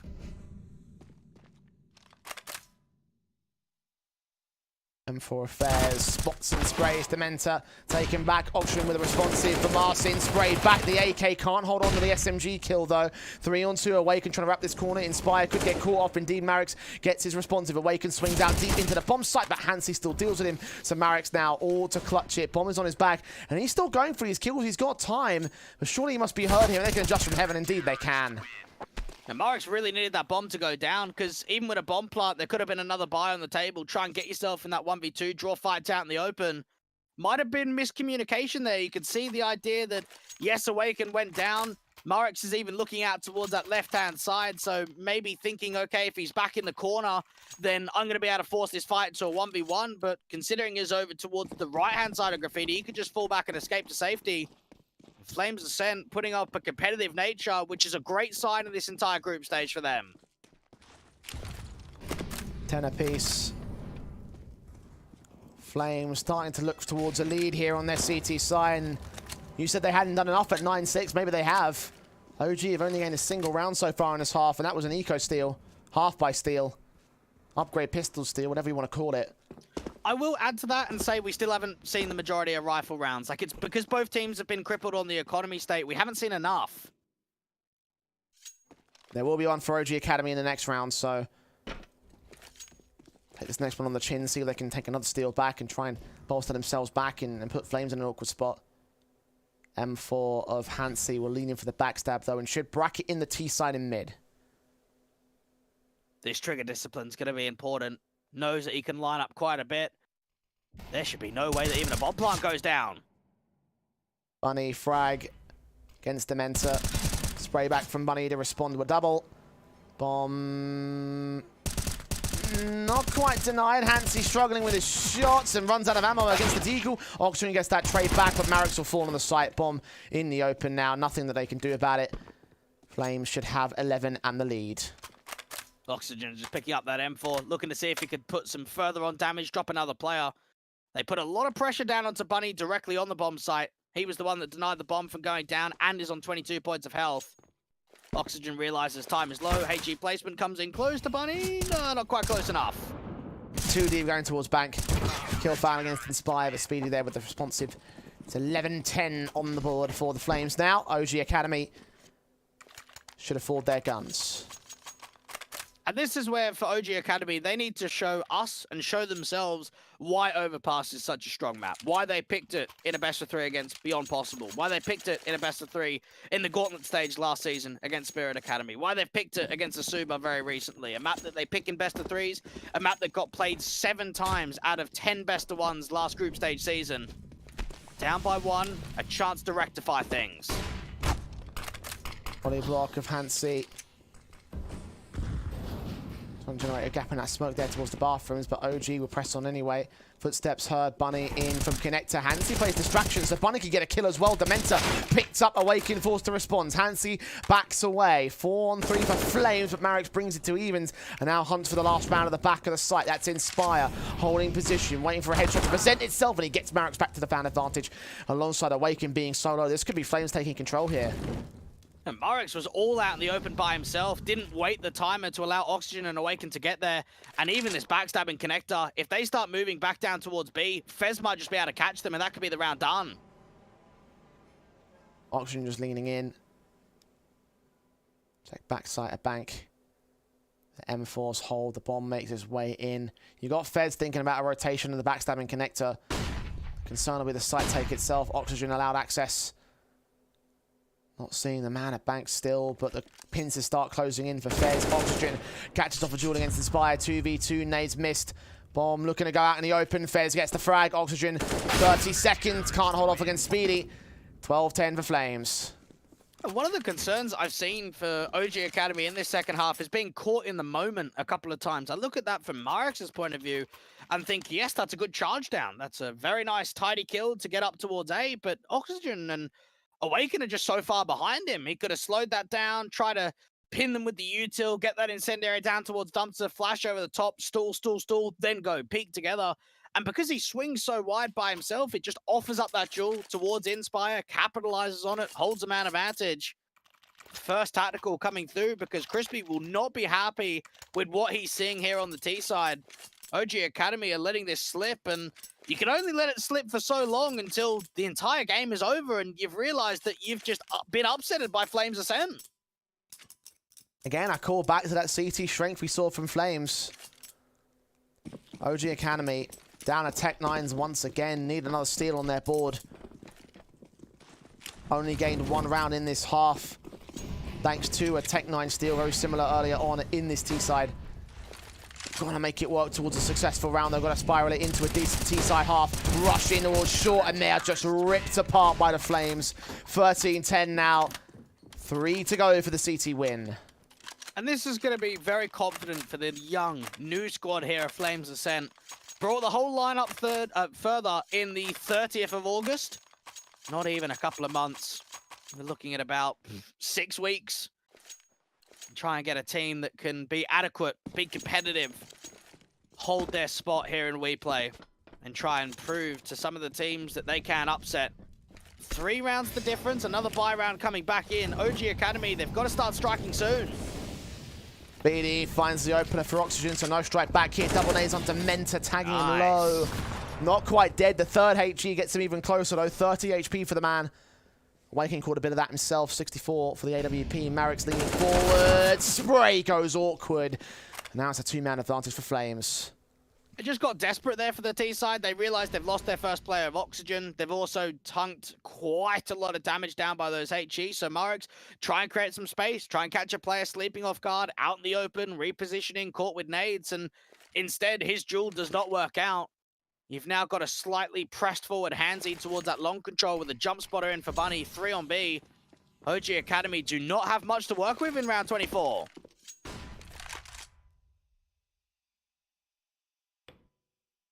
Lean forward for Awaken.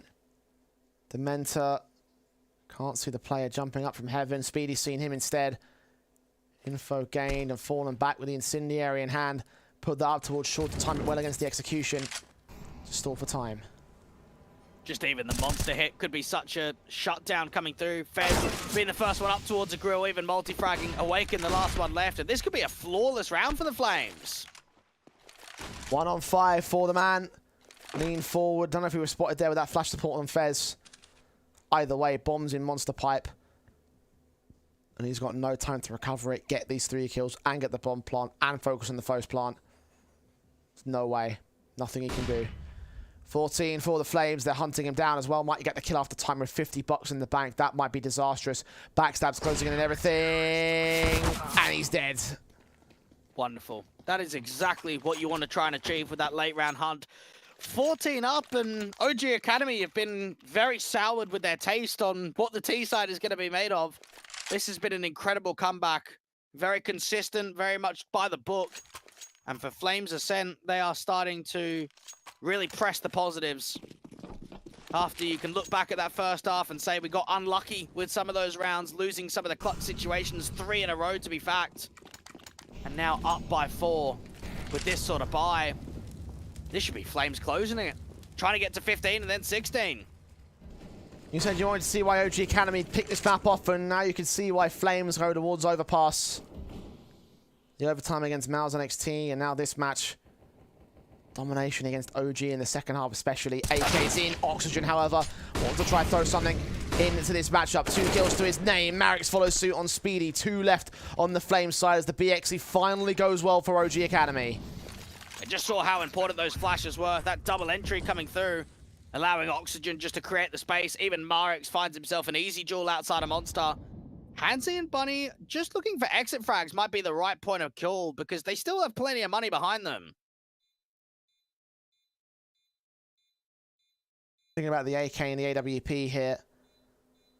Won't go so far as to try their hand at a retake. You have got Bunny who's looking around for the exit frags. No one's going to make their way in from Graffiti, though. Just hold back towards Monster, into spawn, save what little they had. Of course, Awaken had only a pistol in that previous buy-up. It was a Glock, in fact. Not even anything being brought down by the man at $50. It's not the bolster the economy stay back for him and the rest of OG. And hold an all-important survival round. That's their second in this half. I want to see Flames close this, because one of the things that we've seen previously is the lack of closability. I look back at that result against Mal's NXT, the idea that it went as far as it did to nearly 60 rounds in OT, with 8 match points, even some in regulation. They've got to close it down, try and have that mental fortitude to do so. Look, Ascent nades up, catching a decent damage start onto Sound. Flames Ascent. Their first frag in a round out towards Monster. Rifles the crossfire, the AWP watching short control. Fez with Speedy. Another smoke will come up towards them. Stop any entries in from Monster. You can see the way that OG Academy are now starting to just prod, allow further utility to go down to the front side of the bathrooms, indicate more of an A presence. ENCE with this big green going aggressive with the AWP towards short pipe. This is something that we have not seen from him. Shot on, connects towards Dementa. That's a start. Awaken followed suit by Speedy. 5 on 3 for Flames, and they might even give up another good kill for Sound. Oh, he's just peeked in completely dry. 2 alive for OG. And they make it look so elegant. Even Fez just jump spotting for information. Oxygen looking to try and see if he can get the entry once again. Deals with the first player. There's another one out towards the short sandbags. The AWP adjusting for ENCE, bringing up his 2K. You praise him at the start of the game, you can praise him towards the end of it as well. Shots on default, and finally Bunny comes in with the back line. Shot to the back of the head. It's match point for Flames Ascent. And maybe that's the way that they close it down, Jay. Out of the box thinking, trying to adjust, trying to adapt. One of the things that they've struggled with in their past couple of officials is we've seen ENCE very passive, very deep, not that many risks being taken, not even AWPing towards the B site. He's always been divider or up there towards A. He gets aggressive into short pipe, looks for that immediate kill, and then even Speedy. Look at that angle that he's able to exploit towards Connector. Made that look so simple with the multi. Tactical taken by OG. Second one called. You mentioned earlier that Crispy wouldn't be happy. I don't think he's going to be happy now with that round. Peeks in dry, giving up the man advantage with 2 kills, and then just making it even worse. By virtue of their engagements, having the overconfidence, thinking they can just win it easy. It never comes easy for them right now. 15-11. 4 match points to play with. OG Academy not getting much done on this T side. Flames Ascent doing well for their own CT half. Smokes in, nades set. Inbound for the defaults. 2 AKs on the CT side to play with. A lot of pace, very quick out here from OG Academy. Flash around the corner. ENCE's not even blinded. Look to go and get in for a second. Okay, this is where he falls back. Shouldn't peek again. No, he's going in for it. Double face. Shoulder bait. And he almost connects the shot. He's playing a very risky kind of game. But in the end, he does have sense about falling away. Stall for time, leaving it to Bunny now in the bathrooms. He's got double duties to pay attention towards both mid and the long control. The flashes at the ready for Marix. Sent over to enable some sort of mid presence. Flashbang away from Bunny. Does get blinded and should get caught. Adjust for Marix is going to have to be there, but ENCE's still fragging. Inbound from mid. Gets his frag back to Menta, caught off by Inspire. 2 left for OG Academy, and both players playing up against the M4 of Inspire here. Smokes will go down. Gap to work with AWP. Going to try lock it, as will Inspire himself with the M4. Trying to get towards the site. Marix tagged. Run boost.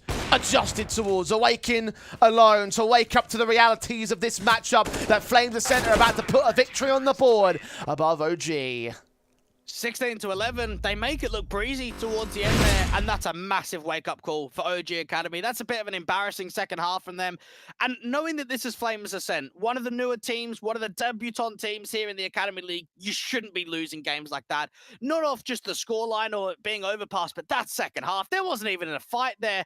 That's another masterclass performance coming through from ENCE and support around. That's a good showing for the Flames Ascent. Yeah, real good stuff for them. And from the CT side especially, I called it, Dwag. I thought the CT side was going to have a decent amount right there. I thought that ultimately it was a fantastic T-half that got them into the position that they were in the start of the matchup. Again, I was very doubtful as to whether T side would go that well for Flames given what we've seen so far. But OG only taking 2 in the second half, and Flames just ran away with it. Very effective lockout defenses came through for them. ENCE stepped up to the plate, and he was my man of the match, mate.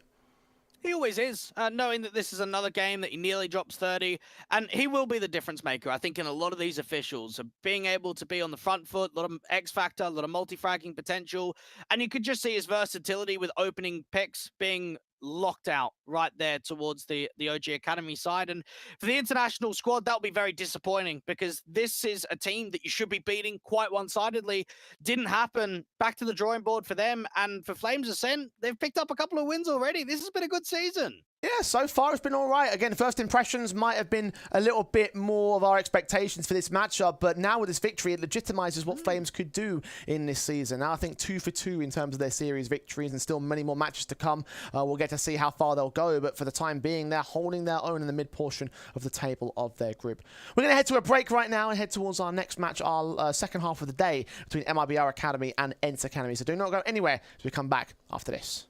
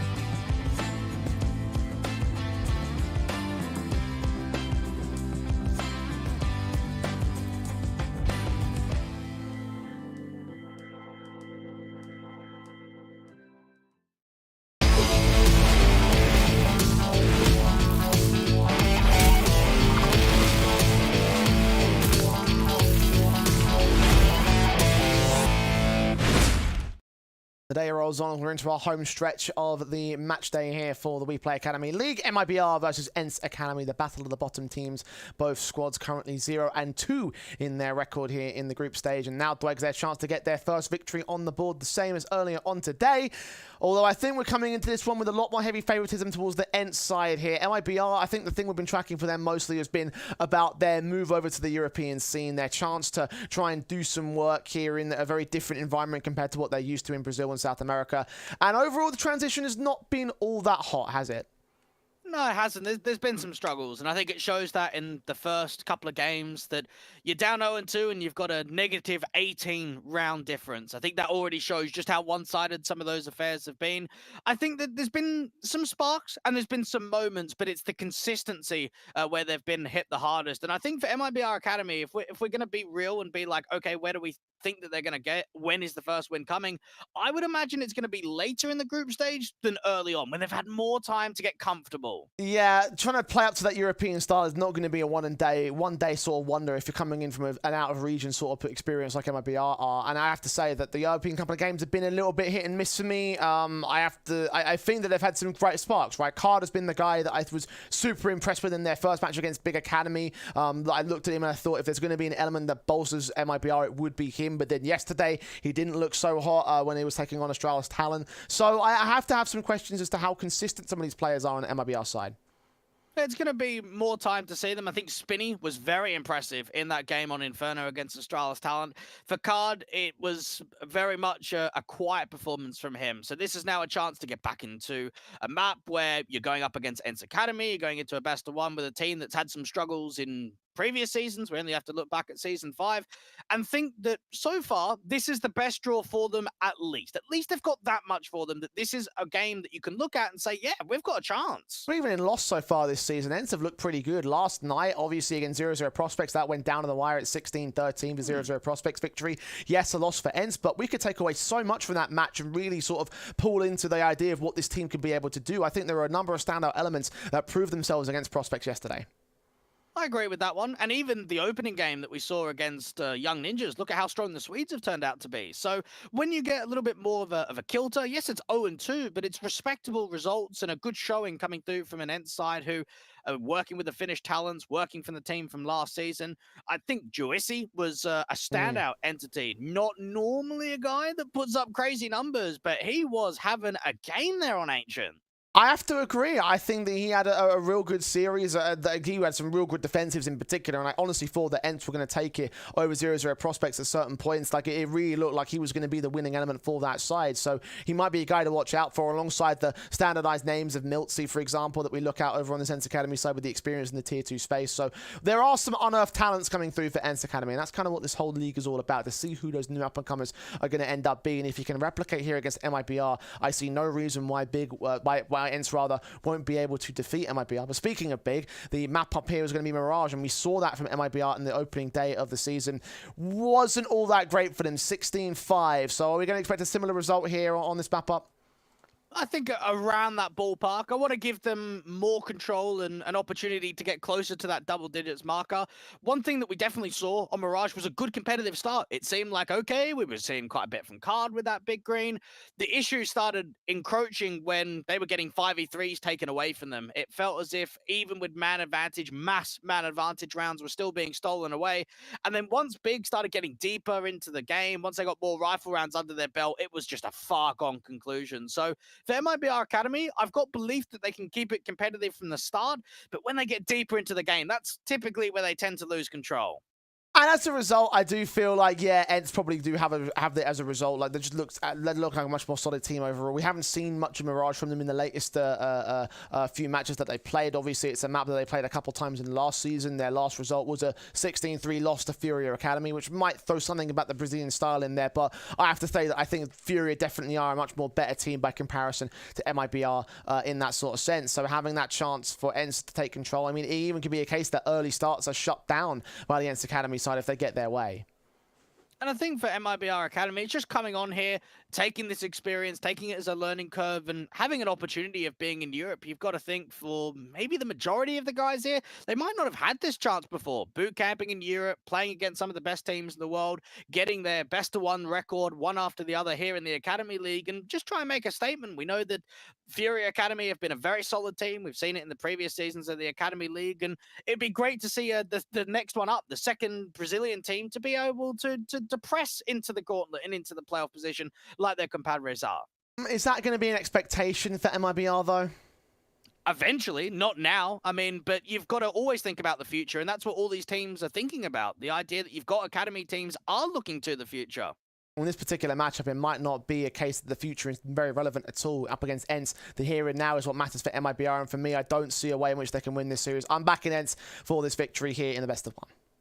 I'm going to join you on that one as well. I think the Finns have shown us enough from last season and their couple of opening games that this should finally be the one that gets in the first victory on the board. Yeah, let's have a look, see how far that they can go on the MIBR side, though. You hope it can be in competitive affairs. Let's see how competitive it really will be. MIBR will be on the CT start of things for the pistol round. USPs and Glocks will be brought out. No upgrades, it seems, for the ENCE Academy side. MIBR still undecided.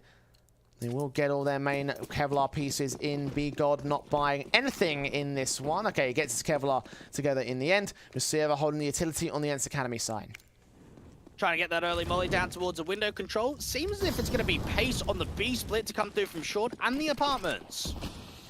Smokes on Lub, watching, tap to the USP server, gets that kill. Now Spinny courts back, holds on to Miltsy in a 4-on-4, looks to try and engage against somebody out here. Kills found from Spinny's pathings. He's a dead man. Card can only hold on for that one frag. Juicy with a responsive, and a 3-on-2 favors ENCE. The bomb gets planted. B-God's got to try and see if he can back up his teammate. Both players to peek in together from this market control. Dealing with server's going to be a tough one.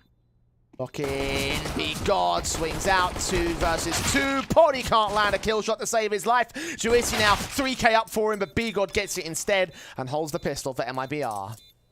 That was slightly awkward there for ENCE Academy. Looked as if they'd done enough. You got the bomb down, you got man advantage, you're establishing crossfire, but some very awkward duels get presented, and B-God comes out on top. Now, when I think back to that game against Big Academy out here on Mirage, B-God was one of the more impressive riflers, quite consistent across the first half and the second, so maybe we should look out for him to be another standout entity.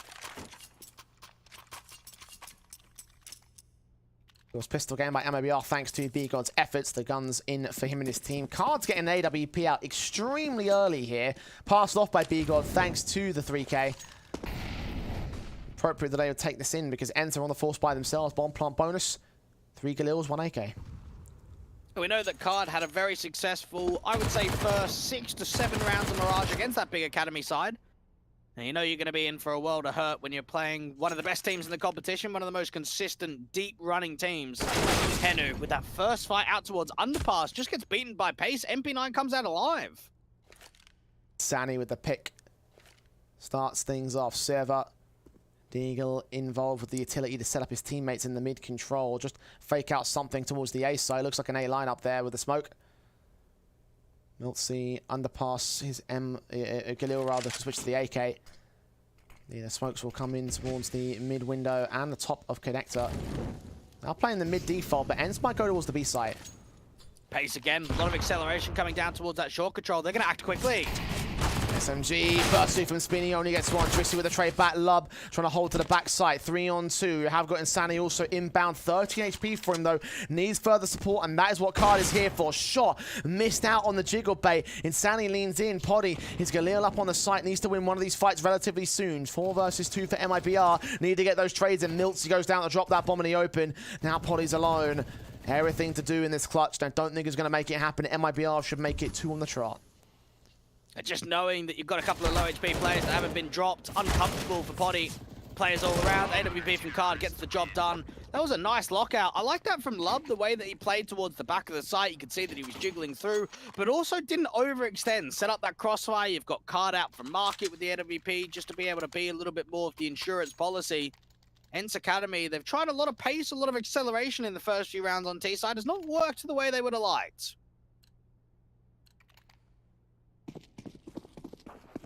ENCE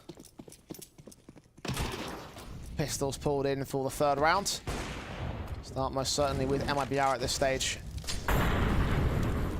The Eagles just firing back, hoping to catch something there in the mid position, but nothing really can get gained. Spinny is allowed a player to make his way out against Body, and Lub's got his bailout, so fortunate that no one goes down. Even got the aggression coming through from top mid. Try and see if they can get ENCE to kind of keep an eye on the turmoil of aggression. It's going to be out towards A, where if they put pressure down onto B God, you might imagine a bomb plant could get presented.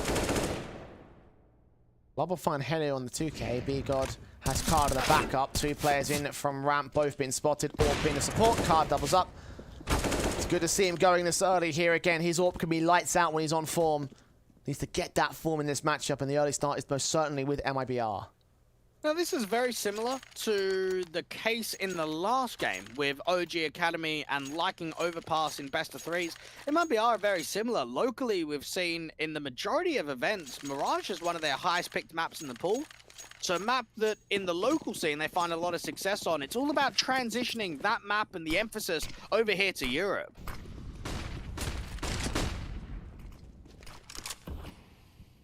Orp in a Card. Set up to watch out the short presence of the catwalk. Poddy's AK holds position, ready to receive. Smokes inbound from Miltzy. Sani. Khalil sprayed down. Smokes inbound. Poddy swings, sprayed through. Will not catch much here at the CT side. You can feel the intent that ENCE Academy want to try and make towards the top of connector position. Lub trying to see if he can get some of those nades out towards a chair position. Instead, they've been evaded. And a boost up coming through from window. This is something new. Poddy can keep eyes towards ladder room and any aggressive presence from Lub. Flashes in. Try and force Sally back. He's not moving though. Lub, similar story on that short presence. Opening up the scaffolding will try and make some noise, which might be all a bait here towards Poddy. But it's information he's gathering nonetheless. So they're going to start working the A split from both ramp and the lurk from Palace, and then you've got to think that the player towards window is going to cut the rotates and just try and stall for time. Sani and B God on the crossfire. Lub trying to engage against Poddy, but Poddy has to jump on him.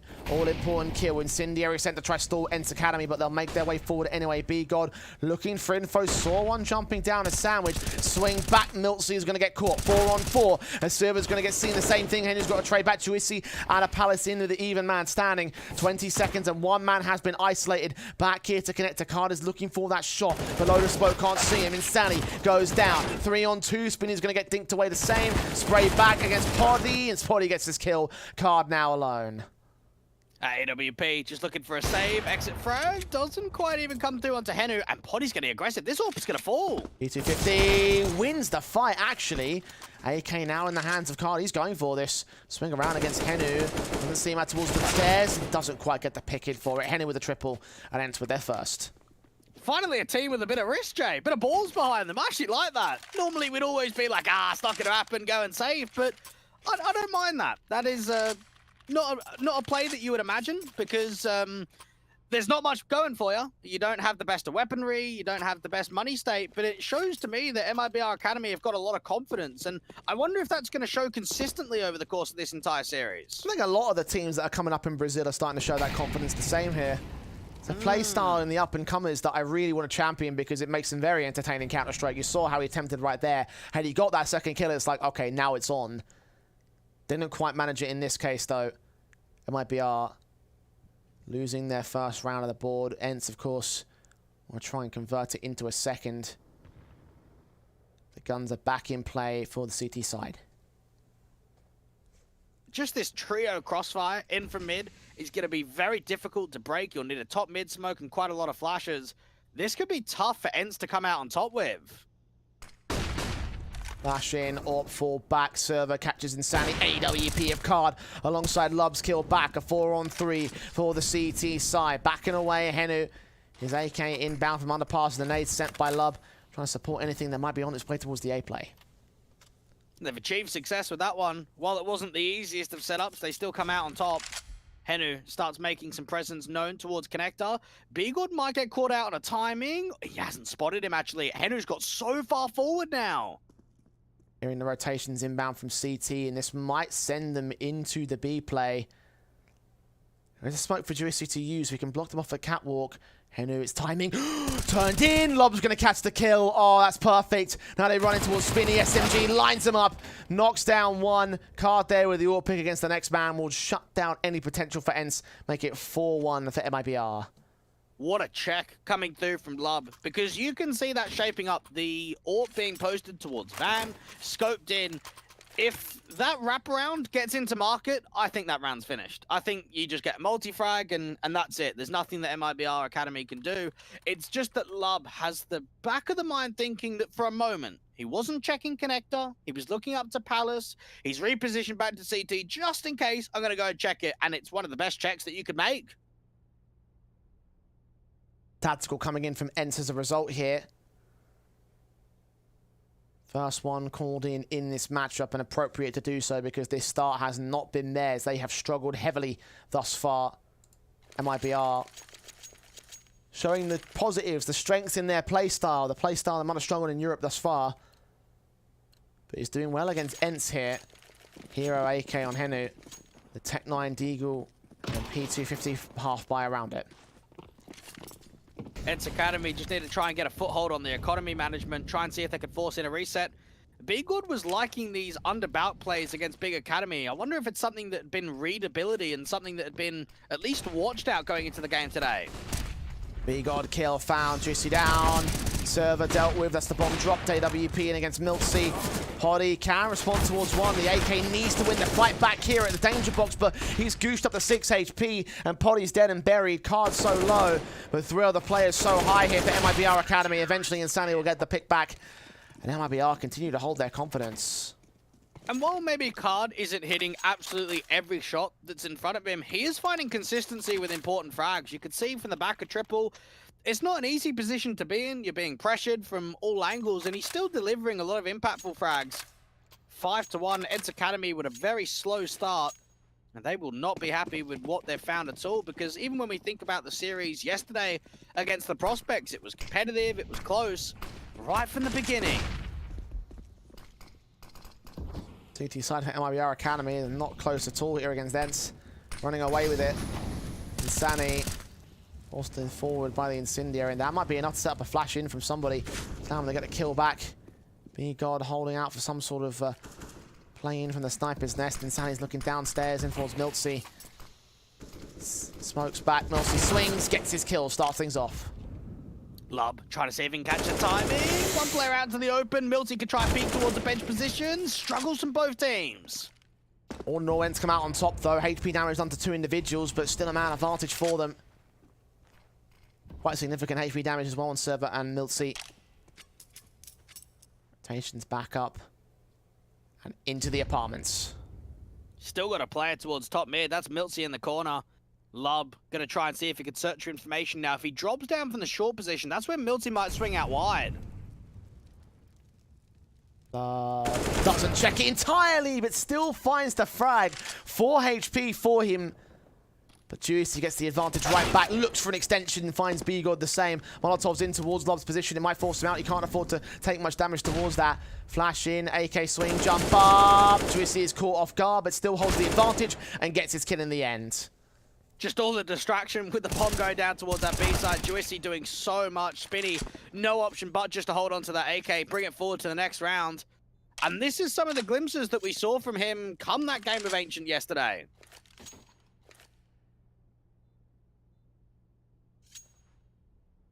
ENCE finally finding their footing. Are they going to lose it quickly, though? The first round was not followed up. The second round needs to be building up the basis for MIBR. Oh, the AWP needs to stay in play, and it won't.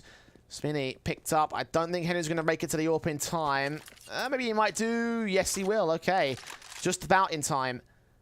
Big green gun for ENCE Academy for 3-2 AK saved. Nothing saved at MIBR, and they call their first tactical here. Get that AWP back over to Poddy, one of the NWP players for Soho Esports before coming over to ENCE Academy. There's been a few lineups where they've formed a coach first before the actual lineup came into action. OG Academy did that with Crispy, and we saw ENCE doing that the same with adding Whitey as the coach for the Academy team.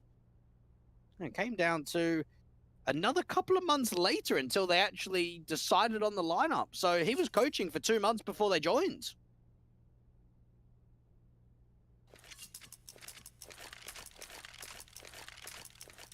MIBR.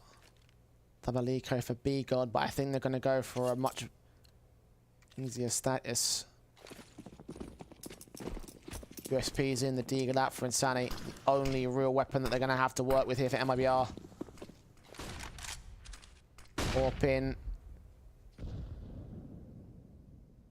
Out towards the mid control, but see nothing as of yet. You're not expecting a crazy amount of action in this sort of round. You got the Deagle down towards underpass. If they're able to pull a lot of distraction, maybe you get a kill. In around the corner, just spots of timing. And that's the one time that all three players weren't even looking the right direction.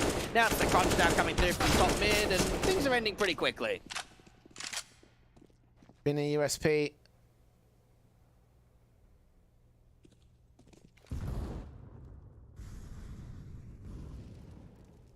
One on 5 situation. No way around for him. Caught off. Ooh, Tracy wanted the knife. You could see it. Had to adjust against the headshot. He gets it in the end. There it is. 2 on the trot for ENCE Academy. Exactly what they were looking for to follow up. And just knowing that for MIBR Academy, this has now been a hurdle for the last couple of rounds. Put the focus back on.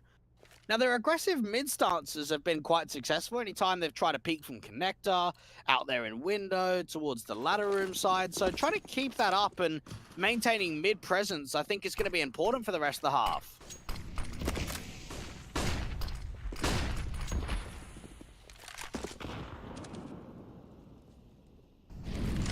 Hop in for Card. Set towards the A site. AK in for Henu.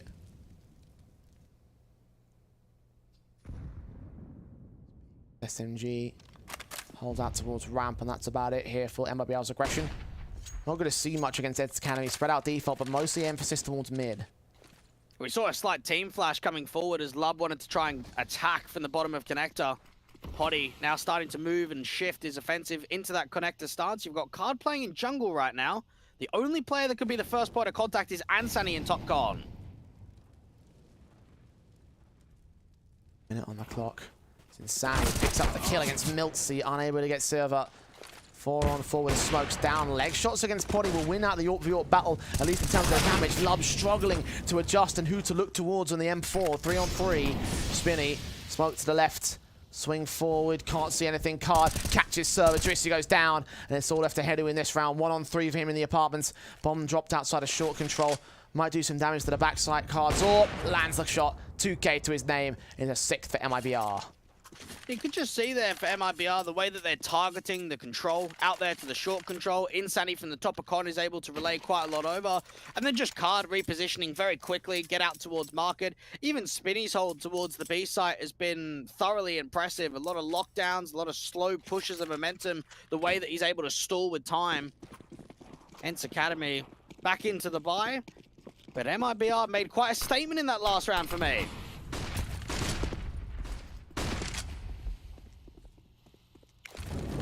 The mid control. Up in for Card. Gets his shot to connect server with his kill. Advantage again for the CT side. Body now starting to work out that connector control. Does take a little bit of damage, not a massive amount. Now you've got 3 on A with a very aggressive setup for MIBR Academy. Potty's going to have to try and break this open to allow Juicy with the lurk out from Palace.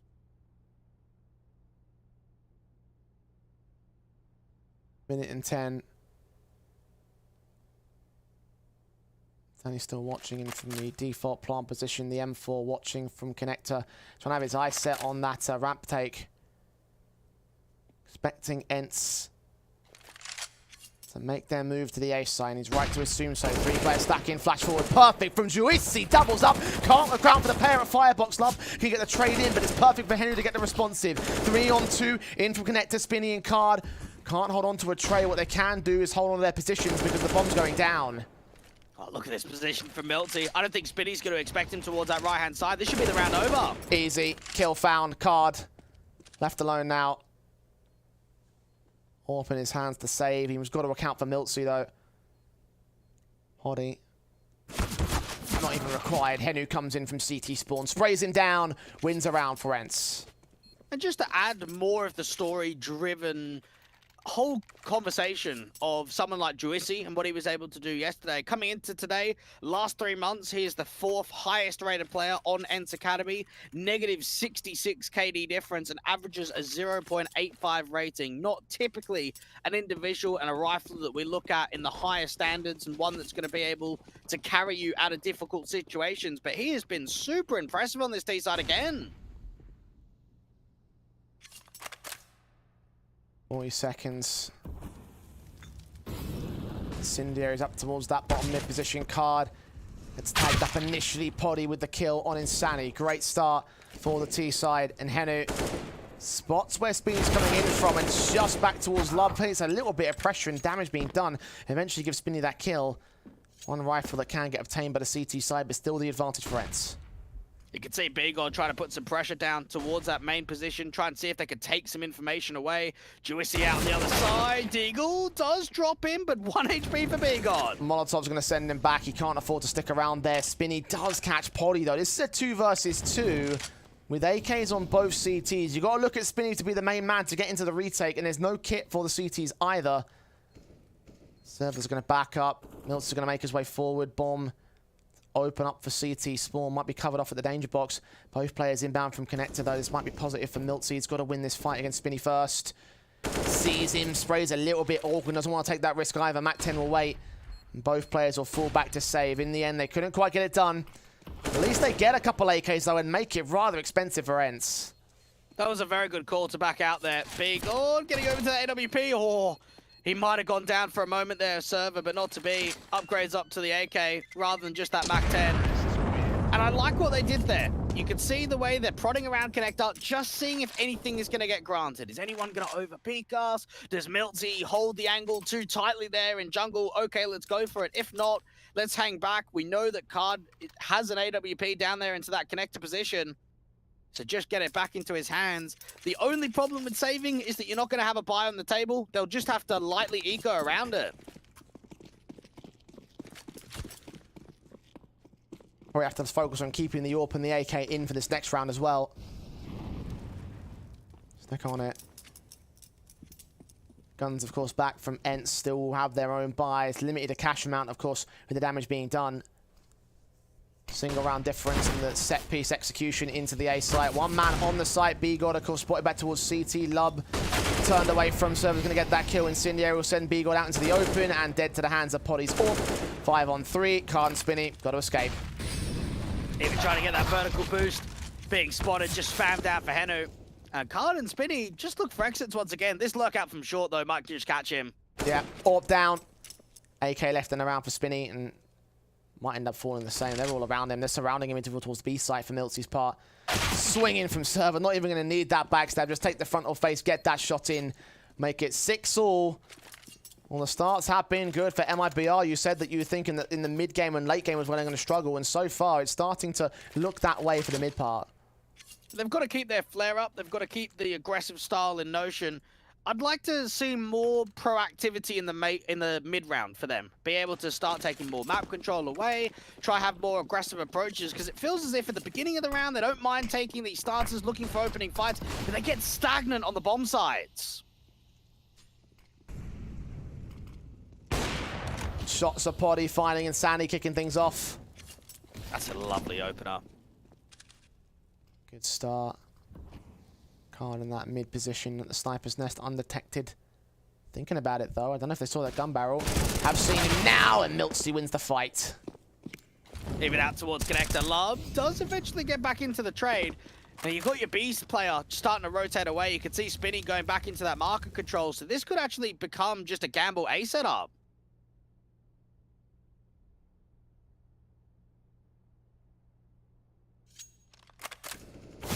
Server catching Lub, 2 left standing for MIBR.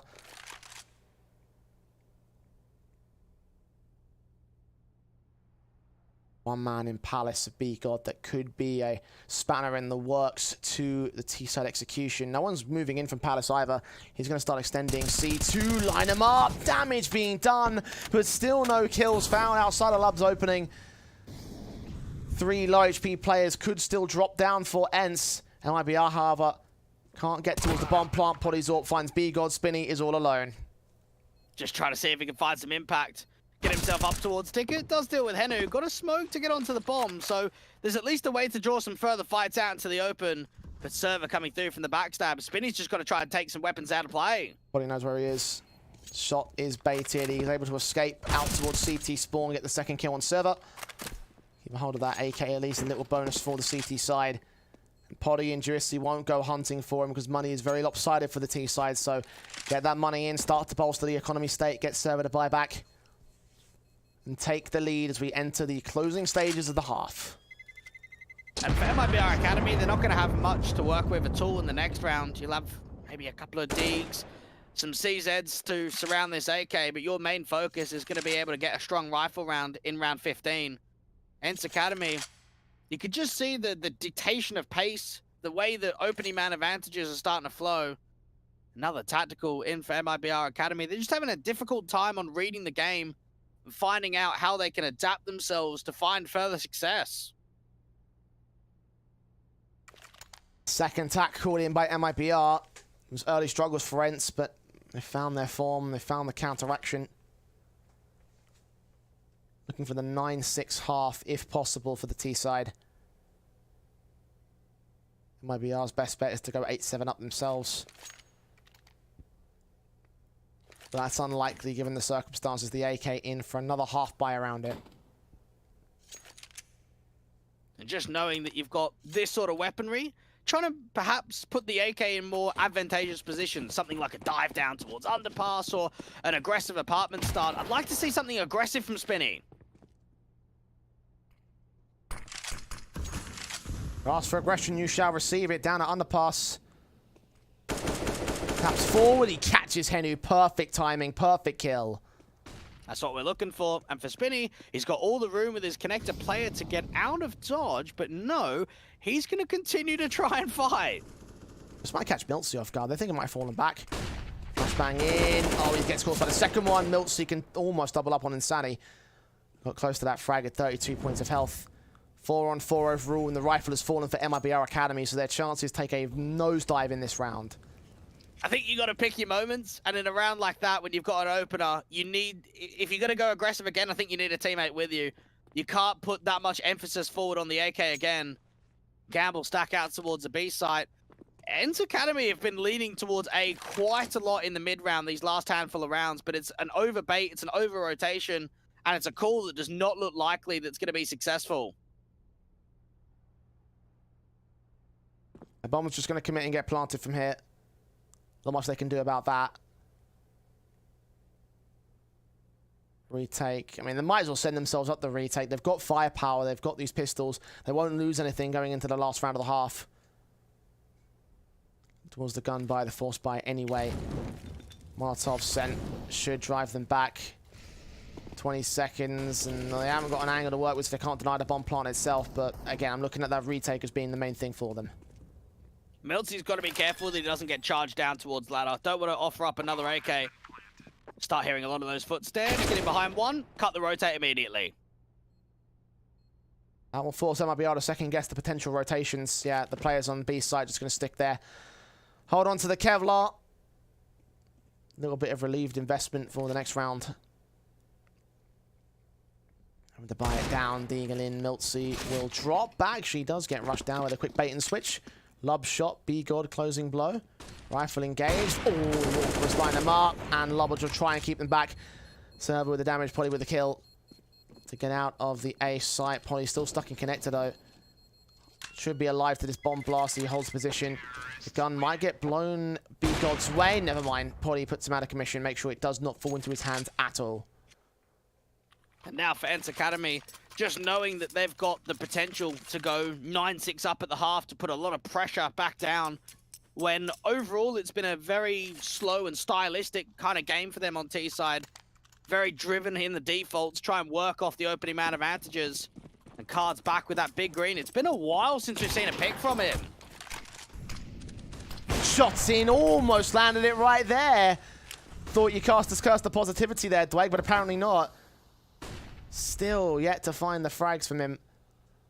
And the thing is, when we started off this match with such positivity, right? He was looking like a real talented AWP once again. Looking in from mid control. Spinny. See MILTC tagging up to 47 here.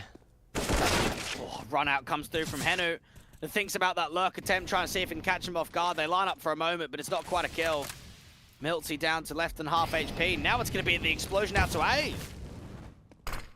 Smoke sent, Insani watching. Molotov sent out towards CT spawn as well. Smokes back, flashes over. M4 trying to engage. Card takes some damage. Insani falls back. Re-smokes back forward. And Miltz is there in the underpass position ready to cut rotations, but he didn't hear or see Spinny. Bomb trying to commit to the site. Backstabs inbound from both teams here. Card could get caught, so could Insani. Headshot gained, second player seen, sprayed with a kill from Poddy on Spinny. It's a 4-on-2. They make that look so easy, just discipline, and now even Server could get the bomb down out towards open for Connector. Mate, there's no way that the CTs can deny it. Shot misses for Poddy. AK sits on top of the danger box. Let's see, waits, and Server's going to get caught, actually. A little pixel speaking out, so a 2-on-2 situation. Bomb is planted open for Connector, so chance for both players to look in. Diffuse kit. Get on the bomb itself. Picking up the AWP for Miltz, adjusting towards Catwalk. Flash over, should suppress them. Got to swing back. Nade on. Should do some damage. The shot to B-God connects. Love left alone. Also caught by Miltz. And that is indeed a 9-6 heart for ENCE Academy. It's just a good performance, a good foundation there for ENCE Academy. The way that they composed themselves in the first half, it was a slight slow start. It seemed as if it was going to be a difficult factor to start getting into the fold of things, but towards the end there, they just kept the basics right. They kept the time down to a minimum and didn't give many opportunities forward to the Brazilians at all. All in the later parts of the half. Mid-game starting to work out well for ENCE. Now we go to the CT side. Up by 3 rounds. A pistol would put MIBR in very hot water here. USPs up against the Glocks. No upgrade pistols, no Julies, no Deagles, no P250s. Diffusing smoke for Server. Double flash for Insani. MIBR might be able to try and see if they can get some pace together on this round. Start charging their way out to the apartments now. You've got 2 on B. You think about the initial defensive hold and what's going to get granted. Flash over the top, they're going to commit. Miltz and Henu are there for the defensive. Third man could make his way in from Sniper's Nest. Pretty far away as Henu engages. Looks for the taps. Lub could get caught off. Henu going to get flanked in. Site defensive needs to hold, but Lub overwhelms the first man. Bomb can commit and get planted. Rotations inbound for the retake. They catch off Spinning in the open, so 4-on-4. Smoke goes down, try and give themselves a little bit of coverage, but instead that's going to help out the bench individual. Trades going back and forth. Miltz and Poddy taking a lot of damage now. And Milt's dead. Poddy almost there. Juicy in a 1-on-3 for all intents and purposes. Smoke starts to clear back from the CT side, blocking off B-God as he continues to put blind fire down. Leaning in for Poddy. If he gets a kill out of this, I'll be shocked. Juicy needs to do all the work here. Goosed himself, tagged up. Poddy swings dead to right. Juicy called off by B-God, and that's an all-important pistol for MIBR. MIBR have actually got a lot of pistols under their belts. One of the more impressive things that we've seen from them over the course of the entire season. Try and see if they can give themselves some leverage, give themselves the start. And you look at it from the scoreline perspective, it was 5-1 at the beginning. If they're able to get 5-1 again, you give yourself a bit of a lead, you give yourself some room to work with. Even this force back, though. We've seen forces be deadly. Small tech pause before we get into it, though. Not ready to go just yet for ENCE Academy. You're right about the 5-1 start. The concern, of course, for me is after that particular position, because at that point it would be like 11-10 for MIBR. And from there, ENCE Academy were able to take control in the first half. So for the Brazilians, yes, the pistol conversion plus rifle would be nice. It's a case of following it up where I think the big issues are going to come for the Brazilian team. This has been one of the more competitive maps that we've seen from them yet. You think back to Big Academy on Mirage, only 5 rounds was gained. Against Astralis Talent, we saw 9. Now, considering that we're just moving into the second half, it is shaping up to be the affair that we see more from the Brazilians, and this is what we're going to expect over the course of the entire Academy League season. Just get a glimpse of where they sit, how long it's going to take them to adapt and to get comfortable in Europe. For ENCE Academy, we know that for these guys, just being able to get the first win on the board is going to be a good feeling, because there weren't many wins in the last season for them. No, not quite. Well, Season 5 was their debut season, and they got 5th in their group. 2-8 was their record. So, not exactly fantastic.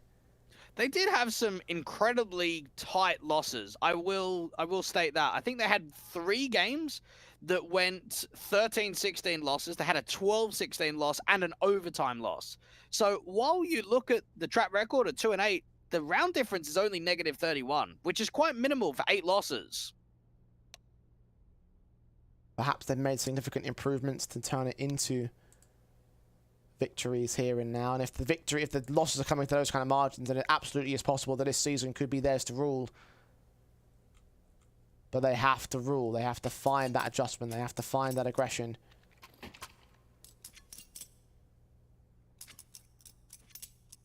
Ball's over and done with MIBR going into the buy-up. AK's in, Galil's out of standard. Spinny taking the Tech 9 this round. It's 1 pistol per team. ENCE Academy have to try and see if they can get themselves started with an opening man advantage. They've got an aggressive stack towards mid with quite a few individuals. Server might just be the jump spotter out to Van. And MIBR Academy. Now, we saw the B pop come in the pistol. There's still quite a lot of B emphasis in the apartments. Smokes in, flashes over. Love backing away. Tees start to make their way in. Smokes at the ready for server. Put this up with the Molotovs being sent down. He's ducked out, holding position, sees the spray against Spinny. Doing some damage. B-God can't get caught. I know he must still be on the boost up there. Sprays back, holding on to damage, but no kills. Card and Insanity get those 2 pricks. It's a 5-on-3 situation. A server needed at least 1. Anytime you're in a 1 for done position, we would call it, in that sort of position, you need to find damage. And instead, it's just not enough being presented. Even Spinny's getting pop flashed aggressively into market. Lub looking out to connector. I think more players are going to fall here for ENCE. Most likely with Lub facing in, doing damage to Juicy, whose Deagle has something else to say about that.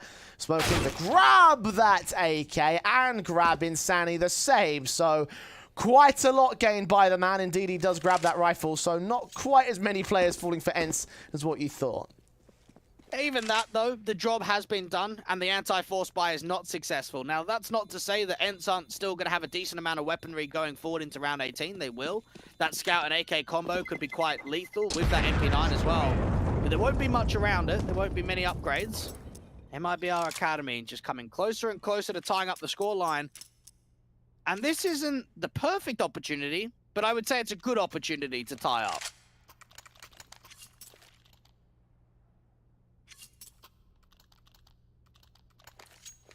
One round to the good with no, well, I was going to say no real investment, but they are going to force the issue in the end.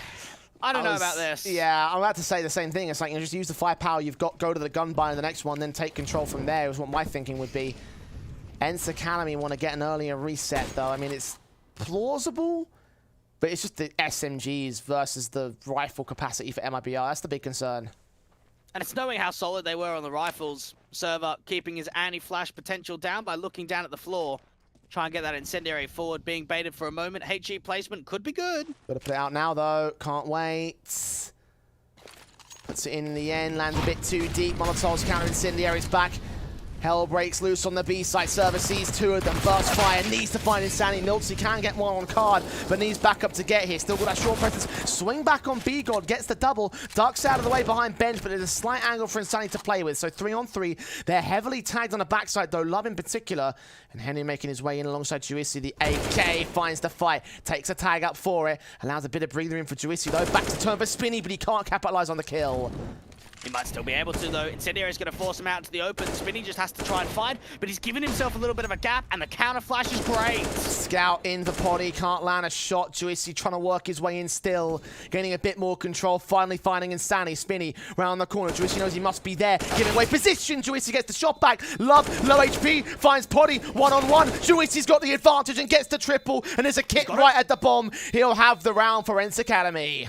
Oh my goodness, thank God there was a kit in front of him. That would have been such a different story if that kit was elsewhere. That must have been commed over so quickly for Joisi to know, yes, I've actually got time for it. MIBR Academy, they'll be upset because they go for the B-pop, they get themselves the entries, they deal with that FAMAS of miltz eventually. It seemed like enough time stalling had been done, but Joisi once again gets ENCE Academy out of trouble. I feel like we're constantly talking about this kid, by the way, in the last 2 days. Brilliant stuff from him in that last round. And of course, in the previous, the 2 deagles to even set that AK into his hands. Had he not had it, I don't know whether it would have been successful in terms of his own position. And that is the steal for ENCE. We question the force buy. We know now why they did it. It's bonus up against the pistols of MIBR. Joisi going back deep towards the city spawn area, just jump spotting from Ticket. You got Poddy trying to keep eyes on what's happening towards top mid, while miltz looking towards the underpass. Lub has not been seen just yet. miltz will fall back as they make their way towards the A site. You have got a player in Sniper's Nest, the Poddy ready for Lub. Casualty taken. Scout was shooting away by b1, so they have info on his position. Player at dark undetected. Chance for miltz to go down, but Joisi has his back, so b1 in a 1 versus 5. Nothing gained on the T side. And this is where, for MIBR Academy, you have to start putting rounds up on the board now. You've got to give yourself the leverage, the difference only being 3. It's still a winnable position from this point onwards. Having that AWP investment back in from Card now. He's 13 and 11. He was 9 and 2. We have seen the drop-off. I think he's been on 13 kills even before the first half closed.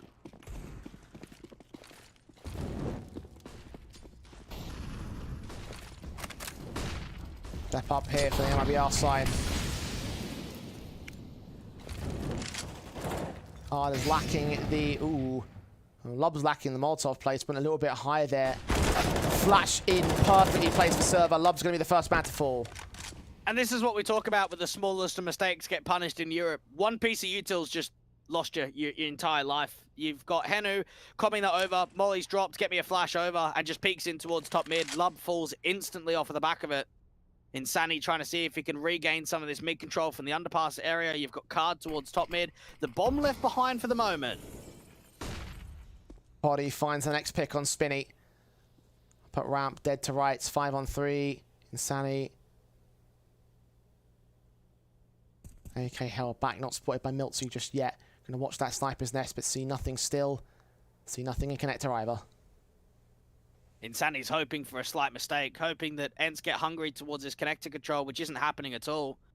Now, you've got more of a shift of b1 coming back towards that bomb control. I know that there's underpass entity. You'd imagine a B lean has to be the outcome here, because there's no A presence, time is low, they have to act. Try and grab it. b1's going to be a little bit more cautious.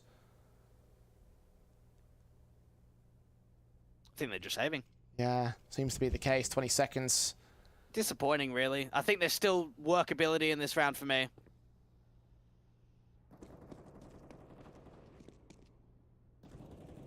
Well, it'll be 12-8 regardless here for ENCE. They were on the front foot. MIBR at least have their guns for the next round. Hopefully no after-time kills. There are a couple of players in risky positions, but I don't think they'll reach them in time here, ENCE. b1 will not be seen. So indeed, no exit frags found by ENCE. And I imagine that Lub and Spinny buy around this, right? You'd think so. Try and keep the money in float. The last thing you want is a lopsided economy where there's only a few more rounds of the game to close out.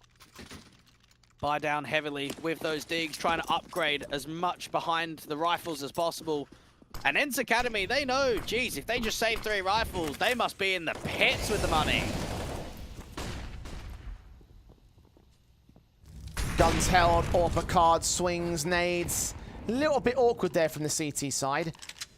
Not done up in the way that I like it to. Swing forward up towards that top mid position. The Deagle and Lub will see only one. Thinking that Henu might have been the only player there. Might be the way that Poddy will find his picks back. Henu, meanwhile, adjusting with the nade. Knows that Spinny's up. Won't do anything without HE still. Now, while that's happening with the top mid press and the utility out towards the apartments, you've got Joisi and miltz just keeping information cleared towards this ramp control, getting aggressive, trying to take the fight head on. It does seem as if it is going to be one of these B-pops again. Going to smoke down towards window and lurk in the apartments. Into underpass. Potty might get seen immediately. It's whether he gets dropped, though. Here's those players up towards top. Mid-engagement for Spinny. Indeed finds the pick back and bails out his teammates up in that position. Meanwhile, MILTSE fighting on one of B-God. Nades and Smokes will suppress him. I've got to focus on that connector take here from the T side. Henu hears it. Doesn't know if they're going towards short, though. He's a little bit confused by the sounds. His teammates should have their angles to deal with it, though. Juicey's going to tell them it's going to be a split A. They're coming through for connector. They need Henu to reposition. Backs turn. Lub gets picked up. Juicy with a double. Insani trying to act out from that room. Henu will get caught. 3-on-3. Server's SMG struggles back and indeed gets his pick. MILTSE and Server. Last two players left. I don't know if MILTSE was heard or spotted. Flash forward anyway. Looks in. Catches the headshot. And it's Card now. 14 kills. Makes it 15. On for the one-on-one clutch scenes where MILTSE is, but he misses the important frag. The one that would have won the round for MIBR. It goes the way of ENCE Academy. And that's going to catch you by surprise. MILTSE's completely out in the open. You know that it was commed over that he was playing from Tetris. You think, okay, MILTSE's either back in Tetris or over towards A ramp. And instead, he just starts peeking forward, tries to reposition, get closer towards that stairs angle, think about advancing the position to try and get the jump on. MIBR Academy felt as if they had leverage with the opening couple of rounds. But once we've seen the reset, that's been it. It's been all ENCE. Smokes on, Juicy overwhelmed by the quick rush tactics here, the pistols of MIBR. M4 in the hands of Insani, who will extend out to try and engage and get Henu next. MILTSE could get caught on a reload. Card will not wrap that corner. 5-on-3 situation. And it goes quiet. Do ENCE have a look in here? Flash around the corner. HG placement's good. Server needs a multi-frag. It doesn't happen, though. AWP back into Potty if MILTSE gets picked up. Now he's got to escape. Run away. Deagle stands and fights. He's got to do so to try and maintain his lifeline. And Lub will take him down. What a steal that is for MIBR. And this is leverage. This is now an opportunity to start striking back, but also consider what's going to be on the table. Another buy attempt here for ENCE Academy. Just beat them with pace. That was pure acceleration. The quick set piece. How fast the pistol got the opener. The M4 gets picked up, charged down towards CT spawn. I like the aggression. I want to see more from it for the Brazilians. Might be the answer to all their problems in the second half. Number of rounds since we've seen one back for MIBR. ENCE boosting their way up into ladder room and setting up their mid defaults from passive positions in Sniper's Nest and ladder and connector and all that jazz. Even the AWP doesn't want to stick around because Server's gained a bit of apartments control. Insani might have a tough time rounding the corner to deal with this SMG. Very cautious, very patient. Molly goes out to the right-hand side. That's not information onto Server, though. Standing on the kitchen counters, the flashbang turned away from. Making absolutely no noise. Making no moves. MIBR unawares of this, but they're going back on the pass into mid, and the A rotation seems to be on the table. Huge off angle coming through from Juicy to look into Palace. You got MILTSE trying to see if he could drive some of that attention away. Top con smoke indicating a mid setup. Henu in ladder has been undetected. MIBR looking to try and see if they can split A again. See. Dived away. Server's going to get hurt down here. Lub starts to walk in towards short. This is still going to be the B-pop. Molotov sent, AK leans in, SMG swings out for the challenge. Henu gets the kill, still holds on with MILTSE supporting from connector. That's perfect adjustments there from ENCE Academy. Insani suddenly in a 1-on-5, can adjust towards the 2K, but won't get any further than that. It's 14-9 for ENCE. What a huge gap in the offensive default that was for MIBR Academy. Server just starts realizing, okay, there was a molly and a flash that came towards me, but now I'm not hearing anything. This is my chance to go. And he just starts aggressing forward, gets into underpass, and that's the read. That's the idea that they're not out A. We've got Juicy towards the Palace balcony. He's not saying anything. It's got to be a mid-take, and that's when they can just establish such a strong crossfire. And any chance of trying to get that bomb into short just had no option. Locked out, boost up for Henu. M4 looking to engage. Spinny's Deagle starts things off on the right foot though. MIBR losing control. ENCE Academy. Server to try and regain it here for him. Deagle firing back from Spinny. Blind, similar story for the M4. He'll make his way up. Fall out of position. Spinny was a highlight guy when we think back to that series against Astralis Talent yesterday. He has been incredible with the dig. I remember only a few rounds ago, he got that shot onto Potty that was playing up there from top mid. Potty this time does get baited by ENCE with the AK. Up a ticket booth now. Meanwhile, WePlay sees the shadows, takes a premature fight, only doing damage to all the two T-side players that are out here. Drop that bomb with MIBR support. Kill from Card. Potty and WePlay chime right back to the 3-on-2. Deagle of B-God can't get the pick back. WePlay has the bomb as well, hiding behind his smoke. Is going to start to sneak forward. Catch off ENCE. Look for the last man. That's a tap in the middle of the air. A quadra for the man. A match point for ENCE. And oftentimes we have people, coaches specifically, saying, yeah, you know, this guy's proved a lot in the practice and off the servers, but we still haven't yet to show the grand prize. I think that's almost WePlay. One of the guys that we hadn't seen much before, but just confident, and these last couple of days has been incredibly impactful for him. This is going to be another huge performance from him. I think back to that Ancient game, 24 kills, 17 deaths. He was the only guy that was positive for ENCE Academy. MIBR left towards their weapons here. Trying to set up some sort of execution towards the B site. Silver gets ENCE and falls away from position. That opening fight now should lead towards the execution. Counter Incendiary will stop them, but they don't commit. Potty's AWP only lands a leg shot on that quick scope. Gives up a 4 versus 4.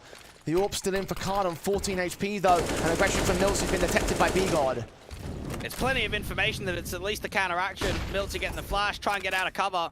He's got Henu and WePlay to play with him. Lub is just flying out B though, spotted by Server. Gets the kill for it, sees that AWPer as well. Low HP for Card. Flash in against him, he's got to fall back. Needs support from his teammates. Henu is now in position alongside MIBR. Held back on the AK rather. B-God holds his line. MIBR ready to receive them. Card, gun barrel seen, and the man is dead. 2 left. B-God and Spinny, both in completely different positions. Bomb's been seen, bomb gets dropped. Spinny's now the lurk out mid.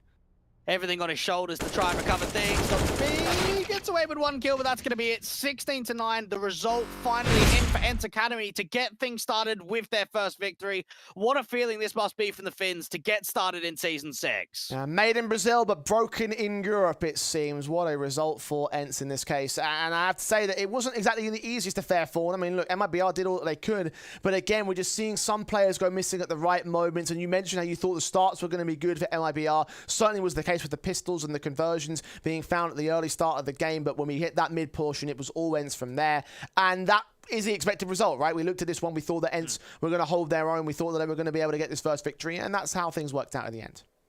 I think we're seeing more and more of this Brazilian team. Again, very direct when it comes to the first few rounds, but sometimes there's a little bit of hesitation in the mid-round, and when we get further into the game, some slight mistakes with utility is costing them big time. So another learning experience for the young team, try and get themselves into the next matchup. But for ENCE Academy, this is a long time coming. The last couple of best of ones have been competitive, they've shown us some good signs, and now they've been able to get a win on the board. Well, MIBR will hunt for their first victory in Europe. For now, they are down still lower in the group stage. ENCE, as you mentioned, getting their first victory on the board. As we head towards a break, we head towards our last 2 games of the day. We've got Flame Descent versus fnatic Rising and Prospects versus Big Academy to close out today's proceedings. We're going to see Denmark versus International after their break.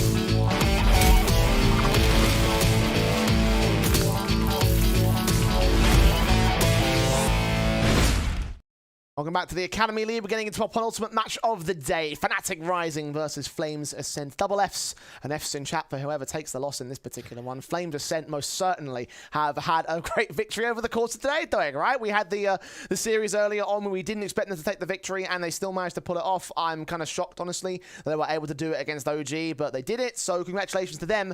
This might be a bit more of a difficult affair, though, if we're being honest with ourselves.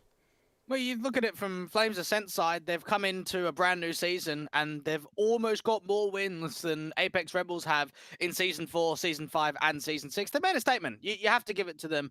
But this is a tough game. Anytime in a group stage you're going to be facing off against Fnatic Rising, you know you're going to be in for a difficult time. So while there's been a couple of wins on the board for the Danes, this is going to probably be another game where it's a bit of a one-sided loss. Definitely looking at the grand scale of the season, it's great for Flames. But again, it's about the matchup overall that we need to focus on here against this Fnatic Rising side. And Fnatic themselves, look, they've been doing pretty stellar so far. They've had a great start to the season of their own right, currently within the top ends of their group at the moment. And they just look like a team to be reckoned with. Obviously, we expect them to do well in the groups because they are the defending reigning champions. And for Flames, obviously, it's always going to be a difficult affair in that sense. It's going to have to happen at some point during this group because they're playing in a round-robin system. But for them, like, the idea that they come into this season as the fresh new blood, they're expected to lose almost every single match they take on. So if they do anything here, look, it'll be impressive for them, and they look like they could take an upset against OG, but this might be a bridge too far for my money in this sort of circumstance. Like, I'm glad that we're seeing some of those star players come up, and it's definitely a case that they could show themselves to be even more talented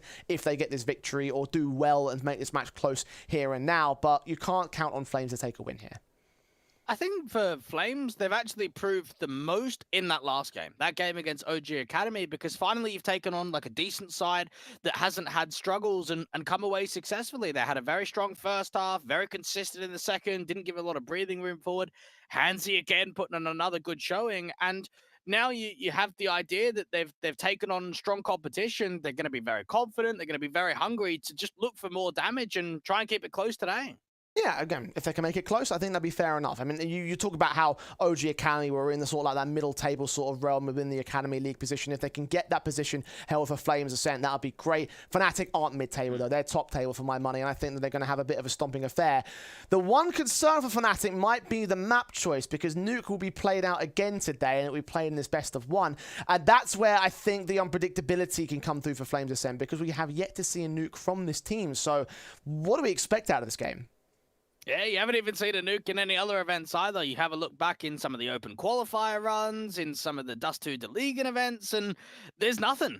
There's nothing to see here of Nuke. So unless there's a match that I haven't seen, there's not a track record here of that. So now, for Fnatic Rising, it's not a map that they play all too often. It's also a map that's not massively successful, but they've floated it in.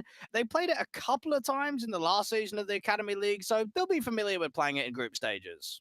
I think the concern is playing it against Flames Ascent, right? Because you don't let this map slip in. I know it's a best of one, obviously, so you potentially let a map like this slip in, but you don't let it go without a game plan in this sort of circumstance. So what would the game plan for Flames Ascent really be? You're just hypothesizing, to be honest. Like, we don't have the tangible evidence to know and to look at what the Nuke's been like in the past. I know that they've been banning Ancient, Vertigo, and Mirage for the majority of their best of ones. Obviously, that's why we saw Overpass come through from a second time, while we've seen Dust 2 peer through. So knowing that Nuke is come out, there's no surprise there, because they've never been banning Nuke. And as a result, it might prove to be a risk here. Again, I'm not certain as to where Flames will be, so like it's a very unpredictable matchup as a result of that. All we can do is take a look at the teams and the players that we've seen over the course of the last few days and sort of like just weigh into account what the pound-for-pound rosters do look like. I think Fnatic have the better team overall. We've seen great individual performances from so many players in the time this roster's been together. For Flames, we're obviously looking towards Bunny, and when we're looking towards the AWP as well, like we're looking towards those two guys as being the main sort of carry elements. For Fnatic, it really could be one of those cases that any one of these guys could have a great match. I think there are certain players that you can look at being more direct. I mean, Pepzor's always one of the stronger riflers on this team. Maze, with the IGL backing behind him, could be a very capable player too.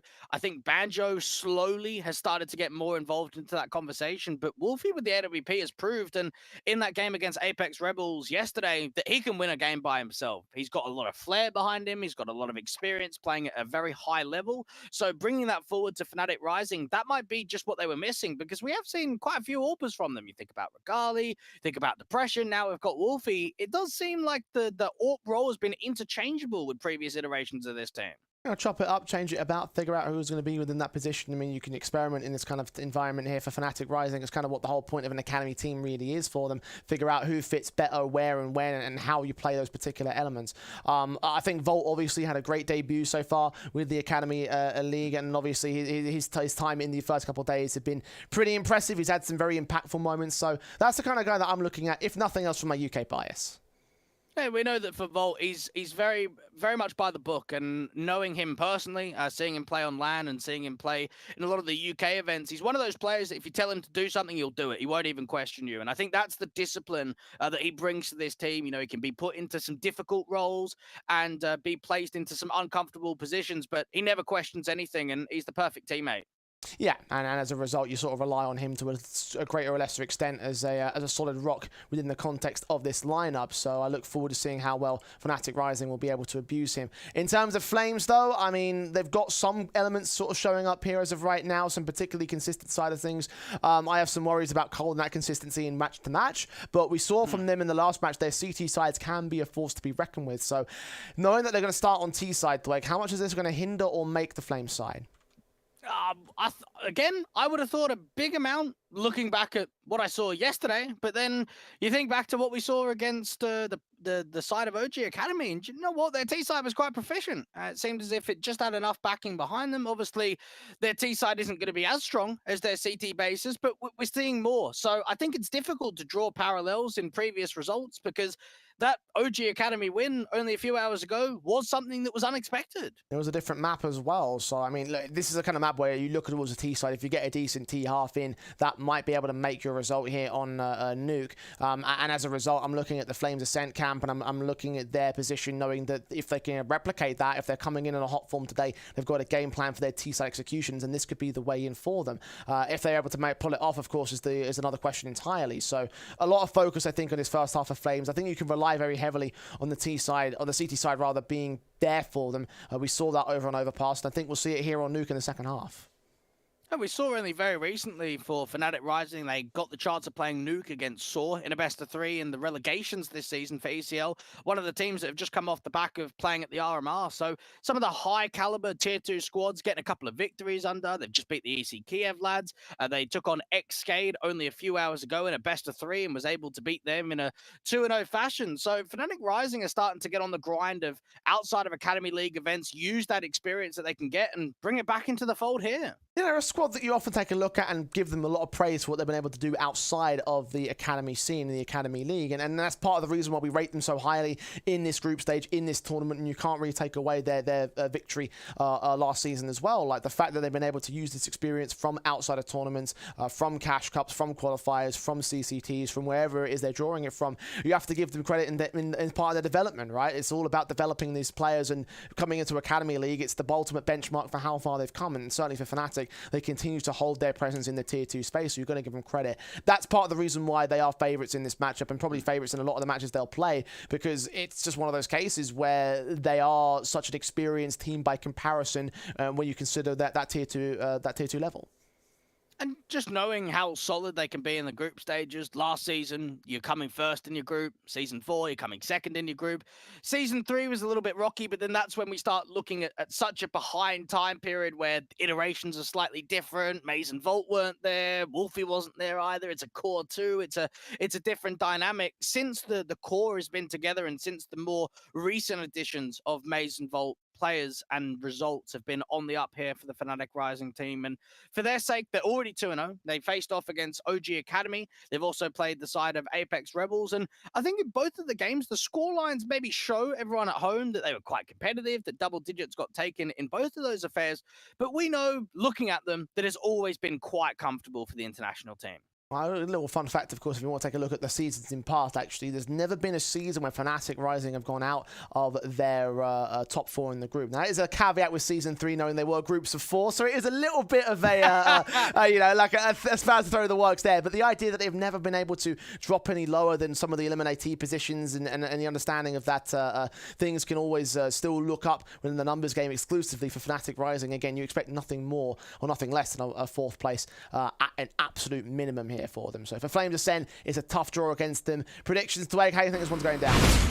I think Fnatic Rising, once again, should be a comfortable affair. I'm hoping that Flames Ascent give us a little bit of that style and a little bit of that flair to keep it close and keep it competitive. Well, here we go, pistols out. Julie's in for Banjo and Peps. We've seen a lack of Julies on the CT setup, so we'll get the chance to see whether or not this will make any impact for Fnatic again in the CT start of things. Flames, the Glocks forward. USPs, taps from Bolt, getting a kill on towards Fez, doubling up on Hansi as well. Triple swing. Maze are going to provide a bit of support, finding Bunny next, and the Flames are ripped apart on the ramp take. They will get one pick back to return, but Backstab's closing in the pincers. Speedy's down. Inspire, 1-on-4 situation. No chance in this one. It's a pistol for Fnatic. And Fnatic Rising just being able to put a lot of hurt on from that initial setup. You can see Volt and Maze establishing the crossfire towards ramp, and then even the backstabs coming through as Flames Ascent won't be able to bring too much into round 2. Weren't able to find a massive amount of kills. Weren't able to get close to a bomb site, so no bomb plant. SMG's up for both Maze and for Banjo. Farm potential. Money to gain. Placing themselves aggressive if possible. Maze in particular placing himself towards outside. Banjo is posted in center of the A site with Pepzor's crossfire. Maze will be able to get that kill alongside Wolfie's support. Hansi will go down. It's 5-on-3 for the time being. Fnatic Rising. Yeah, okay. I think there's been a tech problem. You reckon there's a DC? Well, why else would you be running into a wall with your knife pulled out here, Dwayne, and moving across the right-hand side of the screen? Why else would you be looking at this pipe here for Bunny? Something tells me that they're not moving in the slightest, and therefore it's not even going to be... There's going to be money gained. They'll start to realize what's happening, I imagine. Yep, kills being found. Last player left. Boot camp, I reckon. I imagine they probably are on boot camp, and that might be why this match was a little bit delayed, because of the fact that we didn't get our 5th man in. Poor Inspire. You ever had that you ever had, like, in school, the punishment you have to face the wall? No. well, this might be a British thing, right? But whenever we were naughty kids, we always had to like stand at the wall at playtime and face the wall as a punishment because we never got to interact with our friends. So that's why things just happened there to the Flames Ascent. So it's like a similar thing of like sitting in the corner by yourself. Yeah, or like the naughty step, but just British and terrible. Yeah, so... yeah, I don't know what's going on. Well, what I do know has happened is obviously Flames Ascent have conceded themselves to a DC problem, so this match might take a little bit longer to go. It was going to be 2-0 for Fnatic Rising anyway. I'm just kind of shocked the time is still ticking away. I would have thought that would have counted as a victory right here. So yeah, Flames, not great, but this is not a situation that we could expect it from them. We imagine that they probably should just get it resolved, whatever the issue is over on their side. Yeah, no problem. We'll get it done. And it looks like to be a whole boot camp for the Flames Ascent side, or like playing from the office, whatever you have it, because all 5 are down, so I have to bring this out and take a moment's respite. Well, they should be at that LAN event, actually, wouldn't they be, in Denmark? Yeah, of course. Well, that's not encouraging for a LAN event for your internet to go down or something. Yeah, well, we don't know what the problem is yet, so we'll give the benefit of the doubt that it's all okay. Is it like an official LAN, like a BYOC LAN? No, it's an official one. Okay. I think they had some invitees and some qualification teams, but yeah, it's not like a BYOC. So no one's like pulled out an internet cord just to mess with them or anything like that? Put a heater in or something. No, none of that. Overload. Plugged in a mini fridge. Yeah, exactly. Just take out the whole line, set the place on fire. Electrical hazards. There's a reason why they ask you not to do those things in certain places. Can you imagine though a mini fridge at LAN and that just causes everything to go down?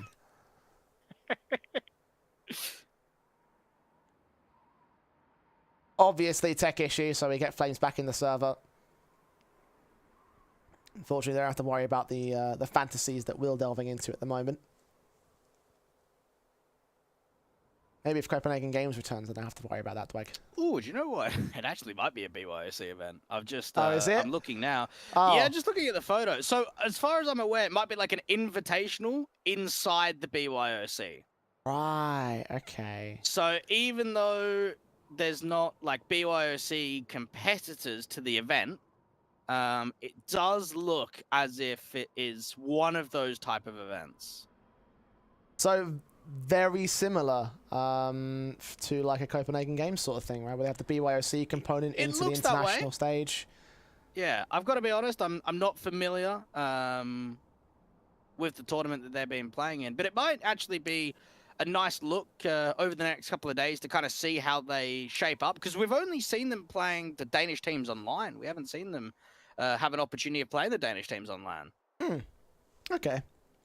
Just following a lot of these teams and seeing where they are. I mean, for Fnatic Rising, knowing that they had a very good advanced run, they're in relegations, they're still in the lower bracket, trying to see if they can fight themselves out of trouble. Even Prospects, one of the teams that we've got later on today, they played a best of 1 at 9 o'clock, or best of 3, I should say, at 9 o'clock this morning. They then played a land best of 3 against Eyeballers, and now they've got another best of 1 after this. So lots of Counter-Strike to play for them.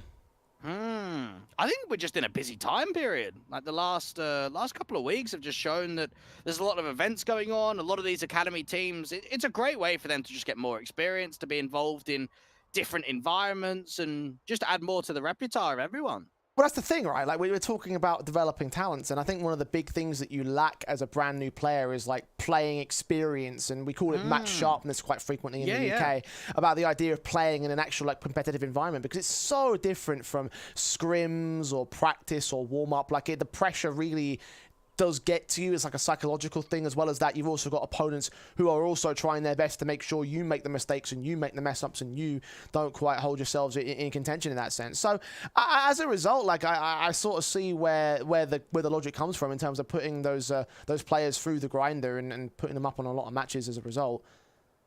It's the thing that I think can have diminishing returns, but in this context, it's not quite as diminishing in the early stages of the team's life cycle. So yeah, I like it. I like it a lot. Good to see. I mean, even Copenhagen Flames getting involved with an academy team, because we know that Fnatic have obviously had one in the past when they had Fnatic Academy before Fnatic Rising. And for Copenhagen Flames, I know that they've had some female teams in the past. They've always been one of the organizations that have put a lot of tier 2 squads together, but a new look into the academy and look into the youth of their own region.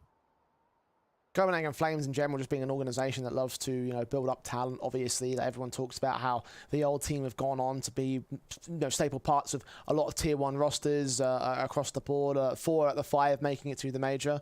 That's like the whole thing for the Flames side as a whole, and having like an academy except for the team. new roster. Yeah, well, I'm talking about the old team. That's what I'm there. Yeah, that's what I'm talking before about. The new one they picked up. Yeah, right. That's what I'm saying. 4 out of the 5 of those players went on to be staple parts of tier 1 Counter-Strike, and now they're part of like professional teams. They're, you know, doing great things in that sort of sense, right? And so an academy team, to bring that in, to have like a feeder system to go up, to allow them to sell on players, to develop the Danish scene in its presence in the tier 1 environment, I think is a really good position to put yourself as an organization. So yeah, you know, I love the plan for Copenhagen Flames. I love the fact that they've got an academy team. It feels like it was an appropriate move to make. Yeah, even the main roster's having some struggles at the moment, so maybe trying to bounce off one another, trying to see if they can get some experience, allow... I mean, a lot of the time we start hearing stories like the academy teams get a couple of scrims and maybe get to watch in on a boot camp of what the main squad is being made of, because obviously the main team, while the results maybe haven't been there the way they would like, you've got a lot of experienced players in the tier 2 atmosphere that are a part of that lineup. Right now, the biggest challenge for Flames is getting themselves back into the server. We'll bring you updates as we find them, but they have until Q2, which is when things will start to get a little bit more dicey for them. Having 0 out of 5 players might probably cause a forfeit of some sort.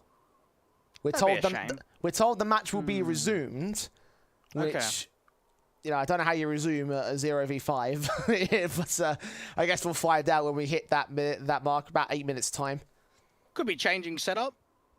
Could be changing setup. Could be moving around the LAN. You know, whatever it is that they're doing out there, we'll give them some time. You know, given them already a bit of time. Again, we've given them the cut-off point, so they have that much info to play for. Obviously, not the least stressful situation in the world for this Flames camp. So get that changed over, get back in server. Very early doors to make an assessment on the matchup itself. Obviously for Fnatic, they'll be very happy if they take over the 45. Be a free win on the board for them almost.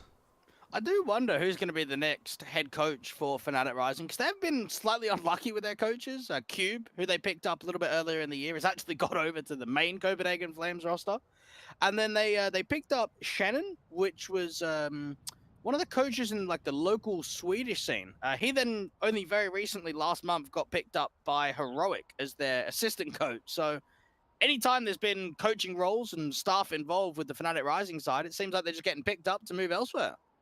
I mean, it just goes to show how effective they are at developing talent inside and outside the server, I think. We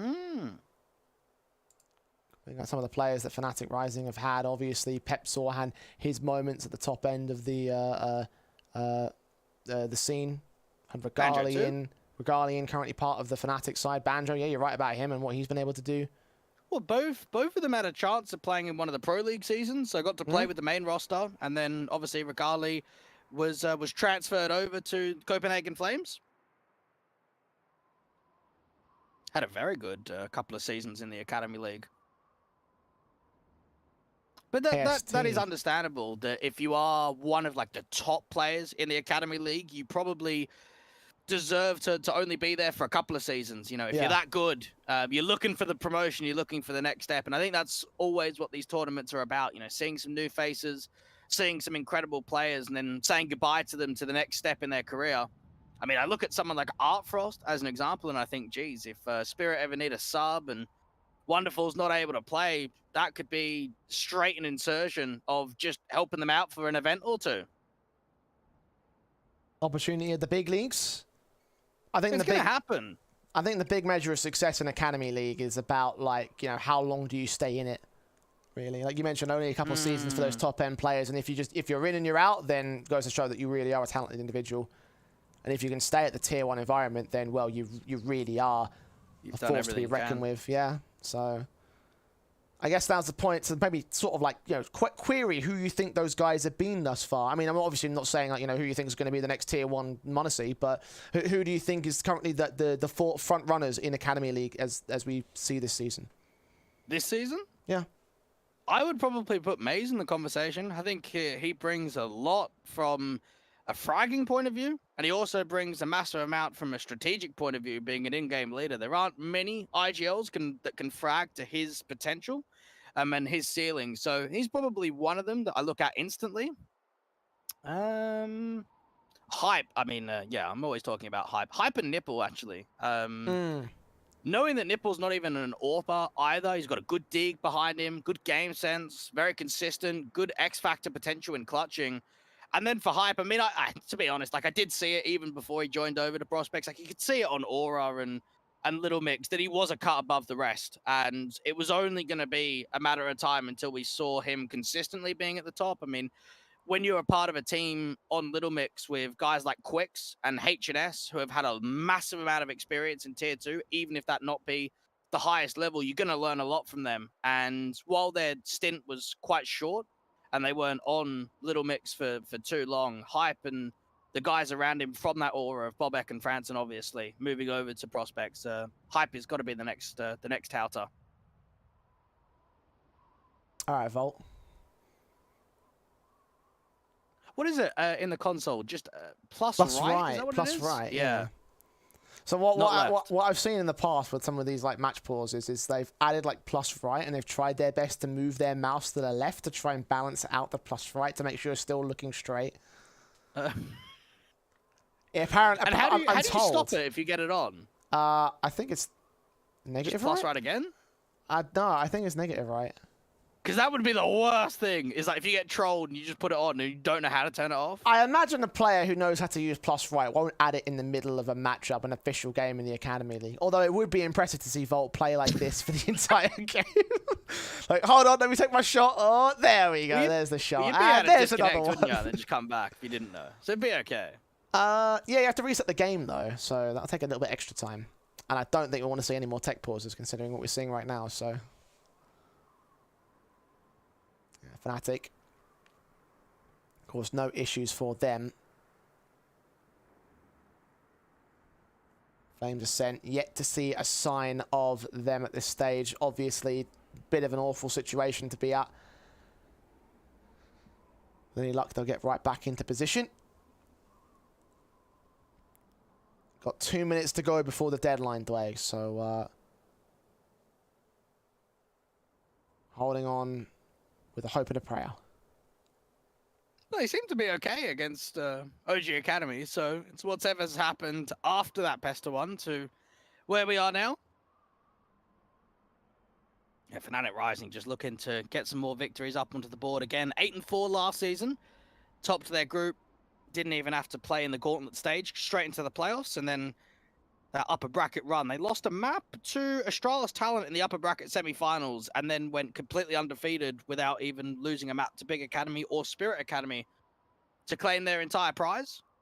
And that would be massive for someone like Volt coming from the UK scene. That's like, you know, the first jump, because I'm sure that would have been a difficult decision to leave the Coalesce and Fanbit lot. He'd been with them for quite some time, but when an opportunity comes knocking around to join Fnatic Rising, and I know it was a difficult time for him too, but to come out, to get into Season 5 and to win the whole thing it's like, yeah, I made the right choice. Like, this was the right decision, the right step forward in my career. We're all very happy for him, I think, in the UK scene. Well, we've seen a lot of the UK representation find more success moving away and taking that leap of faith, having that chance. I mean, Ash has only done it very recently with Gamer Legion. And now Volt's sort of the next one up. I mean, he's one of the younger players on this Fnatic Rising side at only 20. He's still got a massive career ahead of him. Think about Fnatic and their academy, you know, teams in general. They've had a number of decent UK players. They have. They had Eccles, didn't they? Yeah. Now currently a Valorant Pro, so he's betrayed us all. Thanks, mate. Appreciate that. I'm just trying to think who was on that line. We know Alex was there, the IGL of prospects. He was also on that Fnatic Academy team. Because it was like core Swedish, but UK, right? They had like 2 Swedish, a UK. They had a German in Lucca. And their IGL was Slovenian. The IGL was Slovenian. It was Matafi.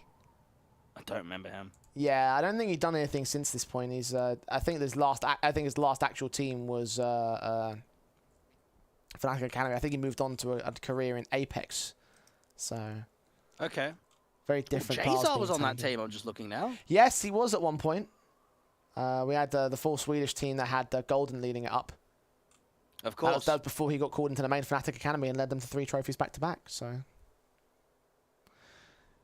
We are being told as well that the deadline has been extended for the Flames 10 more minutes. So we have a little bit more time to delve in and fill the air, Dweg. Yeah, we saw, I mean, Batten was on one of those teams as well. I know that he's actually playing. Is it Batten or Boaten? Because I've been told it's like Boaten. Have you? Yeah. I haven't casted him for quite a while. I haven't seen him play for quite a while, but I did recognize the name because he is playing at one of those Swedish lands where prospects are right now. So in Kappa Bar. In Kappa Bar. Previously, he was part of Chaos back in 2019, so he hasn't been on a team since that point. Quite a while. He did all right in his career. You know, he was able to win Winners League and everything. OGA counterpit. So nothing massive, but you know, in the tier 2 space, that was okay. Obviously, Fnatic Academy was a very long time ago. Yeah, it was. How would you rate this roster versus the old Fnatic Rising teams? Oh, this is always a tough one because the scene was so different. Yeah. I feel like if you're competitive today, you must have done a lot better than you did all those years ago. Because being competitive today is such a different landscape to how it was back then. I vividly remember that lineup, so I can't speak too much about results and what that team was, but Fnatic Rising have proved themselves to be incredibly solid. They've kept a good foundation of Pepsor and Banjo in the team for quite a while. They've allowed some of their players to play in with the main roster. I mean, Regali had a couple of events. Banjo's had one event. Pepsor the same.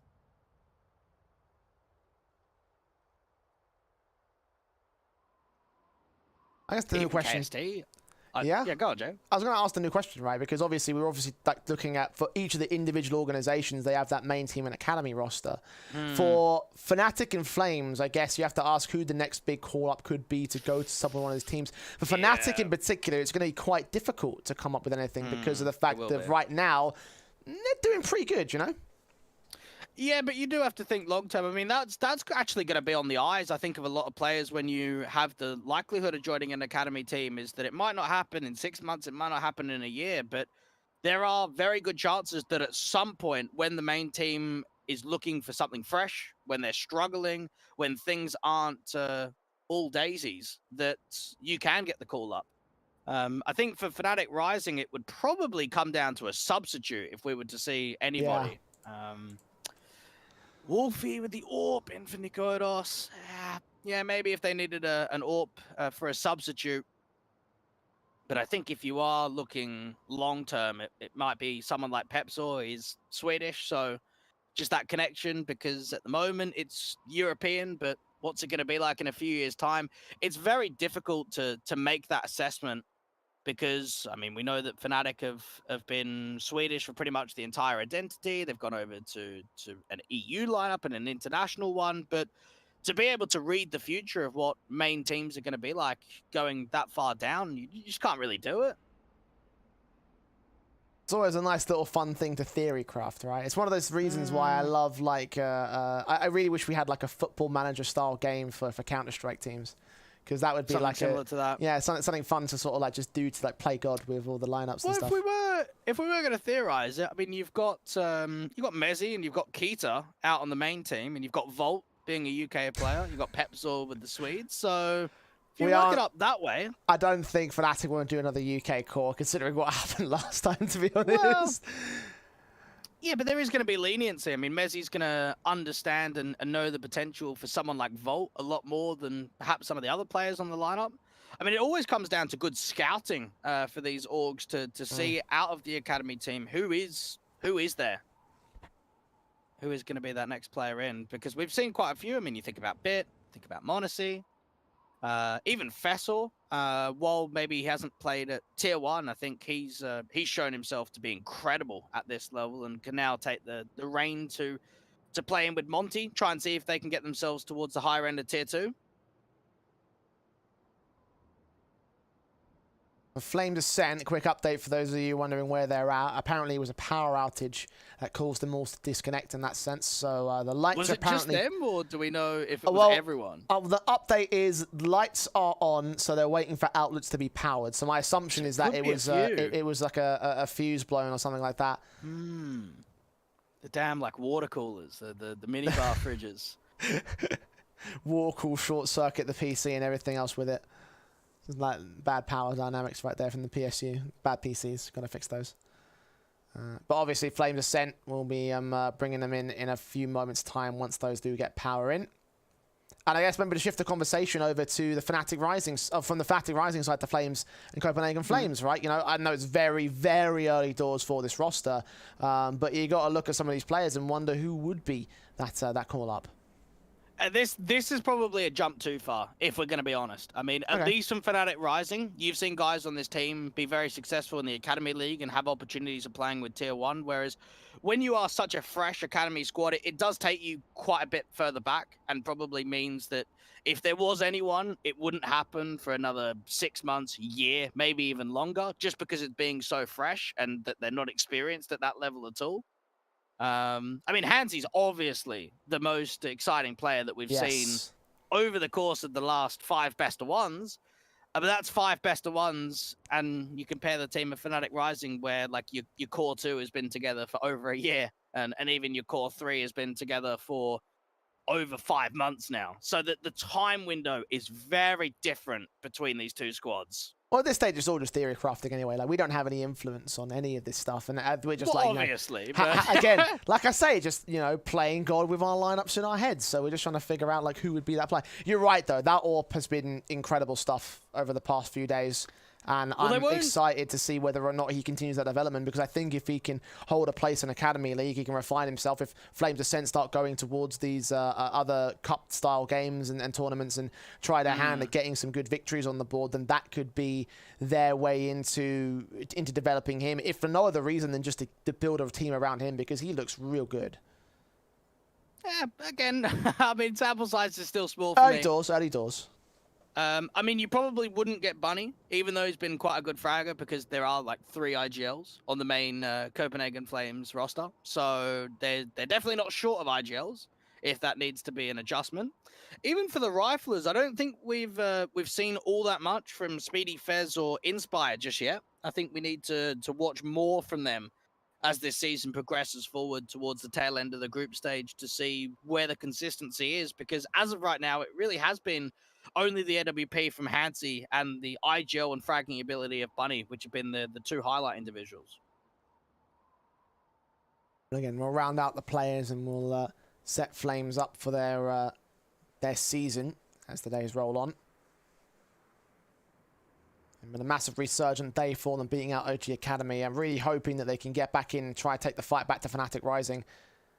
Do some work here, else there might be some concerns in that sense. We are approaching the second deadline, Dweg, so about to find out where Flames Ascent are going to be at. Have the power turned on? Are they ready to get back into matchup? Are they going to be in the server in time? Literally only 60 seconds, so I'm hoping that's the case, Dweg. Yeah, just press the button, Jay. Just like get it going. That's what everyone's been waiting for, is for you just to start the game. I've got plenty of buttons, mate, but none of them actually say start the game. Yeah. I'm in control of the production. I'm not in control of the server, unfortunately. Flames. I think this might be a big mental tilter for them at this stage in their careers, which might be something to be concerned about. I mean, look, when you're facing a tech issue like this and you're forcing everyone to wait and Fnatic Rising are getting bored and you're talking to the admins at all times and you're trying to get back in matchup, and it's clearly an issue that's out of their control, as we can obviously see. Like, there's no way they're flicking off the foul button just so they don't have to play the match and just get a default loss. Like, obviously, like, this is a situation that is going to frustrate a lot of teams and a lot of players. And for Flames Ascent, being how new they are, have to look at that and think that that might be at least a mental deficit for them. I disagree. I mean, they're still playing enough LAN events in the local scene and enough online events by now that even if you're at the low-end semi-pro level, you're going to be familiar with this stuff. I mean, tech issues do happen, and it's just about being more familiar with it. Obviously, for Fnatic Rising, you could say they'll be more familiar with it, but for the Flames Ascent, even though this is a new roster, there actually is quite a bit of experience in the lower-end scene of the Danish Counter-Strike. I mean, even for Speedy and Fez, again, we saw that the AGF lineup, led by Cage and B and Christo, we had Cabby in there as well. One of the teams that was trying to get towards the higher end of Tier 2, their lineup was dropped to make way for the Academy team to get promoted to the main roster. And that's where the likes of Speedy and Fez were able to gain the majority of their experience from. I want to give a shout out to Volt and Pepsor, managing to time their plus right so perfectly that they could actually like line themselves up and throwing the gun. I didn't see that. I've just missed it. A 2-minute delay. Go pull up the Twitch stream. It's real funny. Well, you're having your little like monologue right there. It is quite. It was quite good. I've got the picture of it. You'll see in a second. So second deadline has been and gone for the Flames Ascent side, and we're still not seeing anything come down. So I'm imagining it's been extended again. Just fortunate enough. I think the issue for Flames right here is the fact that obviously it's Academy League, and we used to be playing in lower level tournaments and bits of that nature, but they are obviously in a much more higher caliber environment in this case, right? They need to step up, or they need to show up or shut up right here in this kind of tournament, because this could be their gateway. This could be their bridge into a professional career, and this map probably has a lot of importance, a lot more than a lot of the tier 3 Danish lands that they're playing at the moment. I mean, I'm not saying that this one that they're at right now is one of those things, but it's just something that, you know, when it comes to mental game, there's that added pressure of like, this is an important game. No, for sure it is. And for their sake, I mean, even playing one of the best teams in the group, one of the best teams in the competition, I think could be a thoroughly good learning experience, win or loss, whatever the result may be. I mean, you only learn from the best, and Fnatic Rising are the best team that we've got here in the competition. I'm sure a lot of teams are going to try and see if they can change that around. Na'Vi Jr., as an example, they've been quite impressive these last couple of days. Getting those early wins forward. I think for Prospects too, they've got something to show. Young Ninjas actually have been maybe the battle between Young Ninjas, Na'Vi Jr. and Fnatic Rising might be higher end of the group's favorites to make the playoffs. Well, I mean, I would put a quick pay to that in the idea that Young Ninjas are not in the same group as Na'Vi Jr. and Fnatic Rising right now. So that's going to help them out. Definitely a case where they're currently sitting at the top end of that group, though. You're right about Group B. 0-0 Prospects are the one team sat ahead of them, I think, because of tiebreaker on a single round difference. So that might make things impactful. Actually, Spirit Academy should be one of the teams that are going deep again. Yeah, I can imagine them doing some decent work. Big is a question mark, obviously, because they don't have Sin and they've got Tizian standing in. Whether they'll be able to get to their full strength like they were previously. I think for Astralis talent, yes, they made playoffs last time around. I don't know if they're going to be in that same boat. I don't think they'll be a favorite. I think this season will be a little bit more difficult for them, but we know that Big Academy are certainly a very strong team consistently in the Academy League. It's just whether they can be a complete threat with some of the roster changes. I think it's like a middle-of-the-road consistency, really, for Big, ultimately. Like, you think about their position and what they've been able to do in the past few seasons. It's like they've never dipped out of a top 4 position and that top 4 exit. Like, they've always had 4th place, 2nd place, and so on and so forth. So there is always that to think about for them. So it's relatively high, but it's never really like something that you expect them to be a championship winning side, at least not right now. Maybe that could change, you never know. In the group stage tables as well, pretty evens, and expecting from positions just held together. We are only on day 3, so it's understandable. It's very early doors, and certainly their group standing does sit them in the middle of the table at 1-1 in terms of their series record. They've got another match to play after this one, so there's a lot more Academy League action to come, Dweg. You hoped that we were in for an early night, but apparently that's not to end up being the case today, as it seems. So this match to play, then one more, and then we'll be done for the day, and then we come back tomorrow, same time afternoon. So a lot of fun things this weekend for Academy League. Yeah, thank goodness Maze isn't also at this event, knowing that he's Danish too. That would have just spiraled everything out. The Fnatic Rising wouldn't have had all their 5.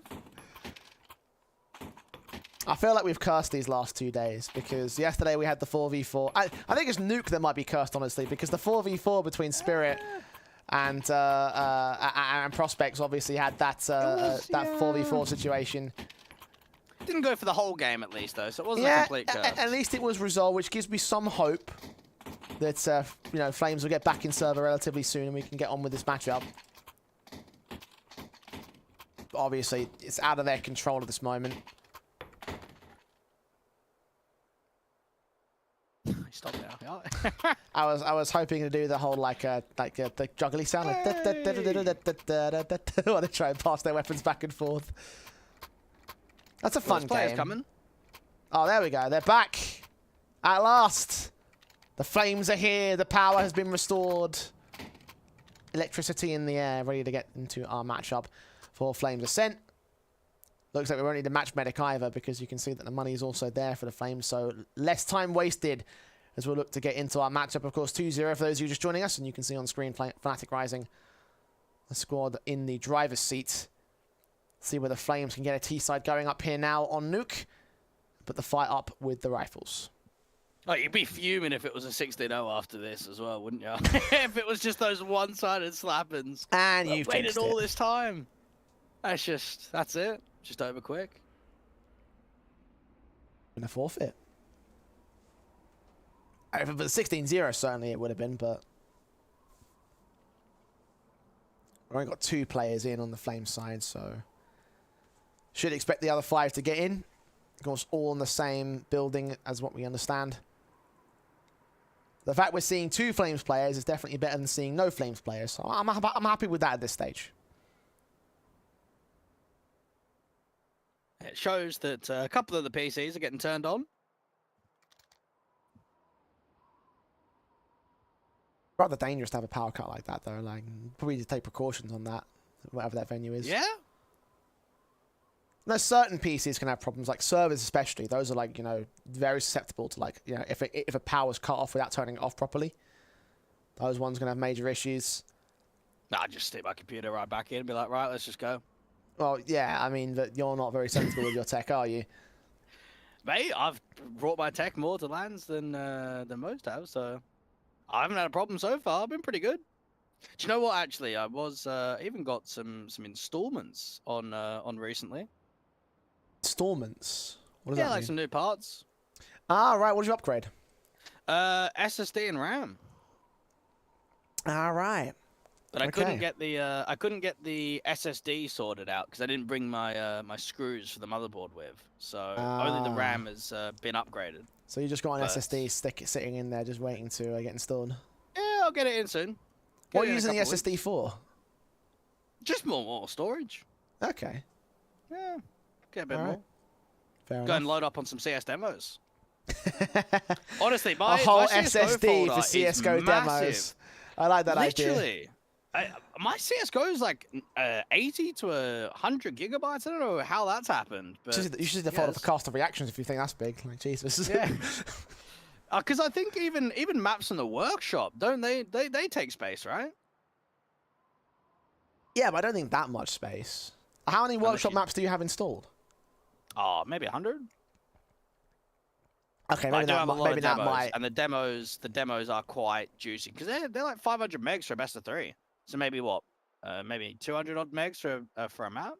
Okay, so they add up. Depends on the time. Imagine the maps might probably hold a bit because obviously you've got because like demo file is just like tick data, so it only holds like positions and firefights and what's happening during the match. I have no idea. I that- just that- press that- it and it loads. I'm just saying, it's like that data is very small by comparison to like maps, map files, assets, textures, whatever Gotcha. have you. So imagine the 100 maps might outweigh the 300 demos. Actually, have you played any the new maps? Some of the ones that come into matchmaking, Anubis. Now what, Dweg? Yeah. No, I haven't played No, any of those haven't you? maps. No. Because I am Just part like of the the, problem of the Counter-Strike fan Right. base. And anything new is introduced, I No complain Tuscan? about it. I played Tuscan before, but not, no, the new one. not the new one, no. Jeez, man, you are part of the problem. We need more people to play the maps. I am definitely Tuscan's part of been the problem. great fun. Do as I say, not as I do. Support the new content in Counter-Strike. Yeah, I've played Anubis once or twice. I probably played Tuscan, maybe close to 10 actually. Okay. See, here's my problem. The reason why I don't play many of the new maps is because I don't want to have to experience them alone. Because I hate solo queuing. So I like Yeah, to queue with my gotcha. teammates and my mates. Unfortunately, they're all Don't have any, grinding. yeah. They're all grinding Face It. So I'm just there just like, Pug okay. systems. Yeah, pugs and stuff. And I'm just sat there just like, okay, well, I mean, I'm not nearly good enough to be even level 1 on those kind of systems. So it's like, I can't do that. And they're like, oh, I don't want to play the other maps. So it's a compounding problem because I don't want to solo queue and be stuck with, someone who's screaming into my ear or calling me God knows what in the Gotcha. chat. And it's like, Well, that's not a fun experience We've to got me. at least 7 active duty maps that are good fun. Yeah, absolutely. Waiting for the day one of them gets replaced. Which one? What do you reckon? I reckon Dust 2? I don't know which one would go next, I want actually. Mirage. I know that it's probably not going to happen, but I want Mirage to go, and I want Train to come back. Nah, they won't bring back old maps, I don't think. I want them Unless to they bring back make work Train. to it. Like, I reckon Tuscan might be coming. Possibly. It used to be in the competitive pool, didn't it? Yeah, once upon a time. Not in CSGO, I don't think. I think it was only, like, CPL Mill and Tuscan in 1.6. I don't think it was in the competitive map pool for Counter-Strike. For Counter-Strike Global Offensive, I mean. Okay. That's like a time period that, for the majority of us, is, like, too far back. Hmm. Well, I played Source, so you know, I think CPL Yeah, I played a bit of Source, CPL too. maps actually were ported over to Source at a certain period, so. Well, Source was pretty good in the UK scene, so. The only thing we're good at. Yeah, it was unfortunate that not many of them stayed around into CSGO to kind of like pass down the knowledge. I mean, no comment. No, they were good. I mean, there was a couple. I think it shows like different regions. There's a deeper thing there. I'm going to give no comment because I'm already in hot water with the UK, so. I think it shows like different regions do very well in certain time periods. I mean, we've always seen in the day, the CIS squads used to, you know, come to the mainstay events and might have caused an upset or might have caught teams off guard for a map or two. But now they're their stay. They're here to do some damage, and they are the they've teams. been very proficient in the Academy League. They are the region. So strong. Strength to apply in the later matches. For now, no CIS players involved, and no more waiting around. But good fill, by the way. 2-0 to the start for Fnatic Rising. We're back into the gun rounds. At long last, Flames Ascent have turned on the power. We're ready to get into the rest of the game here on Nuke. AKs crossed the board. Still 2 SMGs for Maze and Banjo playing a bonus round here. And you got to think for Fnatic Rising, just being able to keep that tempo forward, try and use as much out of the bonus weapons as possible. Fast play towards outside on the rush. Wolfie hearing a lot of these footsteps. Sprays through, holding contention. Maze has positions held. Wolfie towards outside, catches Bunny, drops him, kicks things off on the right foot for Fnatic. Pepzor holds his crossfire locked, dealt in by Hansi. Maze takes it right back to the SMG up close and personal. 1 AK to pick up and a 4-on-2 scenario for Fnatic. Inspire's just trying to see if he can drop Maze. This MP9 spotting for some decent information. Now, Fizz is still undetected outside to the back of T-Red, trying to get down from Secret. Now, he crosses successfully, but a 2v4 to recover things. They've got the bomb on their back at least, but they need another duel down here at lower. Bez leaning into the corridors, checking out the lower portions of the doorways. Banjo, SMG still holding on the defensive line, but both players are mounted up to the B hit. There are 2 players downstairs here to receive it. Third man can also rotate up from ramp. Rotate down from ramp, really. Fez against Maze in the corner, ready for the headshot, and Fez ducks out of the way. Kill found, backstone towards Wolfie. He still gets his pick to return. Look back in against Inspire, makes it a triple, and makes it a lockout. They're getting over to that. Okay, no, not to be. So holding on to the M4A1S for another round. Now, Flames Ascent brought quite a lot of pace into that one. Not getting a bomb down means that upgrades are going to be minimal going into the 4th round. A couple of upgraded pistols here or there. Maybe some Kevlar and some light util. But other than that, that's all we're going to see.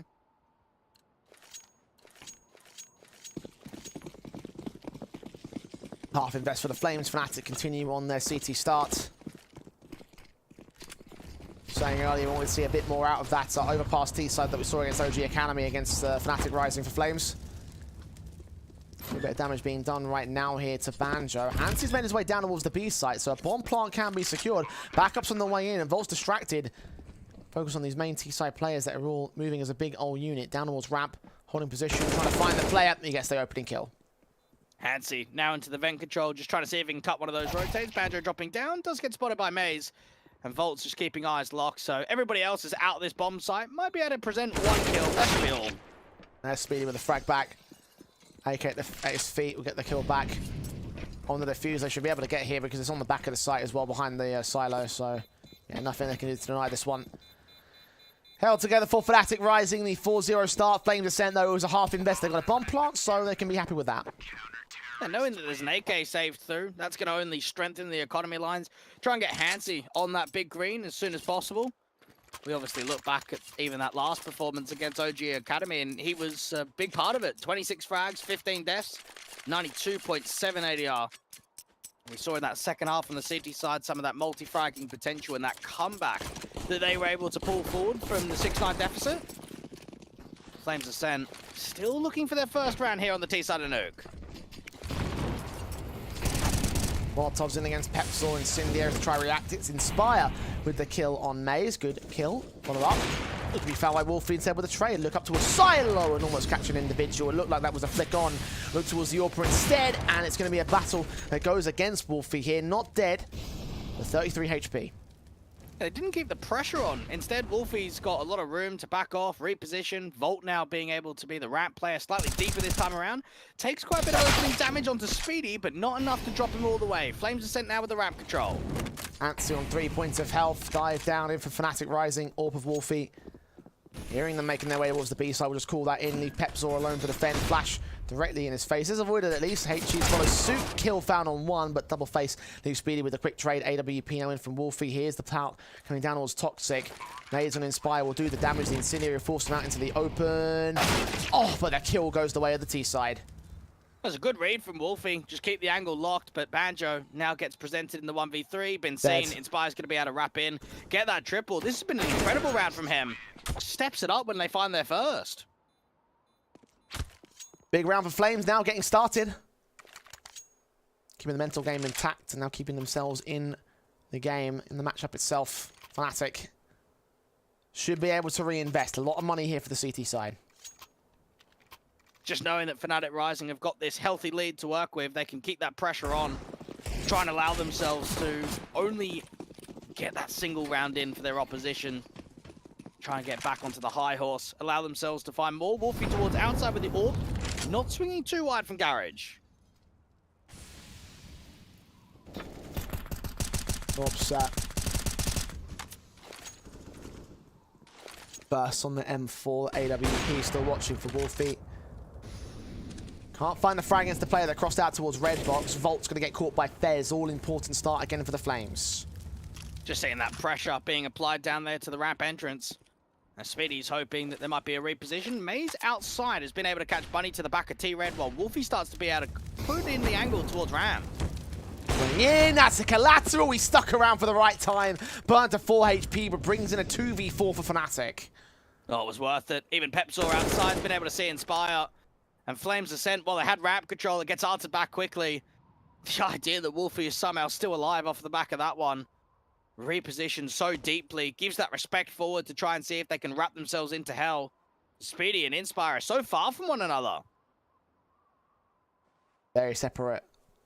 They can regroup. It's not like they siphon off from each other. Move in. Now Speedy to move to the Banjo's position. The shoulder has been spotted. He gets away, but takes some damage on the second face. Smokes and flashes will come forward.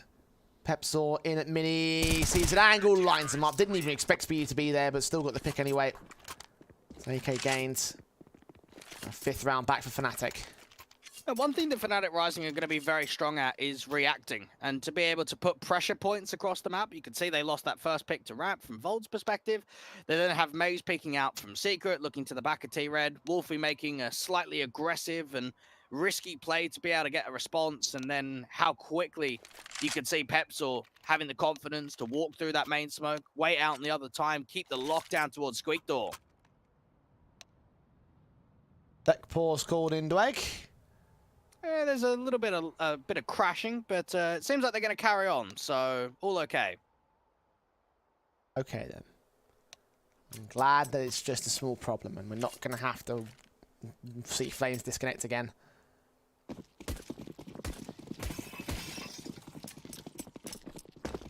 Guns in, the AK saved of course for Banjo and Maze. Firepower potential, Maze with his HG will put down towards the T side.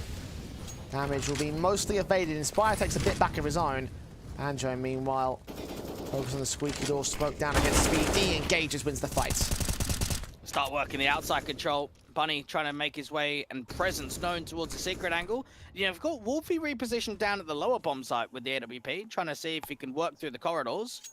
Flames Ascent are going to leave a lurk in secret, and everybody else is going to go back passive to lobby. Spray wall bangs attempted from Banjo, getting a little bit closer to the T side than he even inspected. Hold his position back on top of the hut. They slowly make their way into lobby. It's all about a crunch time, trying to see if they can force a window of opportunity. Banjo swinging in slightly wide from the top of hut. Very silent, setting themselves up for the ENCE.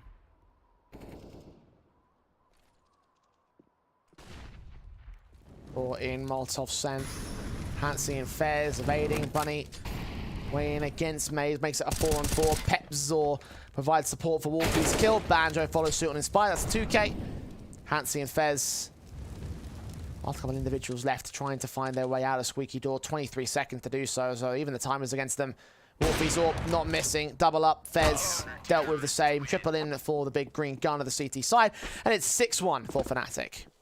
And you can just see how drilled fnatic Rising are. Flames Ascent trying to mimic some real chaos in that round. They start having a lurk outside. They then start peering in with some aggression towards ramp. Volt just puts an incendiary down. That cancels everything. Means that Flames Ascent can't run out. They go back towards the top site, and then Banjo towards the top of the hut controls, just able to read it. There's more counter utility, and it's just a shutout from that AWP back at Garage. 6-1. Quite a strong scoreline right now. Spraymatic from Maze. Pepzor's incendiary gets a kill. Pepzor doubling up. Bomb plant can be secured. That's something for Flames, but that's not going to be around here. 1-on-5 for the Tech 9. See what you can find. Maybe an exit. That'd be nice. Ultimately, mission critical on the half buy. They've done this before, actually. They managed to get the vent dives pretty effective. So money in the bank. A buy up for the next round. A 7-1 score for fnatic Rising, though. Speedy will get no more. You just see the way that fnatic Rising have realized themselves of how consistent they can be with those anti-rush nades and just some of the spam attempts. You've got the lurk smoke coming down just outside of the Squeak Door to help siphon that path down to the vent drop, and there's an incendiary, there's double HGs, you've got 2 M4s from main and the other A-site anchor just spamming wildly. And while Flames Ascent can be happy they got a bomb down, that's pretty much all that gets granted. Wolfie is 10-1.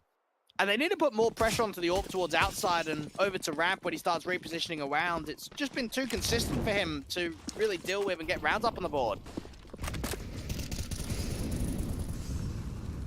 Maze of the M4 incendiary sent for Pepzor. Bunny quick out of the gate into the site. Banjo caught dead. That's a start up. Pepzor responds to, doubles up himself against Inspire. Switching to the AK of Hansi, but the AWP can respond to a 3 versus 3 now. Advantage for no man. Flames Ascent have a slight disadvantage on the HP numbers. Volt's going to put the incendiary on to buy the bomb plant from here. Just try and see if he can stall for time. Even Maze has got to wait for a window for him to be able to peer through that main smoke. Things get slowed down. The bomb plant goes in. Things still look promising for the retake, though. There's a Bunny waiting. Wolfie with the flash in to allow Volt to start to peek in. Peer forward. Another smoke comes. Actually, a flashbang, excuse me, against Volt's position. Here it comes. 2 flashes forward. Volt. You check the site. C2. Get 1, not the second. Hansi and Bunny respond, and Wolfie's AWP now caught off with only a limited amount of time to get back into the site. Got the defuse on. He needs to hit Bunny first and foremost. No, he escapes. He runs for it. It will be a second round for Flames. It was a nice idea there for fnatic Rising. So you try and fake them. The first flash comes in. They try and turn away. They look back in, and that's when they get hit immediately by the second. But you could just see there for Volt not quite catching that player down underneath. It made things so much more awkward in the situation, only getting away with 1. Maze's reaction in for that main smoke didn't grant anything either. And Flames Ascent, that topside play works out for a round victory. Well, it's a good still for fnatic. AWP's in for Wolfie and for Hansi here on the Flames side. fnatic Rising, sticking Maze towards the outside play. The smokes in from Pepzor. M4 holding Banjo. Incendiary at the ready. Pepzor's getting very aggressive to this smoke. Gonna start being a clear. You wonder who's gonna be out of rack first. Pepzor might even start to back off. Bunny out on the other side. Resmoke goes down. Now it's just going to be a time stalling contest. Minute and 20. Positions held. Spares engages. Spray back. fnatic have Volt nades in. Nice damage being done. Just chunking away the HP bar for now. Look at the setups. You've got Maze outside, aggressive towards Africa, and obviously your ramp player of Volt. Now, what this means for fnatic Rising is they can keep 3 towards upper, allow the AWP to be the heaven rotate. Maze is coming nothing towards outside, so if there is a swing to come through from ramp, that AWP can reposition down. Banjo still having that door smoked off for him. Maze continues to sneak up. AWP could be in trouble, but so could the main T-side force. Banjo standing on the defense. Molotov sent. Bunny caught dead to rights. First casualty taken. Damage done. Pepzor holds the lineup and gets two of his own. 3-on-3. Maze is in the backstab. He's watching for it. Wolfie with the AWP pick. He's going to get overwhelmed, but Volt comes up with support. Speedy in a 1-on-3. Doubled up on Volt part. 8-2 for Fnatic Rising. I think we're definitely seeing double digits in the first half from Yeah. Fnatic Rising. We might get the odd T round here or there from Flames Ascent, but it just hasn't been consistent enough, and that's a very good tell of information. Now, even the way that Banjo is playing the top of hut is a little bit unorthodox. Typically, you see it being very passive, playing out more towards the door side than the squeaky side, but it seems like he's always creating pressure and intent that as soon as they try and explode out a squeak door, he's there. He's there to take a fight.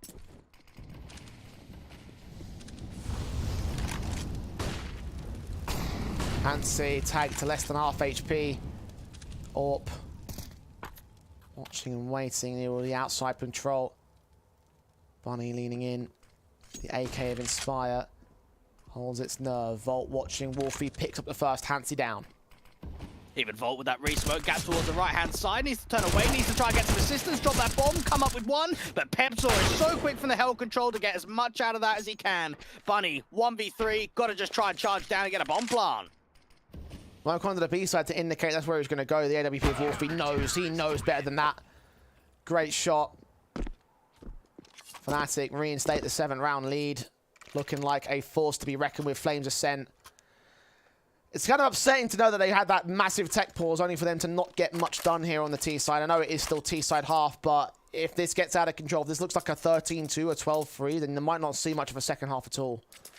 I think Wolfie's very familiar about playing against the Danish style of Counter-Strike, playing in the Swedish scene earlier, and then, of course, playing on Lingby and Ecstatic. Pretty much all your events outside of the international ones are local competition, so being very familiar with what Flames Ascent are bringing to the table is just adequate to how much impact you can find with the AWP.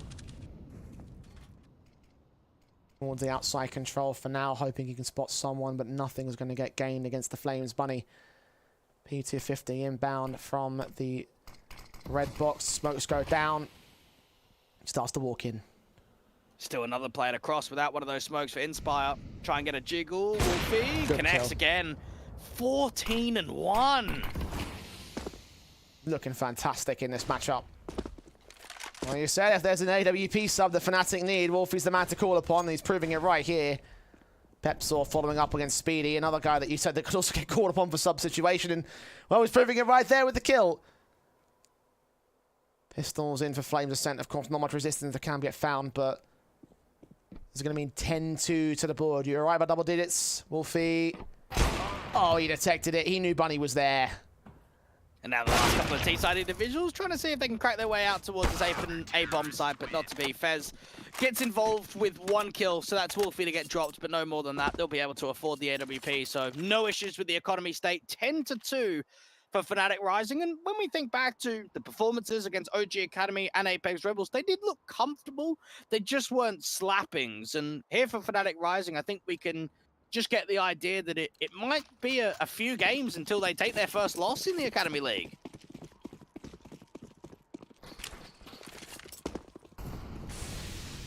Flames.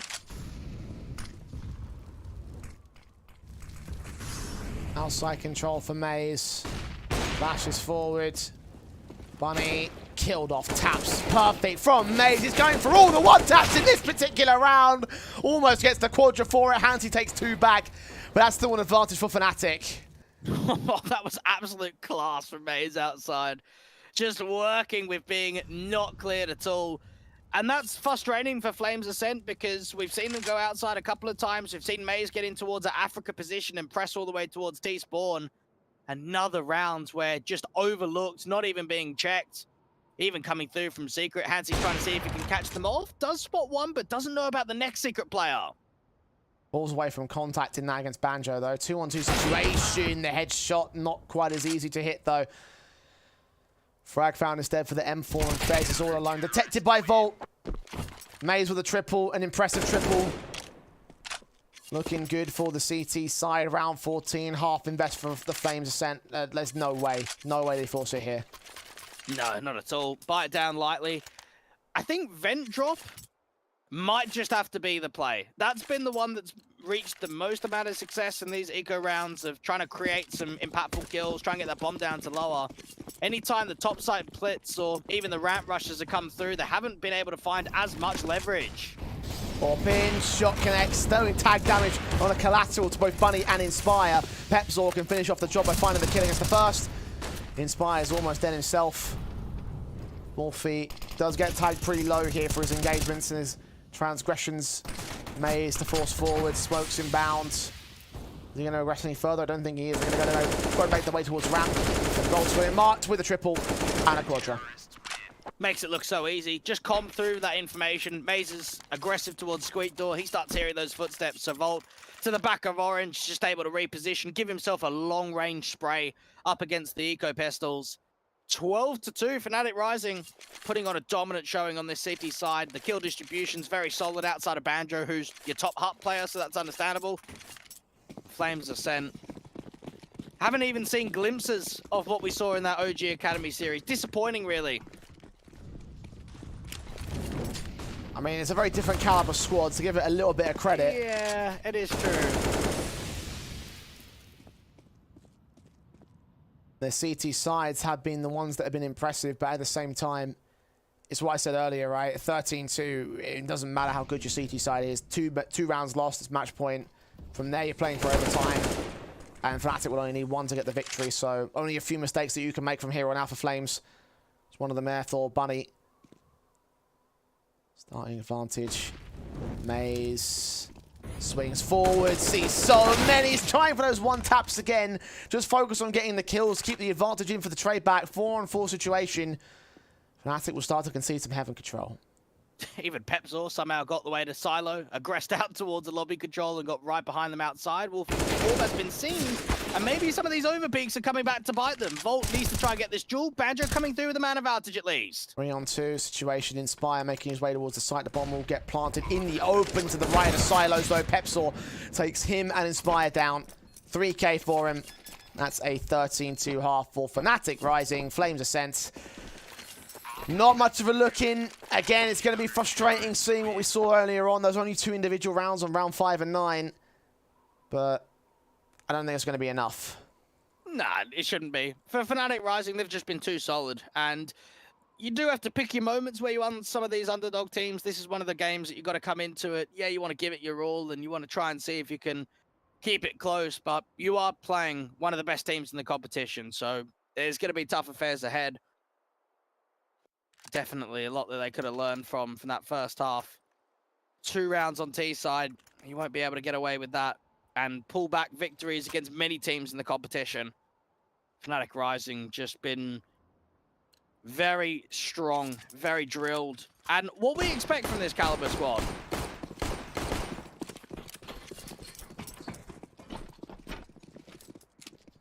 Pistol round sees Flames in with the USPs. The Glock's out. Wolfie trying to make his way in. Fez and Hansi have caught those first couple of picks back. At least the USPs are doing their work. 3 kills being found. Fez follows suit. It's all left to Wolfie in a 1-on-5. That is far better for Flames. The pistol will get the CT side starting.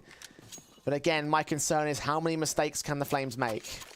Yeah, we've seen Apeks Rebels and Flames Ascent have some excellent pistol rounds over the course of the last few days. Been really precision when it comes to the opening rounds of the games, being able to put strong crossfires up, and that's just another caveat that the Flames can add to their playbook as the season rolls on, is early starts for them. No bomb plant offered up, so another Glock round. A chance for Flames to at least show what they could offer.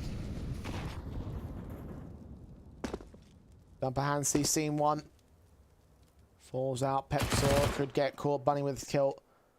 Wolfie down. Advantage for Flames in the round. Even for Fnatic Rising, if you can avoid getting farmed up and start losing fights to the M4, that'd be better if you can. Try and bait out as much utility, which they've already kind of done. Only a couple of flashes left. Bunny towards outside, taking a fairly long range onto Pepzor. There's another player towards the top of main now. Going for the knife for Maze. He's getting a little bit too cocky for my liking. The 1-tap sequence was good. He tried that again, didn't make it work. Knife pulled out against an SMG. Also let $600 go the way of the Flames side so they can bolster up the cash amount. Looking for even more towards the outside control with the M4 for support. this lead to their demise all the same. Volt and Banjo, last two individuals. And Volt to fall. To all 5 alive. 4 kills for Bunny in that round. 13-4. And this is where I look at it and say you have to upgrade the AWP. Yes, it's great to farm up money and keep the economy tight, but with how strong Fnatic Rising are, I'd love to see Bunny invest into an AWP, chuck it back over to ENCE, because I think you need it. I think you need it from the get-go.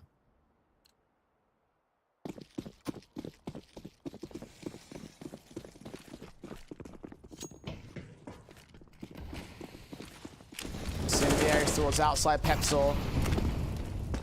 Seeing the early fire being put down towards the general position. Volt indoors as well. Slowing things down for Fnatic Rising. Flames. Hold their nerve. Set themselves up for a topside play. Get the smokes towards outside. Try and draw some of that attention over. Wolfie trying to get the molly back towards the default angle. Everybody else, Pepsor's perspective, just trying to see if he can work with the smokes towards outside. Now, you've only got a single individual there for Bunny. He's the only outside presence there is.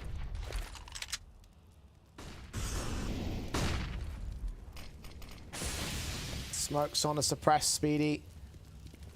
Enjoying Fez on the back of the A-side defensive. Flashes forward. Fez turned away from Siege. Banjo lines up 2 with ENCE support. Doubling up of his own right.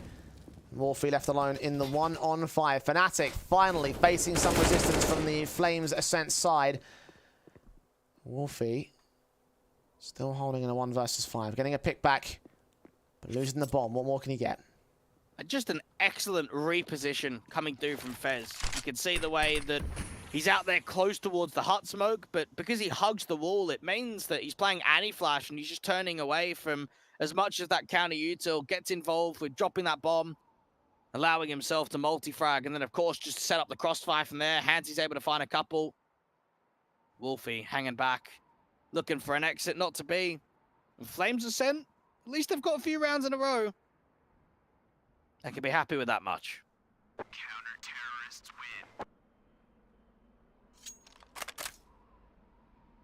win. 5-4 Flames. 8 rounds left to come back to against Fnatic Rising. AK staying in for Wolfie. Shouldn't be a massive force buy around it. Half invest pistols. CZs, Deagles, Tech-9s. They have struggled to truly take back control of this situation. Flames have started to get on a roll. Still very early doors for us to count this as a definitive comeback here, but if it is a comeback, this is where it's going to begin. And knowing that Fnatic Rising have got a few upgrades around this AK, you could still look at this as being quite a dangerous buy. Got the smokes towards outside, Bunny being smoked off completely, Pepsor trying to see if he could sell the fake and get down to secret. That would have been heard.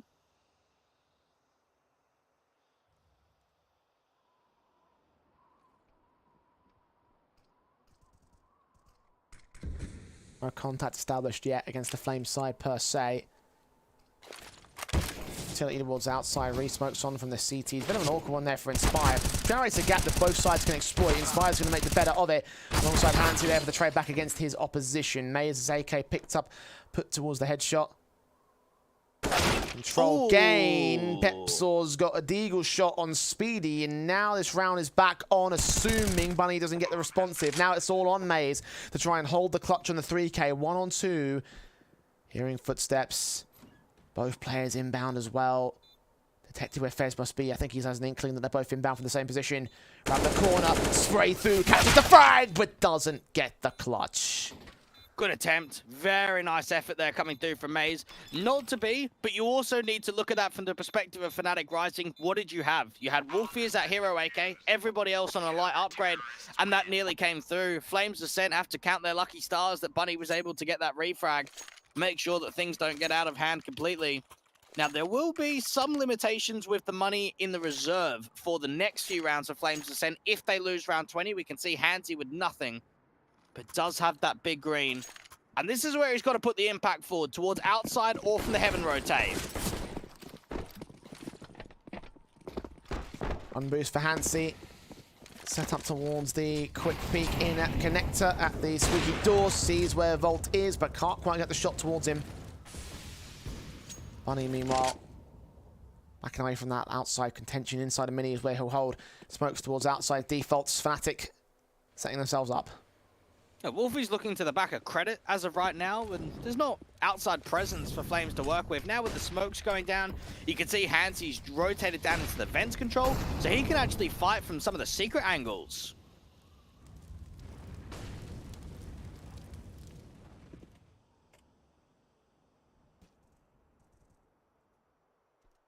Minute on the clock.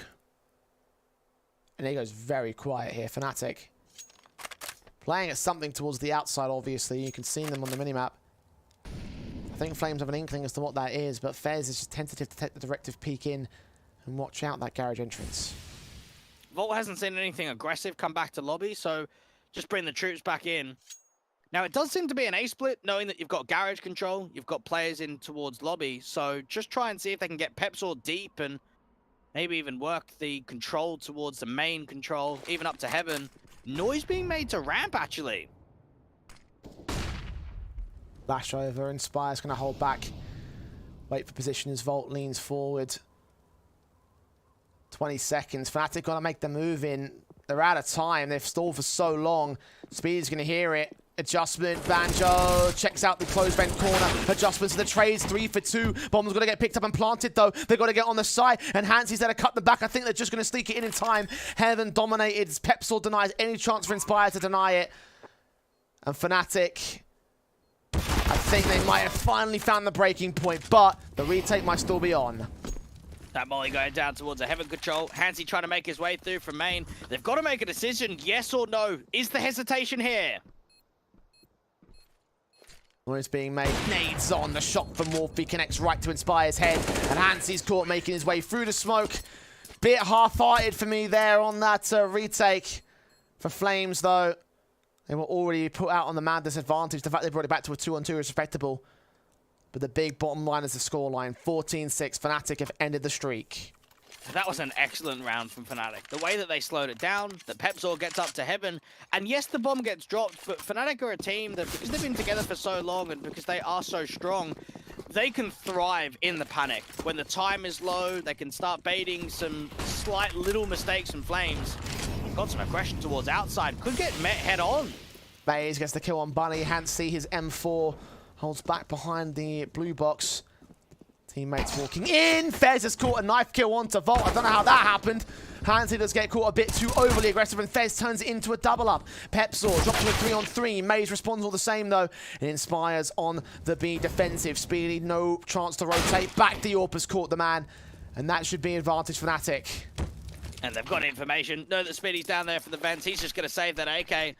Fnatic rising, looking to close it in pretty quickly. They might have given them a few rounds, given them that quadra, but no more than that. Speedy, what can he find off of this one? He's actually going for it? Been heard, and swing from Maze immediately comes forward.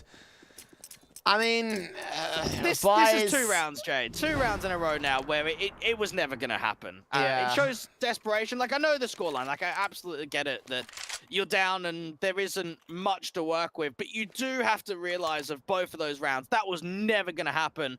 And even having an AK save forward into a round where you've got an M4, you've got a couple of upgraded pistols, it could be decent.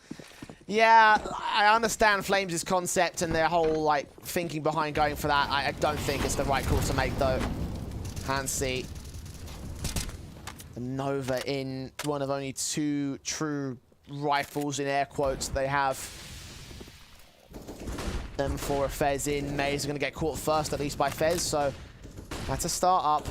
Fnatic ready to go with the inner commit.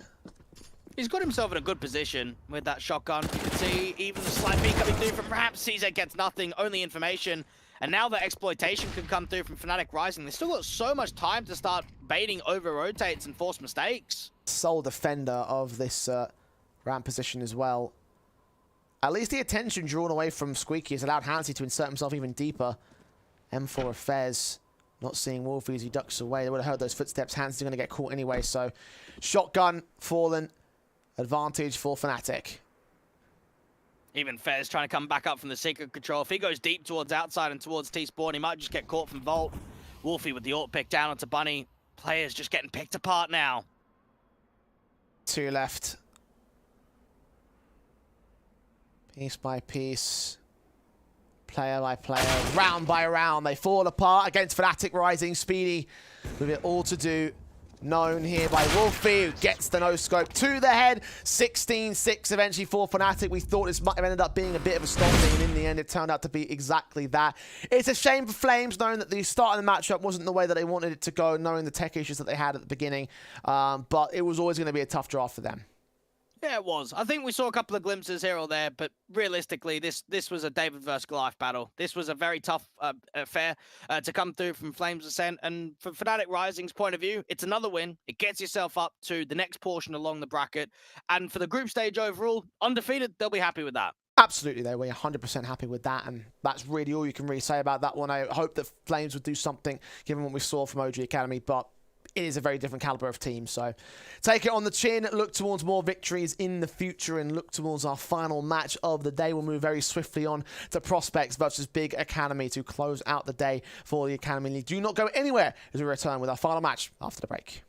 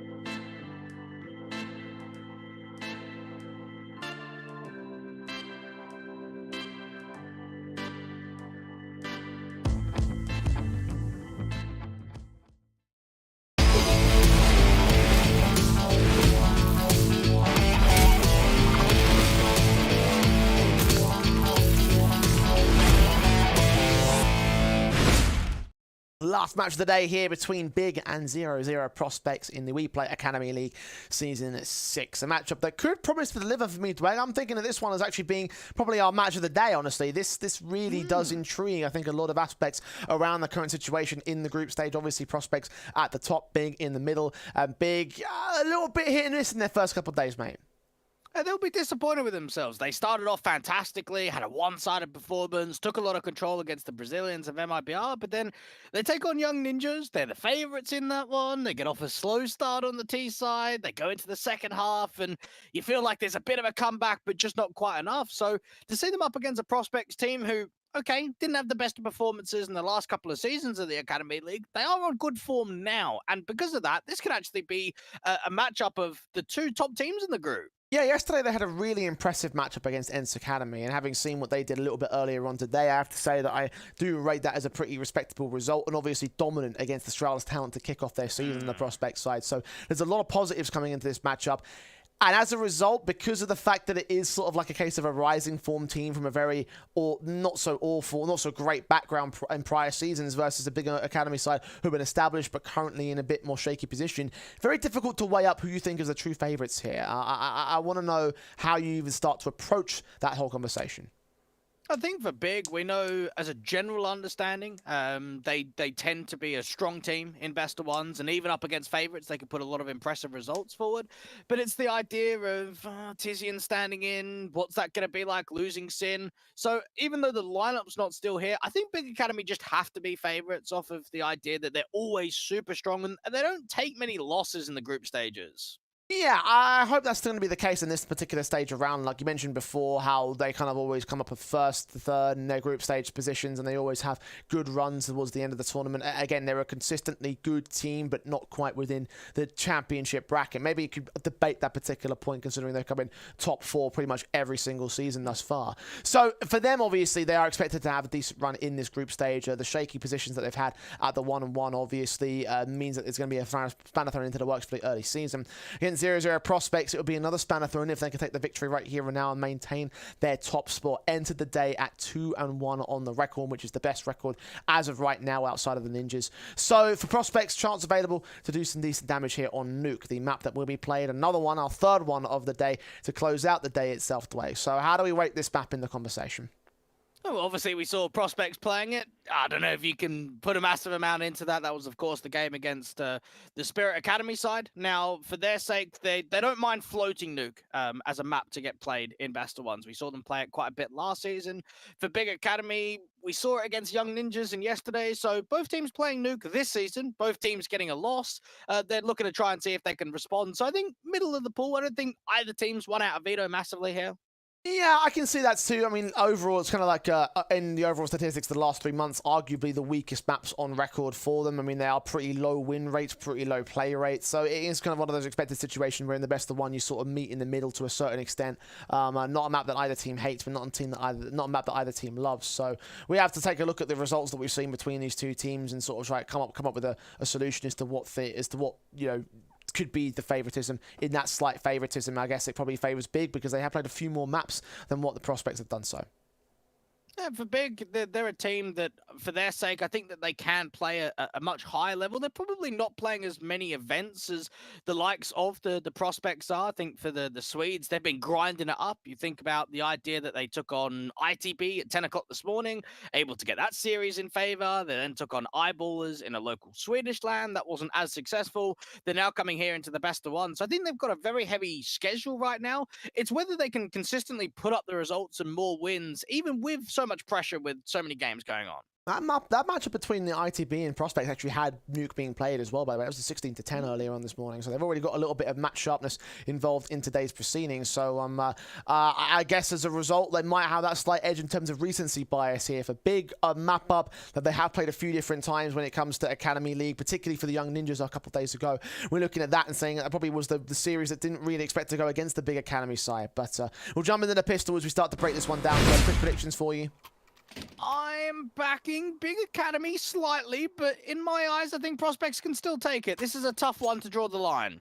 Yeah, I'm kind of like with you to a certain extent, but it's a very difficult sort of situation to be out here between these two teams. So Best of one match. One more game to play for today. Our 7th best of one of the day. Big versus Prospects. USPs of Sky tapping forward against the T side. Alex is going to get caught off. That's one pick found. Taps forward with a second pick as well. Process engaging with Sky. Double up the same. One man left in Bobek. 1 on 5 for him. Wrap the corner. Get the kill. Tizzy in there to close it. Pistol for Big. What a statement coming through from Big. Obviously, we saw Volt having some very good shutdowns on that ramp control only in that last series. But right here, we could just see Sky taking the brunt of the damage, getting that assistance forward from an individual of Process. That rotate coming through quickly in from Tizian. And Prospects find themselves completely locked out of the ramp push. Not much so. Players disconnected. One time I got shot by an auto shotgun when I was playing the game, and I got shot so hard that my game crashed at one point. So that is just coincidental? I say it was such a good shot that it just shot like shot the PC off the server. That's what my theory is. So it can happen at times. Obviously, Prospects victim to some delay issues and lacking players in yesterday's matches, so they definitely want to get the 5th man back so they can get back into the game and have the full 5-man unit, which won't take long at all. So small problems there resolved, and we're ready to get back in with the 2nd round. No bomb plant for the Prospects, of course, didn't even get close to the bomb site, so we're probably looking at an eco here. We saw Tizian being the top fragger in that series against Young Ninjas on Nuke only the other day. Trying to see if they can get more out of him. Of course, when you look at some of your more standalone individuals, I think Hyped, the AWP player, and Process are the normal hard hitters that we look at on the Big Academy side. Try and see if they can put on another good performance. Anti-rush nades going down towards the squeaky door and towards the hut control. Hyped outside doing well. Very nice. Very nice indeed. Spooky picked up. Headshot gained. And outside dominated by him, so much so that Prospects don't even want to peek the man. Assistance, the leg been seen out there on the one man at Hyped. He's getting another good kill onto Hype. Shots on against Bobek, taking a 3K. Quadra not quite found. Tizian has taken Alex back, but Hyped will get his 4K in the end. Very nice lockout from the scout. And we are looking at the Hype v Hyped battle here in this matchup, Dwayne, which is definitely not going to get confusing in the slightest. Both AWPers, and both in with a chance to prove themselves as the bigger Hype man, if you will. Both 21, so the exact same age as one another as well. Hell, really? Yeah, they really are. Gonna find out later that they're both long-lost brothers or something, like... The last names are exactly the same too. Oh Lord, please don't. No, please no, don't. AK's on the buyback. At least the Prospects can start to simulate some sort of investment round and some sort of rifle basis. Hyped, not quite as good with the AWP this time around. Nades on to the T side, doing some damage. We'll fall back here as they take secret position. Aqua has been given quite a lot of info from the secret angle and is actually going to dive Tizian down into the vents silently as well. Our Prospects have left a single lurk outside towards the T area, but everybody else is regrouped in close quarters. Nades on, damage done. Aqua does get swung upon by Bobek. Good kill found by the low HP for the man. Tizian can only get 1. 4 on 3. Process ends up with only a single pick. Hype responds. Hype gets back. Franson deals with Sky, and it's Hype versus 2. Julie's pulled out. Bomb is on the floor for him. Bursting open the window and trying to have. He does have an AK right at his feet. He'll switch towards that. Position's held. He barely saw the player back at the double doors. Spray's a bit awkward. Sees where Hype is. The spray comes back for Hype himself, but can't tap towards Franson. No bullets left in the mag. And it will be a round for the Prospects.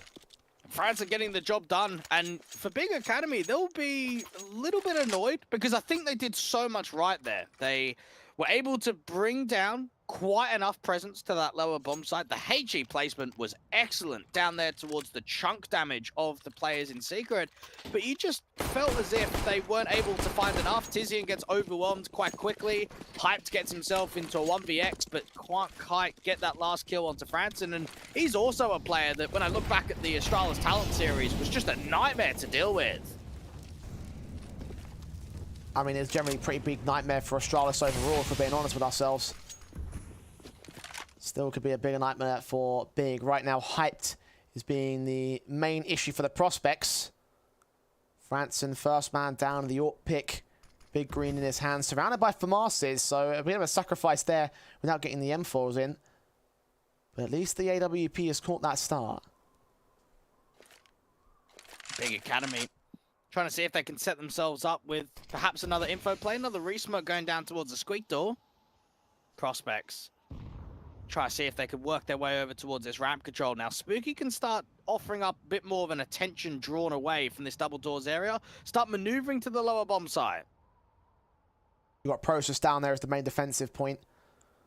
On the rafters, I believe, from us. Just sat waiting to receive them as his eye set particularly on that left entrance. The AWP was watching for contact on the outside. Might have to provide some support in from Hell. Process is going to be left all alone. Tension drawn. Hype gets that kill instantly. Excellent timing. Process doesn't know where to look. Bomb could get planted out towards Old Toxic. From Mars finds nothing. What a turnaround that was from Alex. Straight to the headshot. Advantage gain. Bobek is turned back in by Sky. 3-on-3. Hyped makes it 2 now. Damage done towards Sky, though, makes it an easy pick back for Hype himself. Back up in the observation window. Burst forward, sprays on. He gets a double onto Aqua. Triple, in fact, overall. And Hype now is the quadra clutch himself as AWP with no kit and with no time. He'll fall back and save as the Prospects get the second. I was very surprised with that setup on Big Academy. Now, yes, they had a man advantage. They had no ramp player. They had Process playing up into the rafters, and it felt to me like they offered a little bit too much respect forward. You saw the way that Prospects were able to silently make their way out of that ramp control and down towards lower, and then just wait for the timing. They open up the single door from decontamination. Process looks the other way, and that's immediately when Hype is able to swing around. But that kill from Alex, the turn on the swivel in the rafters, was everything to the post plant.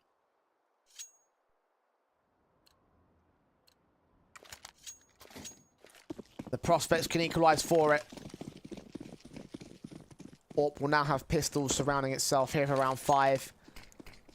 Swift can try to take control here against Big. Orp leaning up and into the silo position. Shots and sprays, lean around, and the AWP sees an AK, but does it connect the kill? That's a good bait for Prospects. Get that early information of where the AWP is. Try and see if they can get Hype to become uncomfortable. The earlier they drop this AWP, the less damage and likelihood there is of a steal round. Reposition back over towards ramp. Oh, not catch the timing to the left-hand side. Might re-peek it, though. Can engage a little bit closer. Molotov and flashbang set, and Hype does get the kill on Bobek. Swinging from France and sees the USP. They can't take a directive fight here because they will just drive him away. He'll get the kills in immediately. They fall away. Start working outside. AWP repositioning again. Hype's just seeing the shadow on the edge, but not enough for another kill. Spooky finding Sky next. 4-on-4 situation. Tag up towards him with 7 points of HP. Tizian tries to stand and do something with a P250, but it's just not going to happen. The AK is overwhelming the pistols. I say that, and Process has caught one back. Drops into the site to grab that Galil. This is scary. Francis picking up the hub control. Not quite getting Process all the way, and now Hype is going to fall. Wrap around in from one. Spooky catches the AWP. Franson still looks for Process. Sprays on, and, well, Aqua's going to get caught off guard. Aqua can't do much for it. It's going to be another kill for Franson, the third to the board of the Prospects. And this is looking good for the Swedes, just to be able to build up a foundation on the T side, give themselves a good scoreline to work with going into the second half. That turnaround from Franson onto the Eco Pistol made a huge difference in that exchange. And that's maybe some of the things that we're looking for, is those thin margins, those tiny little mistakes, the tiny amounts of X factor that are going to make the difference to separate these two teams. Flash in, burst taps to the M4, Tizian backed up. Alex, Mac 10, caught off by Hype Spray. A big gap in that smoke, I think. Kill found, France in return. Tizian's got no smoke, he's got to force forward, he's dead. Even Sky worked so hard with Hype to be able to get the opening man advantage. And to respond back quickly, you've even got Franson close towards the squeak door, thinking about a peer out. I think one of the smokes might have missed there towards Red Box. It was completely cleared up there. 4v3, Prospects advantage. Sky protected by Hyped, who gets his 2k in. Even man standing. Close range for the M4. He's such low HP here. Getting aggressive towards the hut control. It's only a matter of timing. They start turning away. But do they move into ramp? Hyped and Sky Close range, hold fire. You'll get all three. Just capitalize on the first man. Apeks seen. Sky gets him. Last man standing. Franson is caught off, but in a 1v3 situation, he's tagged both players pretty low. He'll burn. He'll look for Hyped. Get that kill. Try challenge on Sky at 1 point of health himself. Push out to the M4 without the reload requirement. Bomb on the floor. Can get picked up. Can get committed. Just get it down to that lower bomb site. The extra cash injection will just be the security, but that might not be the case. Aqua should swing open as soon as he hears the bomb going down. Safe for plant for Decon. Oh, not spotted by the FAMAS. He was right there. He'll wait for his better opportunity to get that kill in and bring in the round for Big. Now, Prospects, I would have said they were double eco if they didn't get the bomb plant. So there might not be a buy on the table. Spooky and Franson have got quite a bit between them. bo1 too. Oh, this is a tough one. Yeah, I think you may be hero for 1 or 2 players, but I don't think there's a complete on force. Franson buys down. Spooky. No, they're going to go for it. Passing weapons back and forth. They get 3 AKs. Tech 9, bo1. Probably an SMG, I'd say. Bomb plant bonus really helping them out. No, he opted for the AK rather than the utility here, so... But he has gone for body armor. That has to be known. Helmet lacking. M4s on 4 individuals. Could find that pick so easily. Process might face them all. Fast rushing. Alex caught. Hype down. Crippling. And triple out. Spooky. And trade back. Franson sneaks around Sky. Not ready for Aqua in the center of the site. Spooky now stands alone. Excellent ramp holds coming through from Process. He's been one of the top players. And now for Spooky, down there in lobby, got the bomb on your back. CT's all around. Franson was trying to see if he could just walk out that squeak door smoke, try and catch a timing onto Sky. And instead, Aqua's just holding the position a little bit deeper in the site directly towards those default silos, trying to clear out as many of these positions as possible. I don't even think another kill gets presented. No. Not on this occasion. 3 AK saved, 4 AK saved. That couldn't have gone much better for Big.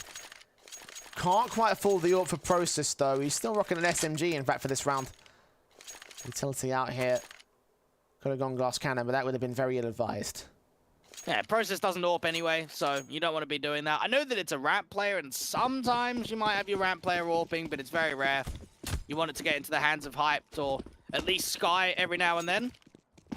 Prospects had the opportunity of going for the light eco, going for the hero investment in the last round and forcing into the rifles. Instead, that's not the case, so this is a bit of a throwaway round. Rushing for it. 1 kill found, 2 kills found, that's all right. Removing those AKs, that's the big important thing here. Get the SMG to pick one up for Process, so they keep 3 in rather than a 4. It's a small positive there for the Prospects. The big thing will be the buy. Now you start thinking here for the Prospects, what have they not achieved as of yet? Haven't seen a massive amount of success towards outside. Seen Franson and Spooky do and deliver quite well with the fragging counts. bo1 and Alex a little bit further behind. Big Academy have been able to find so much out of Hyped in these first few rounds. Orbin watching for the first contact of Hype. Sprays through the AK. Spooky picks up Tizzy and starts things off.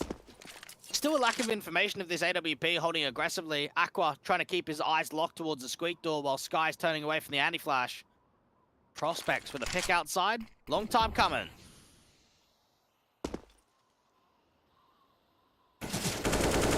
Sprays blinded past those smokes. Franson's heard the footsteps of Aqua. No sense in playing for secrecy. They know that he's out there somewhere. Maybe now the information might start to fade. Spooky leaning into the outer yard. Get that incendiary down. Try and see if they could stall for time. Less than a minute on the clock. Spooky still hugging the smokes outside, trying to get closer to garage. Okay. See Spooky, flash forward for Aqua. Hype engages, frag found. 5 on 3 now for the Prospects. 1 player up towards heaven. Sky gets involved with the kill found. Double up, not quite respected by Hype.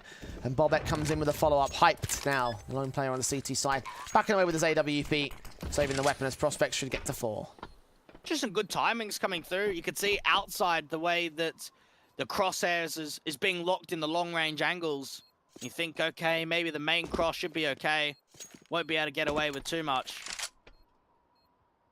and how quickly things start turning around. Hype towards that main position, and then the follow-up with the second kill directly on the bomb site allows Prospects to get to 4. Now, you've got to... You look at the scoreline perspective and think 6 rounds. That should be a minimum here for the Swedes, and they're coming close to it. 2 more to get there at this stage. Big, of course, might start to concede a few more themselves. Money's a little bit lopsided. Tizian can't really get a decent buy together. You imagine they'll buy around that AWP anyway. Definitely. I'm going to take a look at the numbers as well. Hyped on 15 kills so far. He's having a game. He is, and he's one of the highest rated players for this big academy side. 49 maps in the last 3 months. 190 KD difference and a 1.17 rating on average. Always the top performer, always a consistent element. Try and see if they can get more out of him. Alex up here towards T-Roof. Tizian diving down from the vents can actually start to look from secret control. Tizian for watching engagement of the AWP.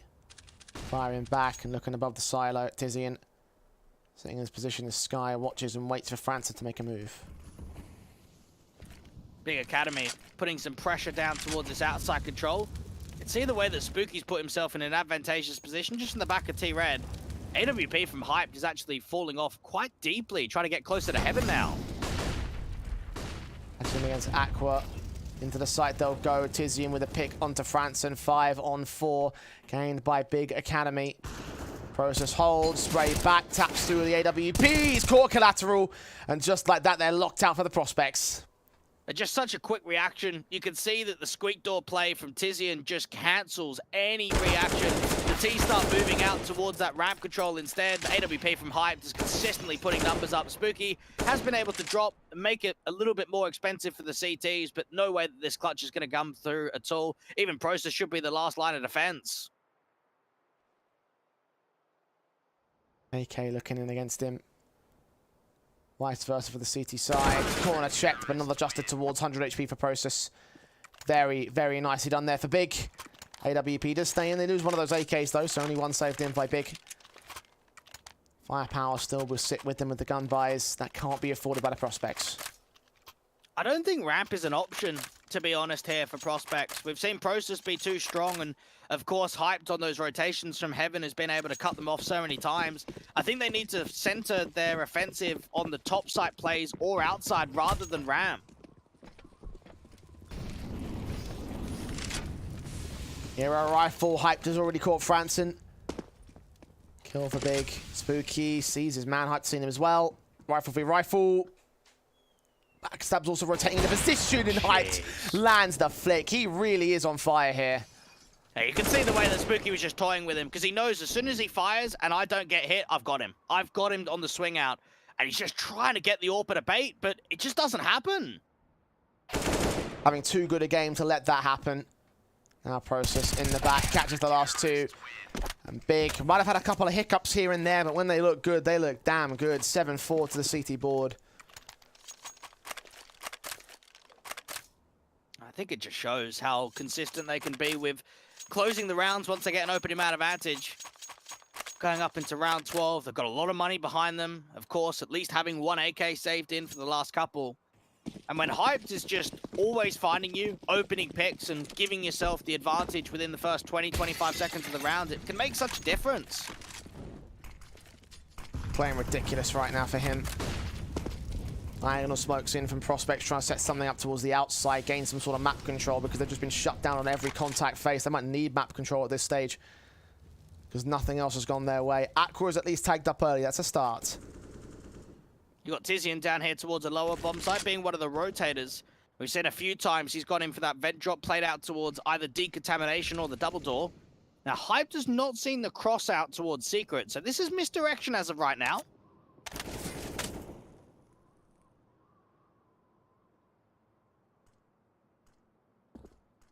Nothing more at this stage, though.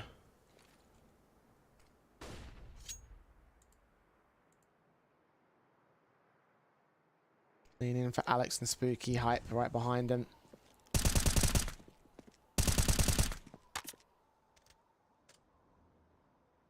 Tizian watching. Bobek sneaks out ahead of Squeak Door. Heads have been seen though. The taps are so perfect for the man. The big vet of the Academy cap, but can't quite get the triple. Trades are good for Alex and Bobek, making it back to a 3-on-2. AWP down, capitalized on. Bobek making a huge round happen. Up to 3 kills now. Franson leaving himself towards that upper lurk just to try and cut off rotates, make it more expensive. Sky's going to hold on to that M4. What a round from Bobek. And for Tizian, you do feel for him, because that lower hold was everything. Couple of kills out towards the double doors. He's done well to stall for time, needs some assistance, and they just don't come in at all. Even the AWP that gets posted on the line just gets railed in by Bobek. Prospect's going to deny Biggs a half victory.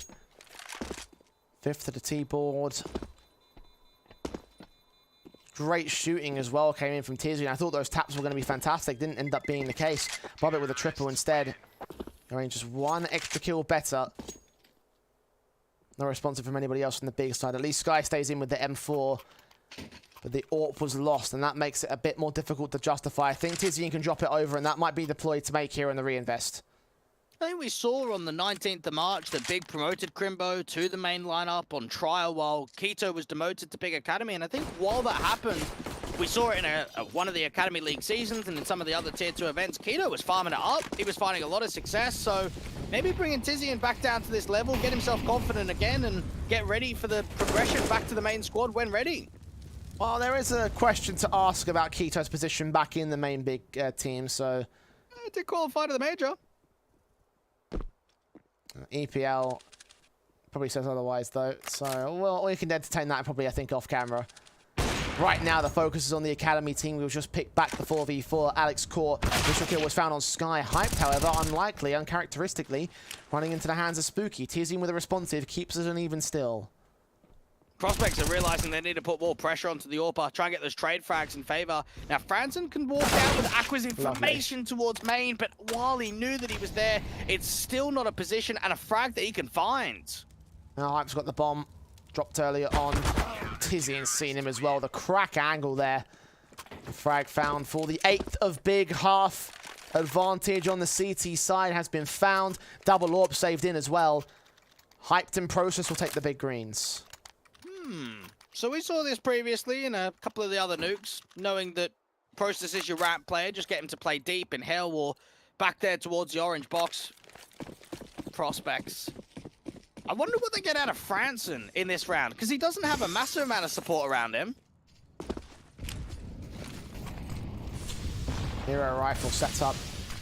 Franson leans in, flash full, incendiary sent, awkward sprays from Aqua. Franson swings out towards close vent, and once again they're inbound for this. Tizian trying to hold on towards Mini, doubles up, looks at the triple and can't quite find it. The AWP missing its shots, and now it's all that remains with a 1-on-3.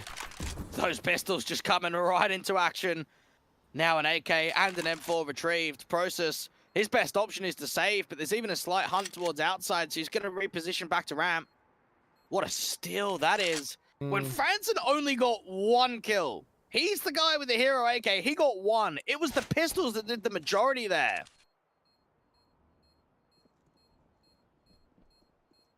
Is all leaning in for the shot. Alex Court, P250 at least gets the double. Last man is on the outside. Process has a kit. Is he gonna? No, he hasn't got time for this. No. Had he got the kill a little bit quicker, I think he actually might have been able to get that retake. Which would have been a very disastrous position there for the Prospects. Fortunately, not the case for them, though. 6 on the board, and a broken buy from Big again.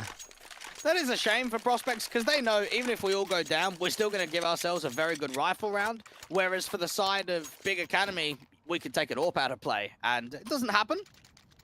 Ooh, this is something to note too. So Hype invested into the FAMAS, I believe, to chuck it over to Aqua. But because he bought so heavy, it means that he's actually not getting armor. He doesn't have enough money for it. And with how Prospects have started to counteract him in these latest few rounds, that might actually be a big mistake that cost him big time in this round.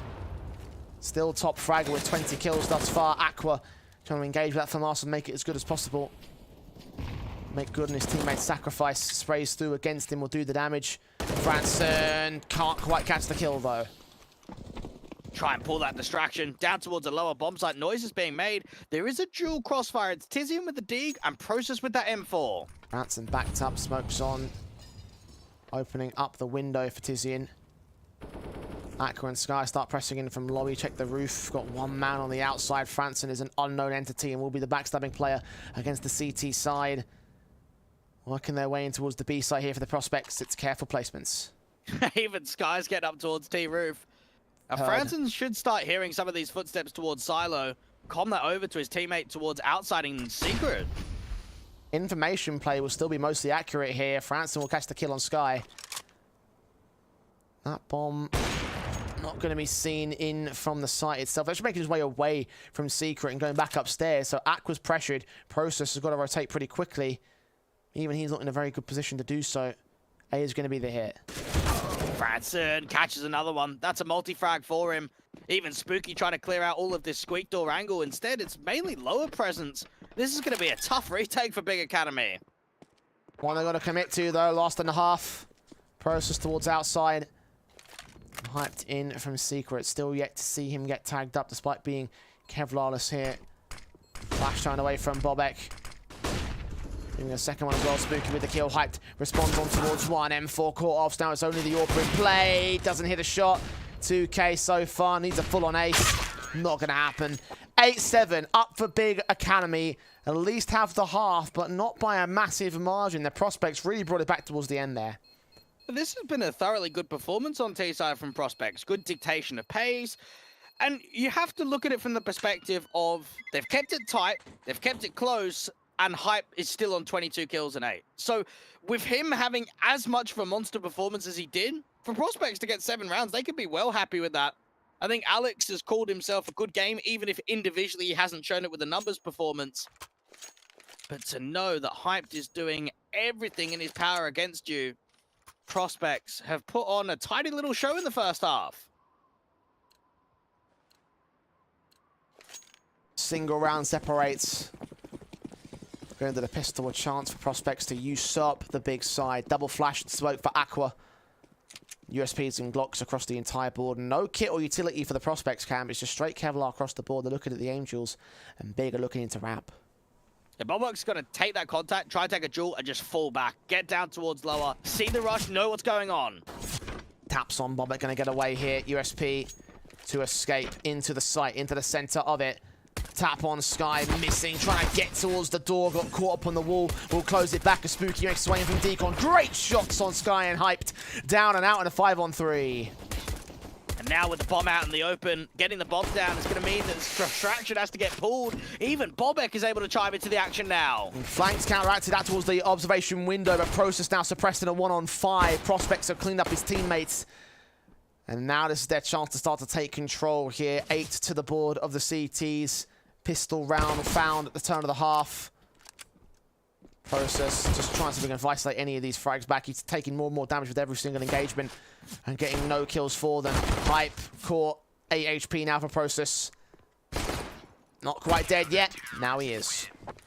That was an exceptional ramp hold coming through from the initial setup. You can see the fallback coming through, getting yourself down towards the double doors. Yes, it's uncomfortable to say the least, but look at Spooky from that single door decontamination. Those 2 shots were crisp as.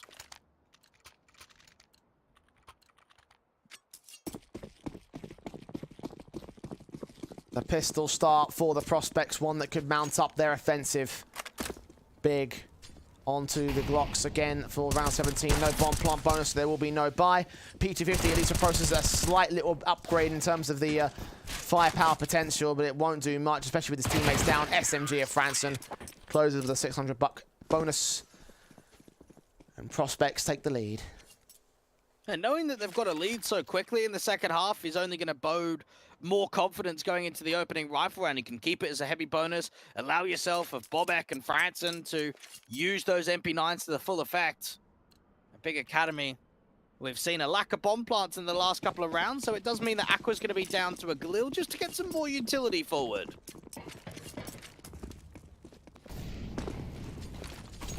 Nades up, should do some damage to Tizian, very nicely done to 80 HP.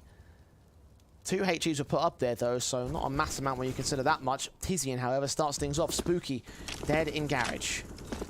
First one to fall. Alex now thinking about making the respond out towards main, down there from the vent drop. You've got Franson boosted up, so Bobek could just be a lower player. Try and pull and bait the T side in, because if you can get them to commit towards ramp, that's where this becomes deadly. Flashes forward as Process looks around, smokes in from Sky at the ready. Put that on to the outside position. Process up to his teammate. 60 seconds as Tizian leads the charge. Start that work outside. Prospects need to find that responding quickly. Slight gap in the right-hand side. For a moment, Hype thought he had a chance. Not to be. Pace now starting to be brought forward while there's big cut through the squeak door. Hype finds that pick on Alex and one man down now. 5 on 3. Hype drops into the site and will be known. Swing on Aqua does get swatted, but still not taken back here. 30 seconds. He stands alone under the site defensive. And Process deals with him the same. What a beautiful round this has been for Big. Just working the defaults, allowing themselves to pick off one another. Even that crunch down from the squeak door. Tizian outside. Bobek and Franson have to try and hide, but with Tizian coming closer towards ramp, another player could drop. Spray through. Tizian drops himself. Bobek holds on to a rifle. Might get hunted though. Sky's ready towards the outside. And Franson now alone with the SMG up against 4. Gets Aqua. Galil picked up. Process. Did he fall? He must have fallen out of heaven. Or off the T roof. Yeah, T roof rather. Sorry, sort of wrong side. I have to reverse the image in my head. Yeah, that's not great, obviously, because that is actually damaging to Big. Look at the money state being where it's at. The buyback is going to leave no breathing room for a reset. Got to take another Galil in for Process. At least they have the 4 AKs, but lacking in the AWP department. Yeah, we've seen a couple of those. We saw, was it Ona that was on the Spirit Academy game on Vertigo, where he fell off the map. I know one of them on that team did. I don't remember if it was Ona or not, but it's been happening quite a bit. Spooky happening with the Deeg. Has seen Aqua. Oof, even with that information, doesn't quite come in.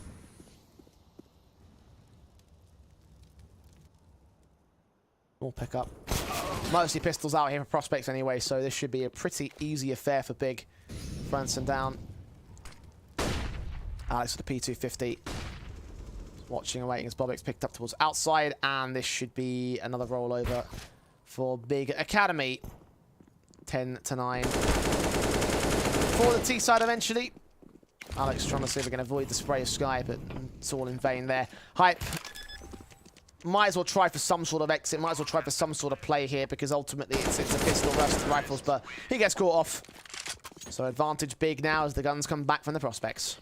It's definitely been a quiet performance coming through from Hype. I remember back to even that Ancient that we saw last night. He went up 29 frags, 15 deaths.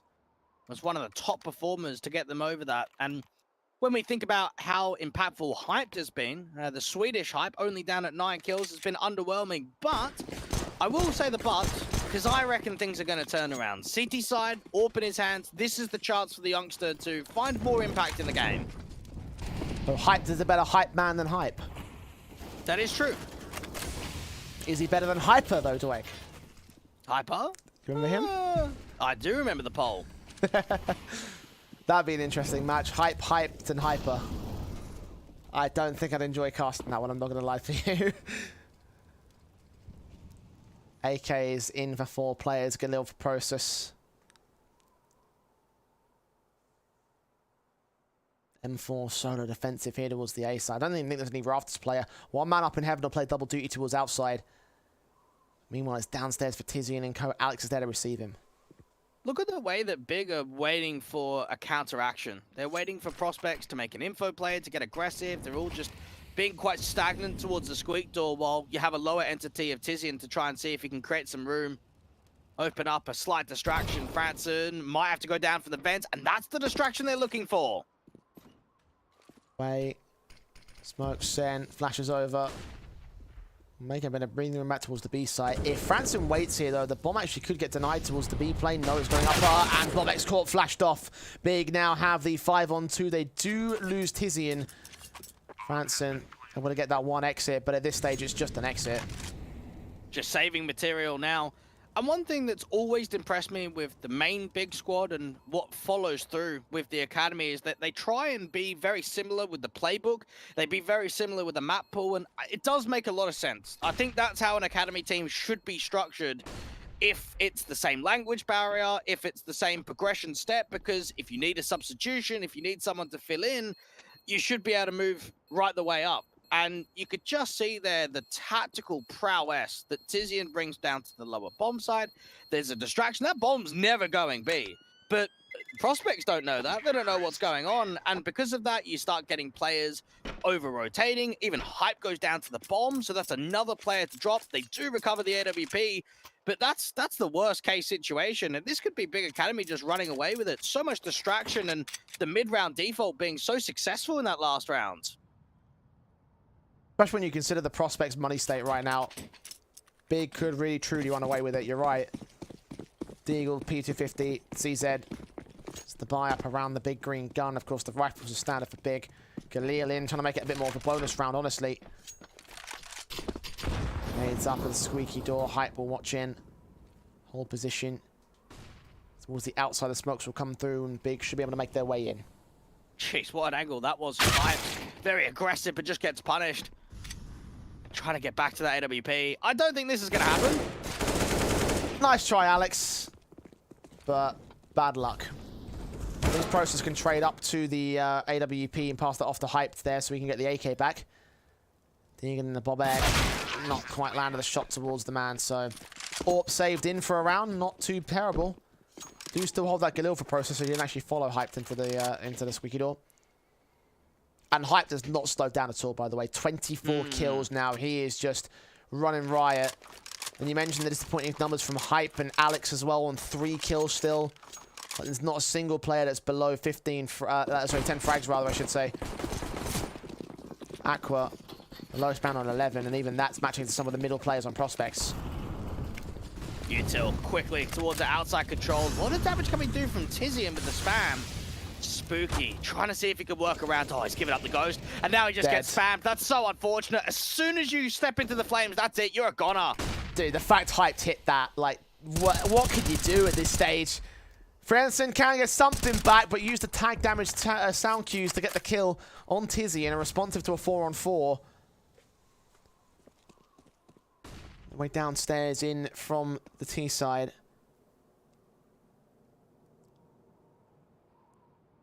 Walk is very slow in secret.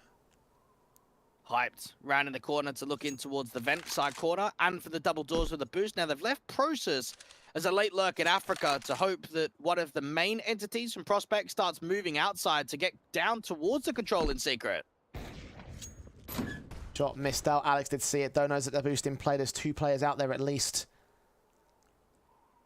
Man reaching around. Hype is detecting outside presence, and he might just catch Process for this.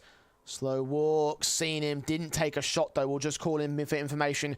Franson back up here. Might be bracing for a sight hit. Process gonna get caught instead. Excellent timing. Even Alex to respond down at the lower bomb side. Does get traded quickly, but Bobek is in there so fast to deny that bomb.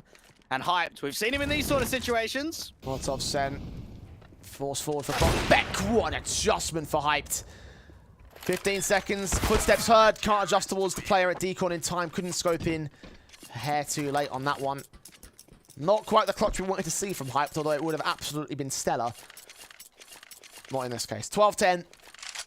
Still 2 rounds up for Big, and they will have a rebuy. And for Prospects, it's about keeping the economy afloat. That's all this second half is for them. Yes, you have to grind the rounds up to 16, but if you want to make a comeback happen, if you want to get the job done, they have to keep players alive in rounds that are being converted. Because they are so close to the economical reset.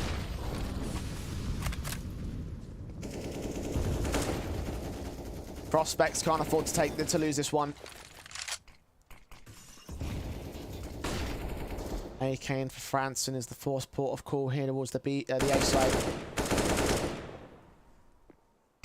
Watching and waiting with the smokes down. He's going to get himself a little bit closer to contact. Open vent corner. Towards outside for Big will come through. Even Hype with that AWP playing very defensive. You actually got the rifle in from Spooky playing deep towards Garage. Big Academy working with the smokes towards outside. Now, a lot of the time, they haven't always committed with it. Get themselves in finally with the cross. Spooky, still not seeing anything. Footsteps heard by Franson will start the rotations back in. T-side players make the walk. Tizian in particular. Sky and Process with Hyped. Moving up with Spooky in the back corner of Garage. Are they going to face him? Yes, they will. Tizian, first man in. Spooky goes down for it. 30 seconds. Orpa Hype now to focus on the site defense. Aqua has to be one of the distracting elements to come through from Hut. It's going to be a split A play. Hype gets his kill. Alex in the rafters. Hype gets a massive double. Alex drops the bomb carrier, but Aqua and Hype come back at the responsive. Franson with one. Aqua all alone to do the rest of the damage. 1 versus 2. Back is turned to Bobek. Wrong timing there. And that is 11 for the Prospects. You can just see a slight hesitation, thinking about trying to get down for the vents, not to be. Even Hype with that AWP was able to muster up a good defensive hold. You can see him getting a couple, wasting a lot of time. And then, of course, that Mustang annual. Just see the way up into the rafters. A lot of damage gets put down. And a first tactical timeout coming through. Maybe Big realizing that there's a challenge on our hands here. Well, credit to them. They haven't needed one up until this point. Maybe you could have argued there was one that would have been nice when they were starting to feel pressure in from Prospects towards the tail end of the first half. But they've held a lead. They've managed to maintain it. Even get it back when Prospects took control of the pistol conversion. But now, at this late stage of the game, it's the best time to call one in at this moment. Money is a little bit awkward. Reset potential's on there. 12, 11, round 24 out of 30. Prospects having the guns just as much as Big do. The buy up is, of course, a given. The concern is going to be the strategy. What Big have to do to break the CT backs. Could be quick. Early volley going down towards the top of Hut. They're going to explode out the squeak door for the vent dive.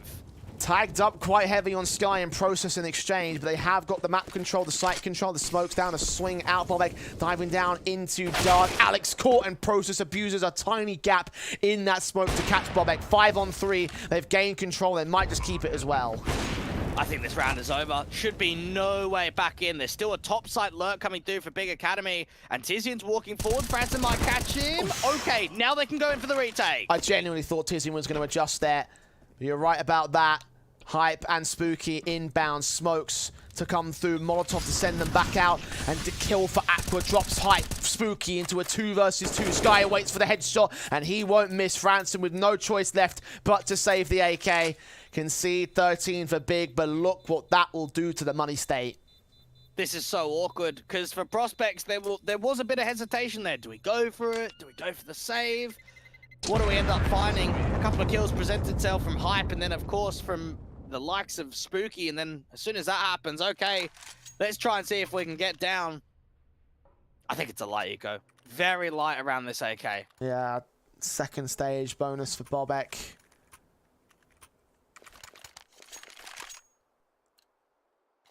I'd be shocked if they brought down heavy here. Spooky will get a Deagle and a HE. That's it, though.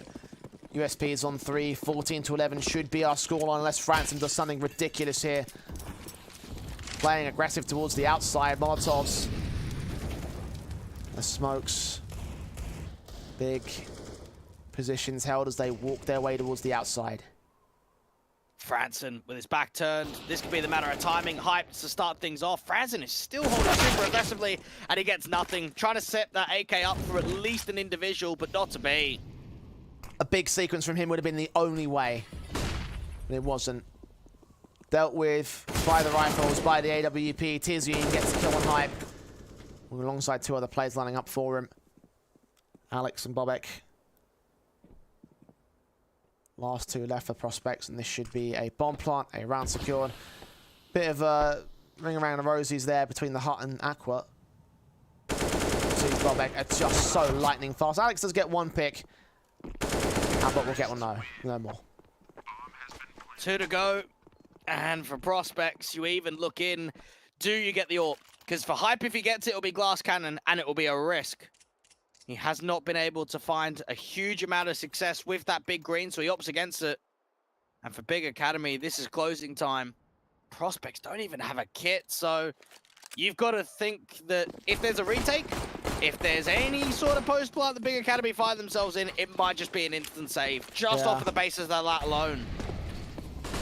Unless you have close presence to the site, like you're just around the outside of Heaven and Mini, for example.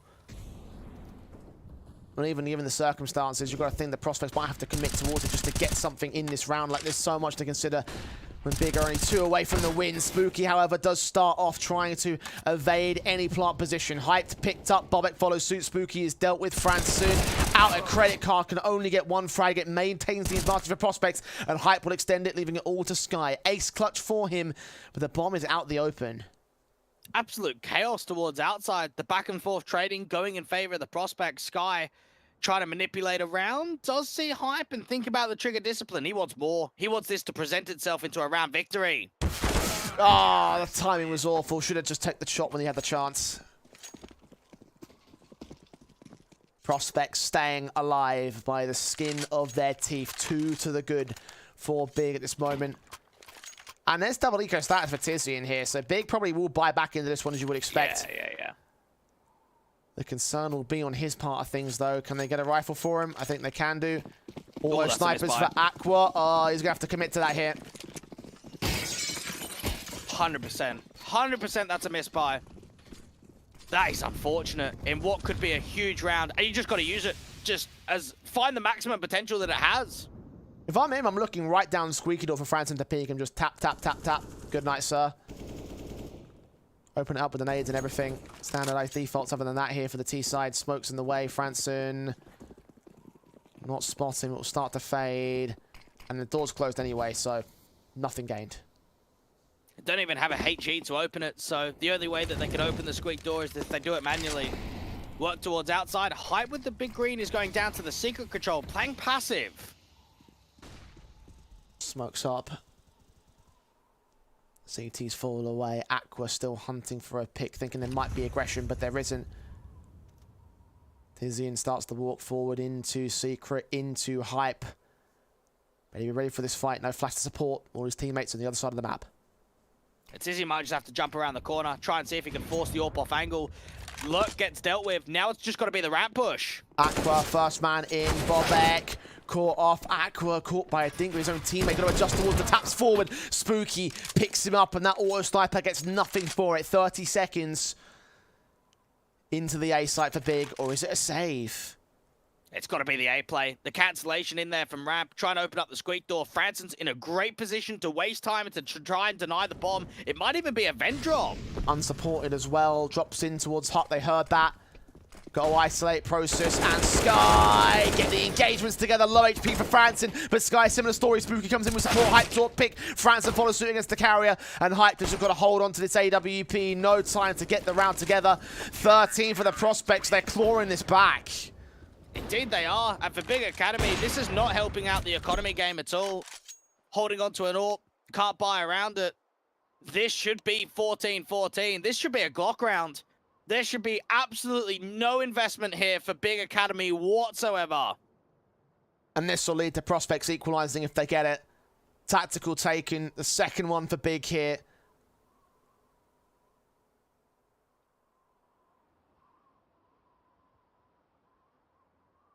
If they buy, if they force, it carries an immense amount of risk. And they know it.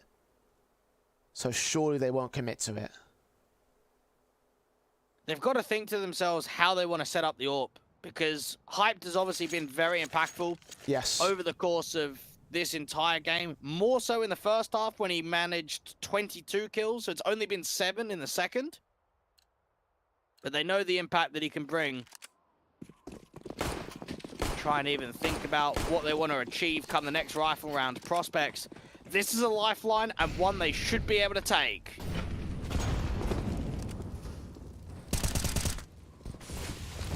Should be evens. M4 out the corner, get Sky. Adjustments for Tizian, does find Spooky at least. A distraction downstairs might allow Hype a bit of an angle to play with on top of the silo. Doesn't see anyone in the garage. Alex is hearing footsteps out towards the red box. Franson will come in with a bit of support. Tizian's dropped down meanwhile. Hype has gotten away from position. His AWP to provide support. Tizzy in dead. Bomb in the open. Process still can't get the kill despite the leg shot coming in there from Hype's position. No setup, no impact, no kills for the AWP. Aqua left alone to try to pick it back into his hands. Try to keep it away from the CT side if possible. Not like it's going to matter though.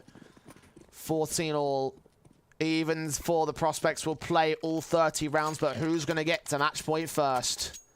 Well, I'm looking at the money state, and yes, there's no loss bonus at all for Prospects, but they do have decent amount of funds in the bank where you look over at the big side, and they're working with 2,900 loss bonus. If they lose this round, and even if they get a bomb plant, they're going to be the ones on the worst and buy. So I have to lean the way of Prospects and say they're at the advantage here.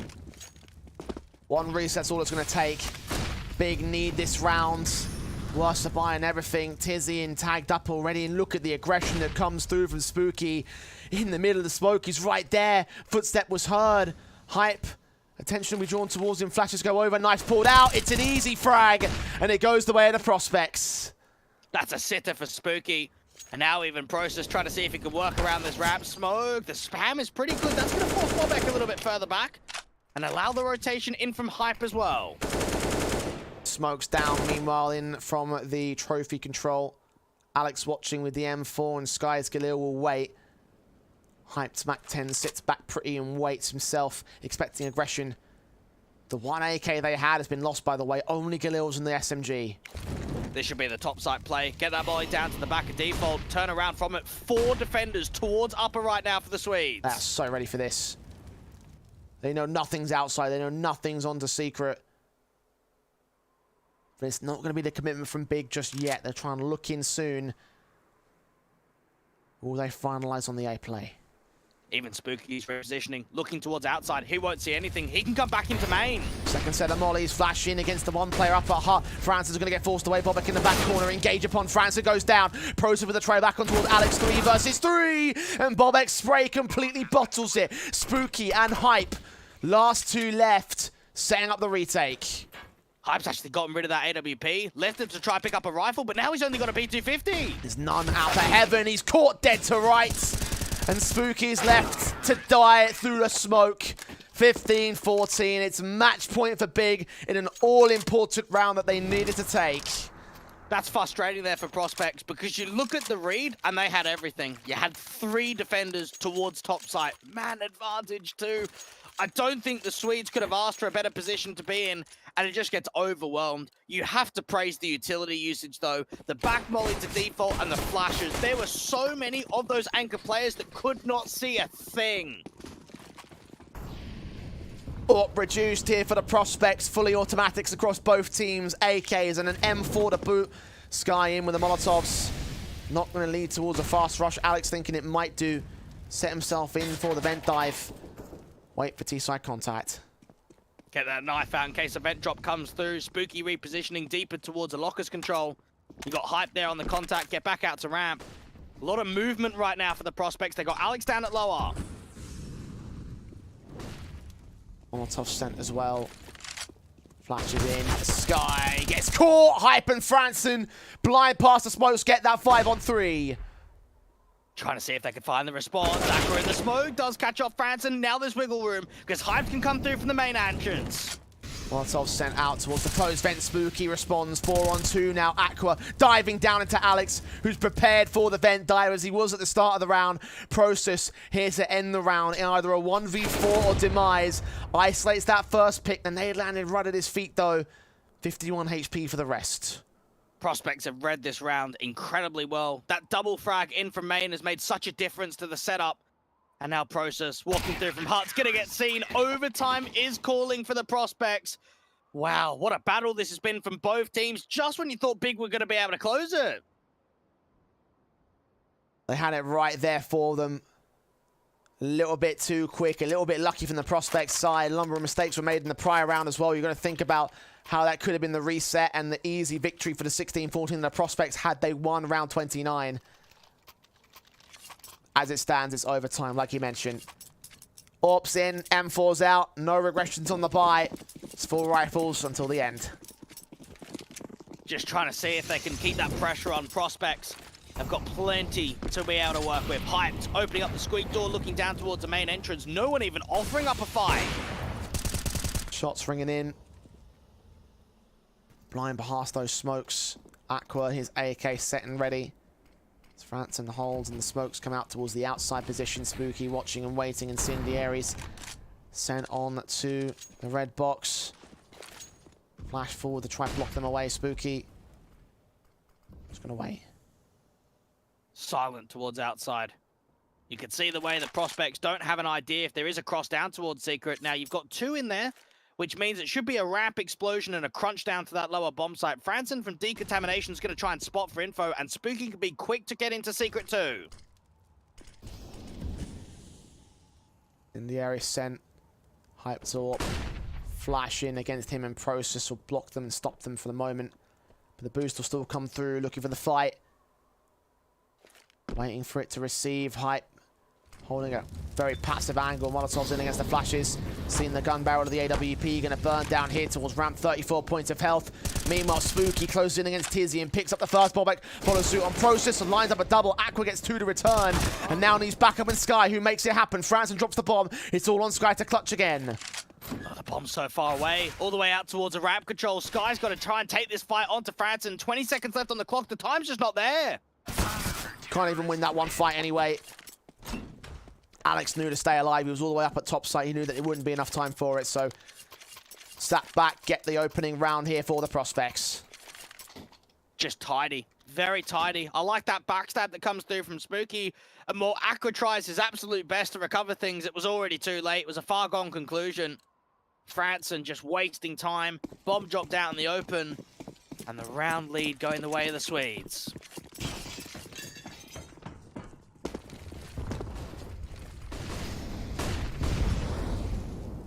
M4's in for Alex. Of course, Tizian and Co. dive down the vent straight into the site. Smokes that are ready and Bobek watches. Shots ringing out from the AWP. Molotov sent. The bomb will get planted from here without much resistance. Instead, Tizian gets the opening kill. Aqua with 2 to line up on the spray. Only gets the 1. Franson keeps it manageable. Hyped has been able to spot information onto Spooky towards outside, getting into secret control. That's info the Process can work with now. Damage being done. Several players on the T side. Franson is the low HP individual, though. That's the big concern. Smokes up. Spooky with the kill. Tizian doesn't get Alex's advantage now for the CT side. Sky fighting hard to keep control alongside Process finding Franson. Spooky dealt with by Sky's position. His double up is found. And Big keep it evened. A big work around U2 incredibly well on this T side. That's been one of the main characteristics where they've been very successful. You just feel there for prospects. They were locked out of that B site incredibly quickly. A lot of lower takes as well. Tied up scoreline, 16-16.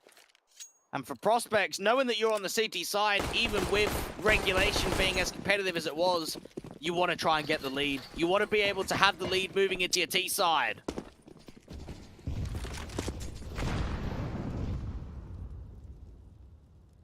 M4 in, looking up and over, spots 1, taps on, hyped. Orp looking for a pick back.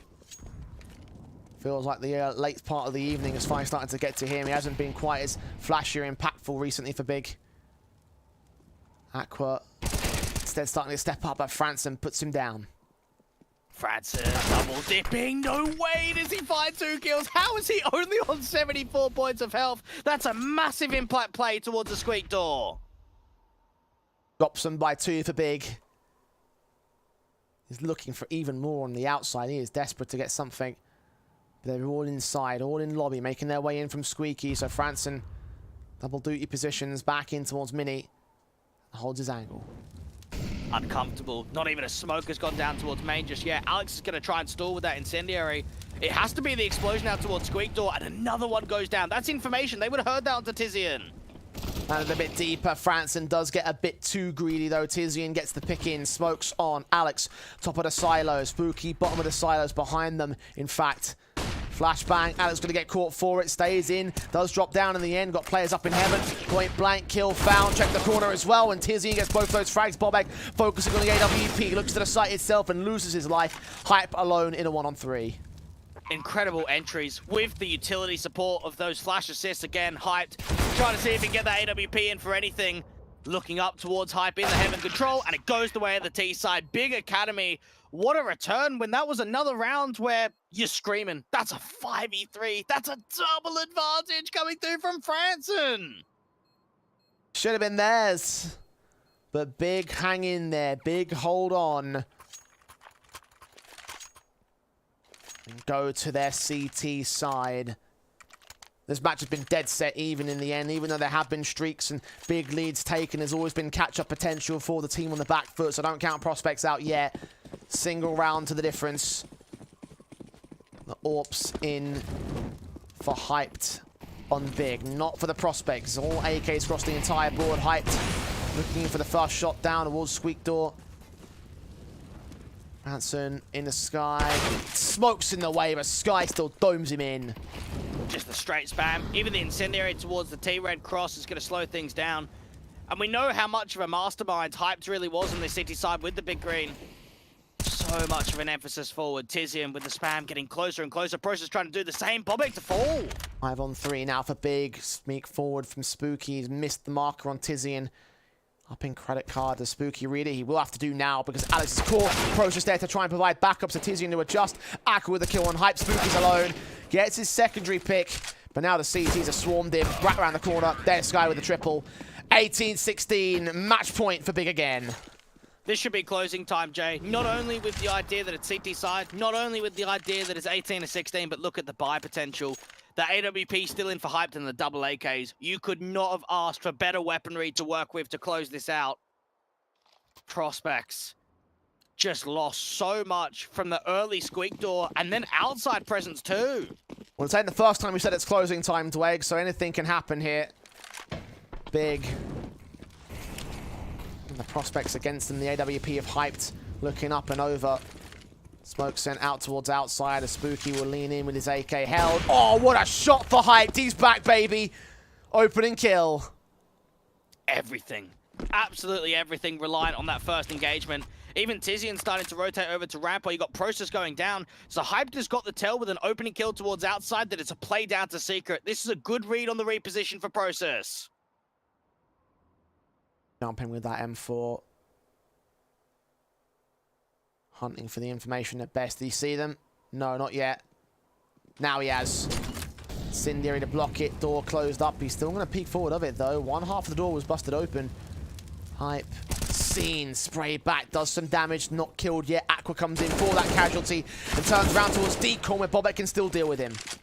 Back to top side. Look at what Franson's able to do. Walking through. Maybe there's a player in the vent. They don't know about it. Sky trapped out in the open. Finally going down to Franson. Cut the rotations back towards heaven. And up in the vents, bomb will go down. 3-on-2 for Big here, though, and look at Franson extending heights. Caught, back to evens. Tizian unknown, flashed off, but still leaning in from lobby as Process comes up from the vent. Swing back and lines them both up with support from the back. It will be a defuse, it will be a map and a match for Big. 19-16 as they put one more on the board in the WePlay Academy League. What a result. What a game this was to close out the last game of the day in an overtime fashion. Big Academy and Prospects. Mate, I can't wait for the second head-to-head between these two guys because that was a beauty of a best-of-one. We really thought this would be a potentially big matchup, a banger matchup for both teams involved. And that's exactly what we saw. I love to see Hyped unlocked, by the way. That was an amazing regulation from him. Slowed down towards the overtime. Credit, of course, to the rest of the team for keeping him above water. But the fact he got as many kills as he did and 30 bombed in the way that he did, like, he's got to be a guy to watch out for here for the big side. He always has been. And even when I think back to previous seasons, Sin has kind of been the #1 entity, and then Hyped has always been the #2 guy. Very reliant, very much a strong AWPer when it comes to the play style that they can bring to the table. And for Hyped, it's getting another victory through. For Big Academy, this was a much better performance on Nuke than what we saw against Young Ninjas yesterday. And that's an improvement for them as a result, right? Like we saw, we had some doubts about that Young Ninjas matchup for Big, obviously, to recover their position, try and put themselves up in the middle of the table, the top end of the table. That can actually usurp Prospects as well, because that means they've got a better record than them, and I think a better round difference thanks to how that thing has played out. So it's positives right here for the Big side, an opportunity now to establish themselves as a top-end group team once again in this case. For the Prospects, though, man, that match could have easily gone their way. This is going to be a hell of a rematch when we see that double header coming in later on the season. you do get games like that where you had closing potential, had the lead, just didn't quite happen. And there'll be a lot to look back here for them today. It's been a long day for them. It's been quite a lot of officials to be played out. And they know next time around they're coming back for revenge. They want that victory. Indeed. Well, next time we have for you tomorrow's matches, of course, 6 best of ones to play out. Not quite the 7 that we usually get, Thway. We've got OG Academy, Mouse, Na'Vi vs OG, Spirit ENCE, MIBR Ninjas, Big Astralis, and Ninjas Prospect. So I want to ask you, Thway, out of those matches for tomorrow, which one are you looking forward to the most? Yeah, maybe OG Academy and Mal's NXT. Both of the teams, sort of the European squads. I think we've seen some good level of play from them, but we've also haven't seen as much from Mal's NXT. It's a brand new rebuild.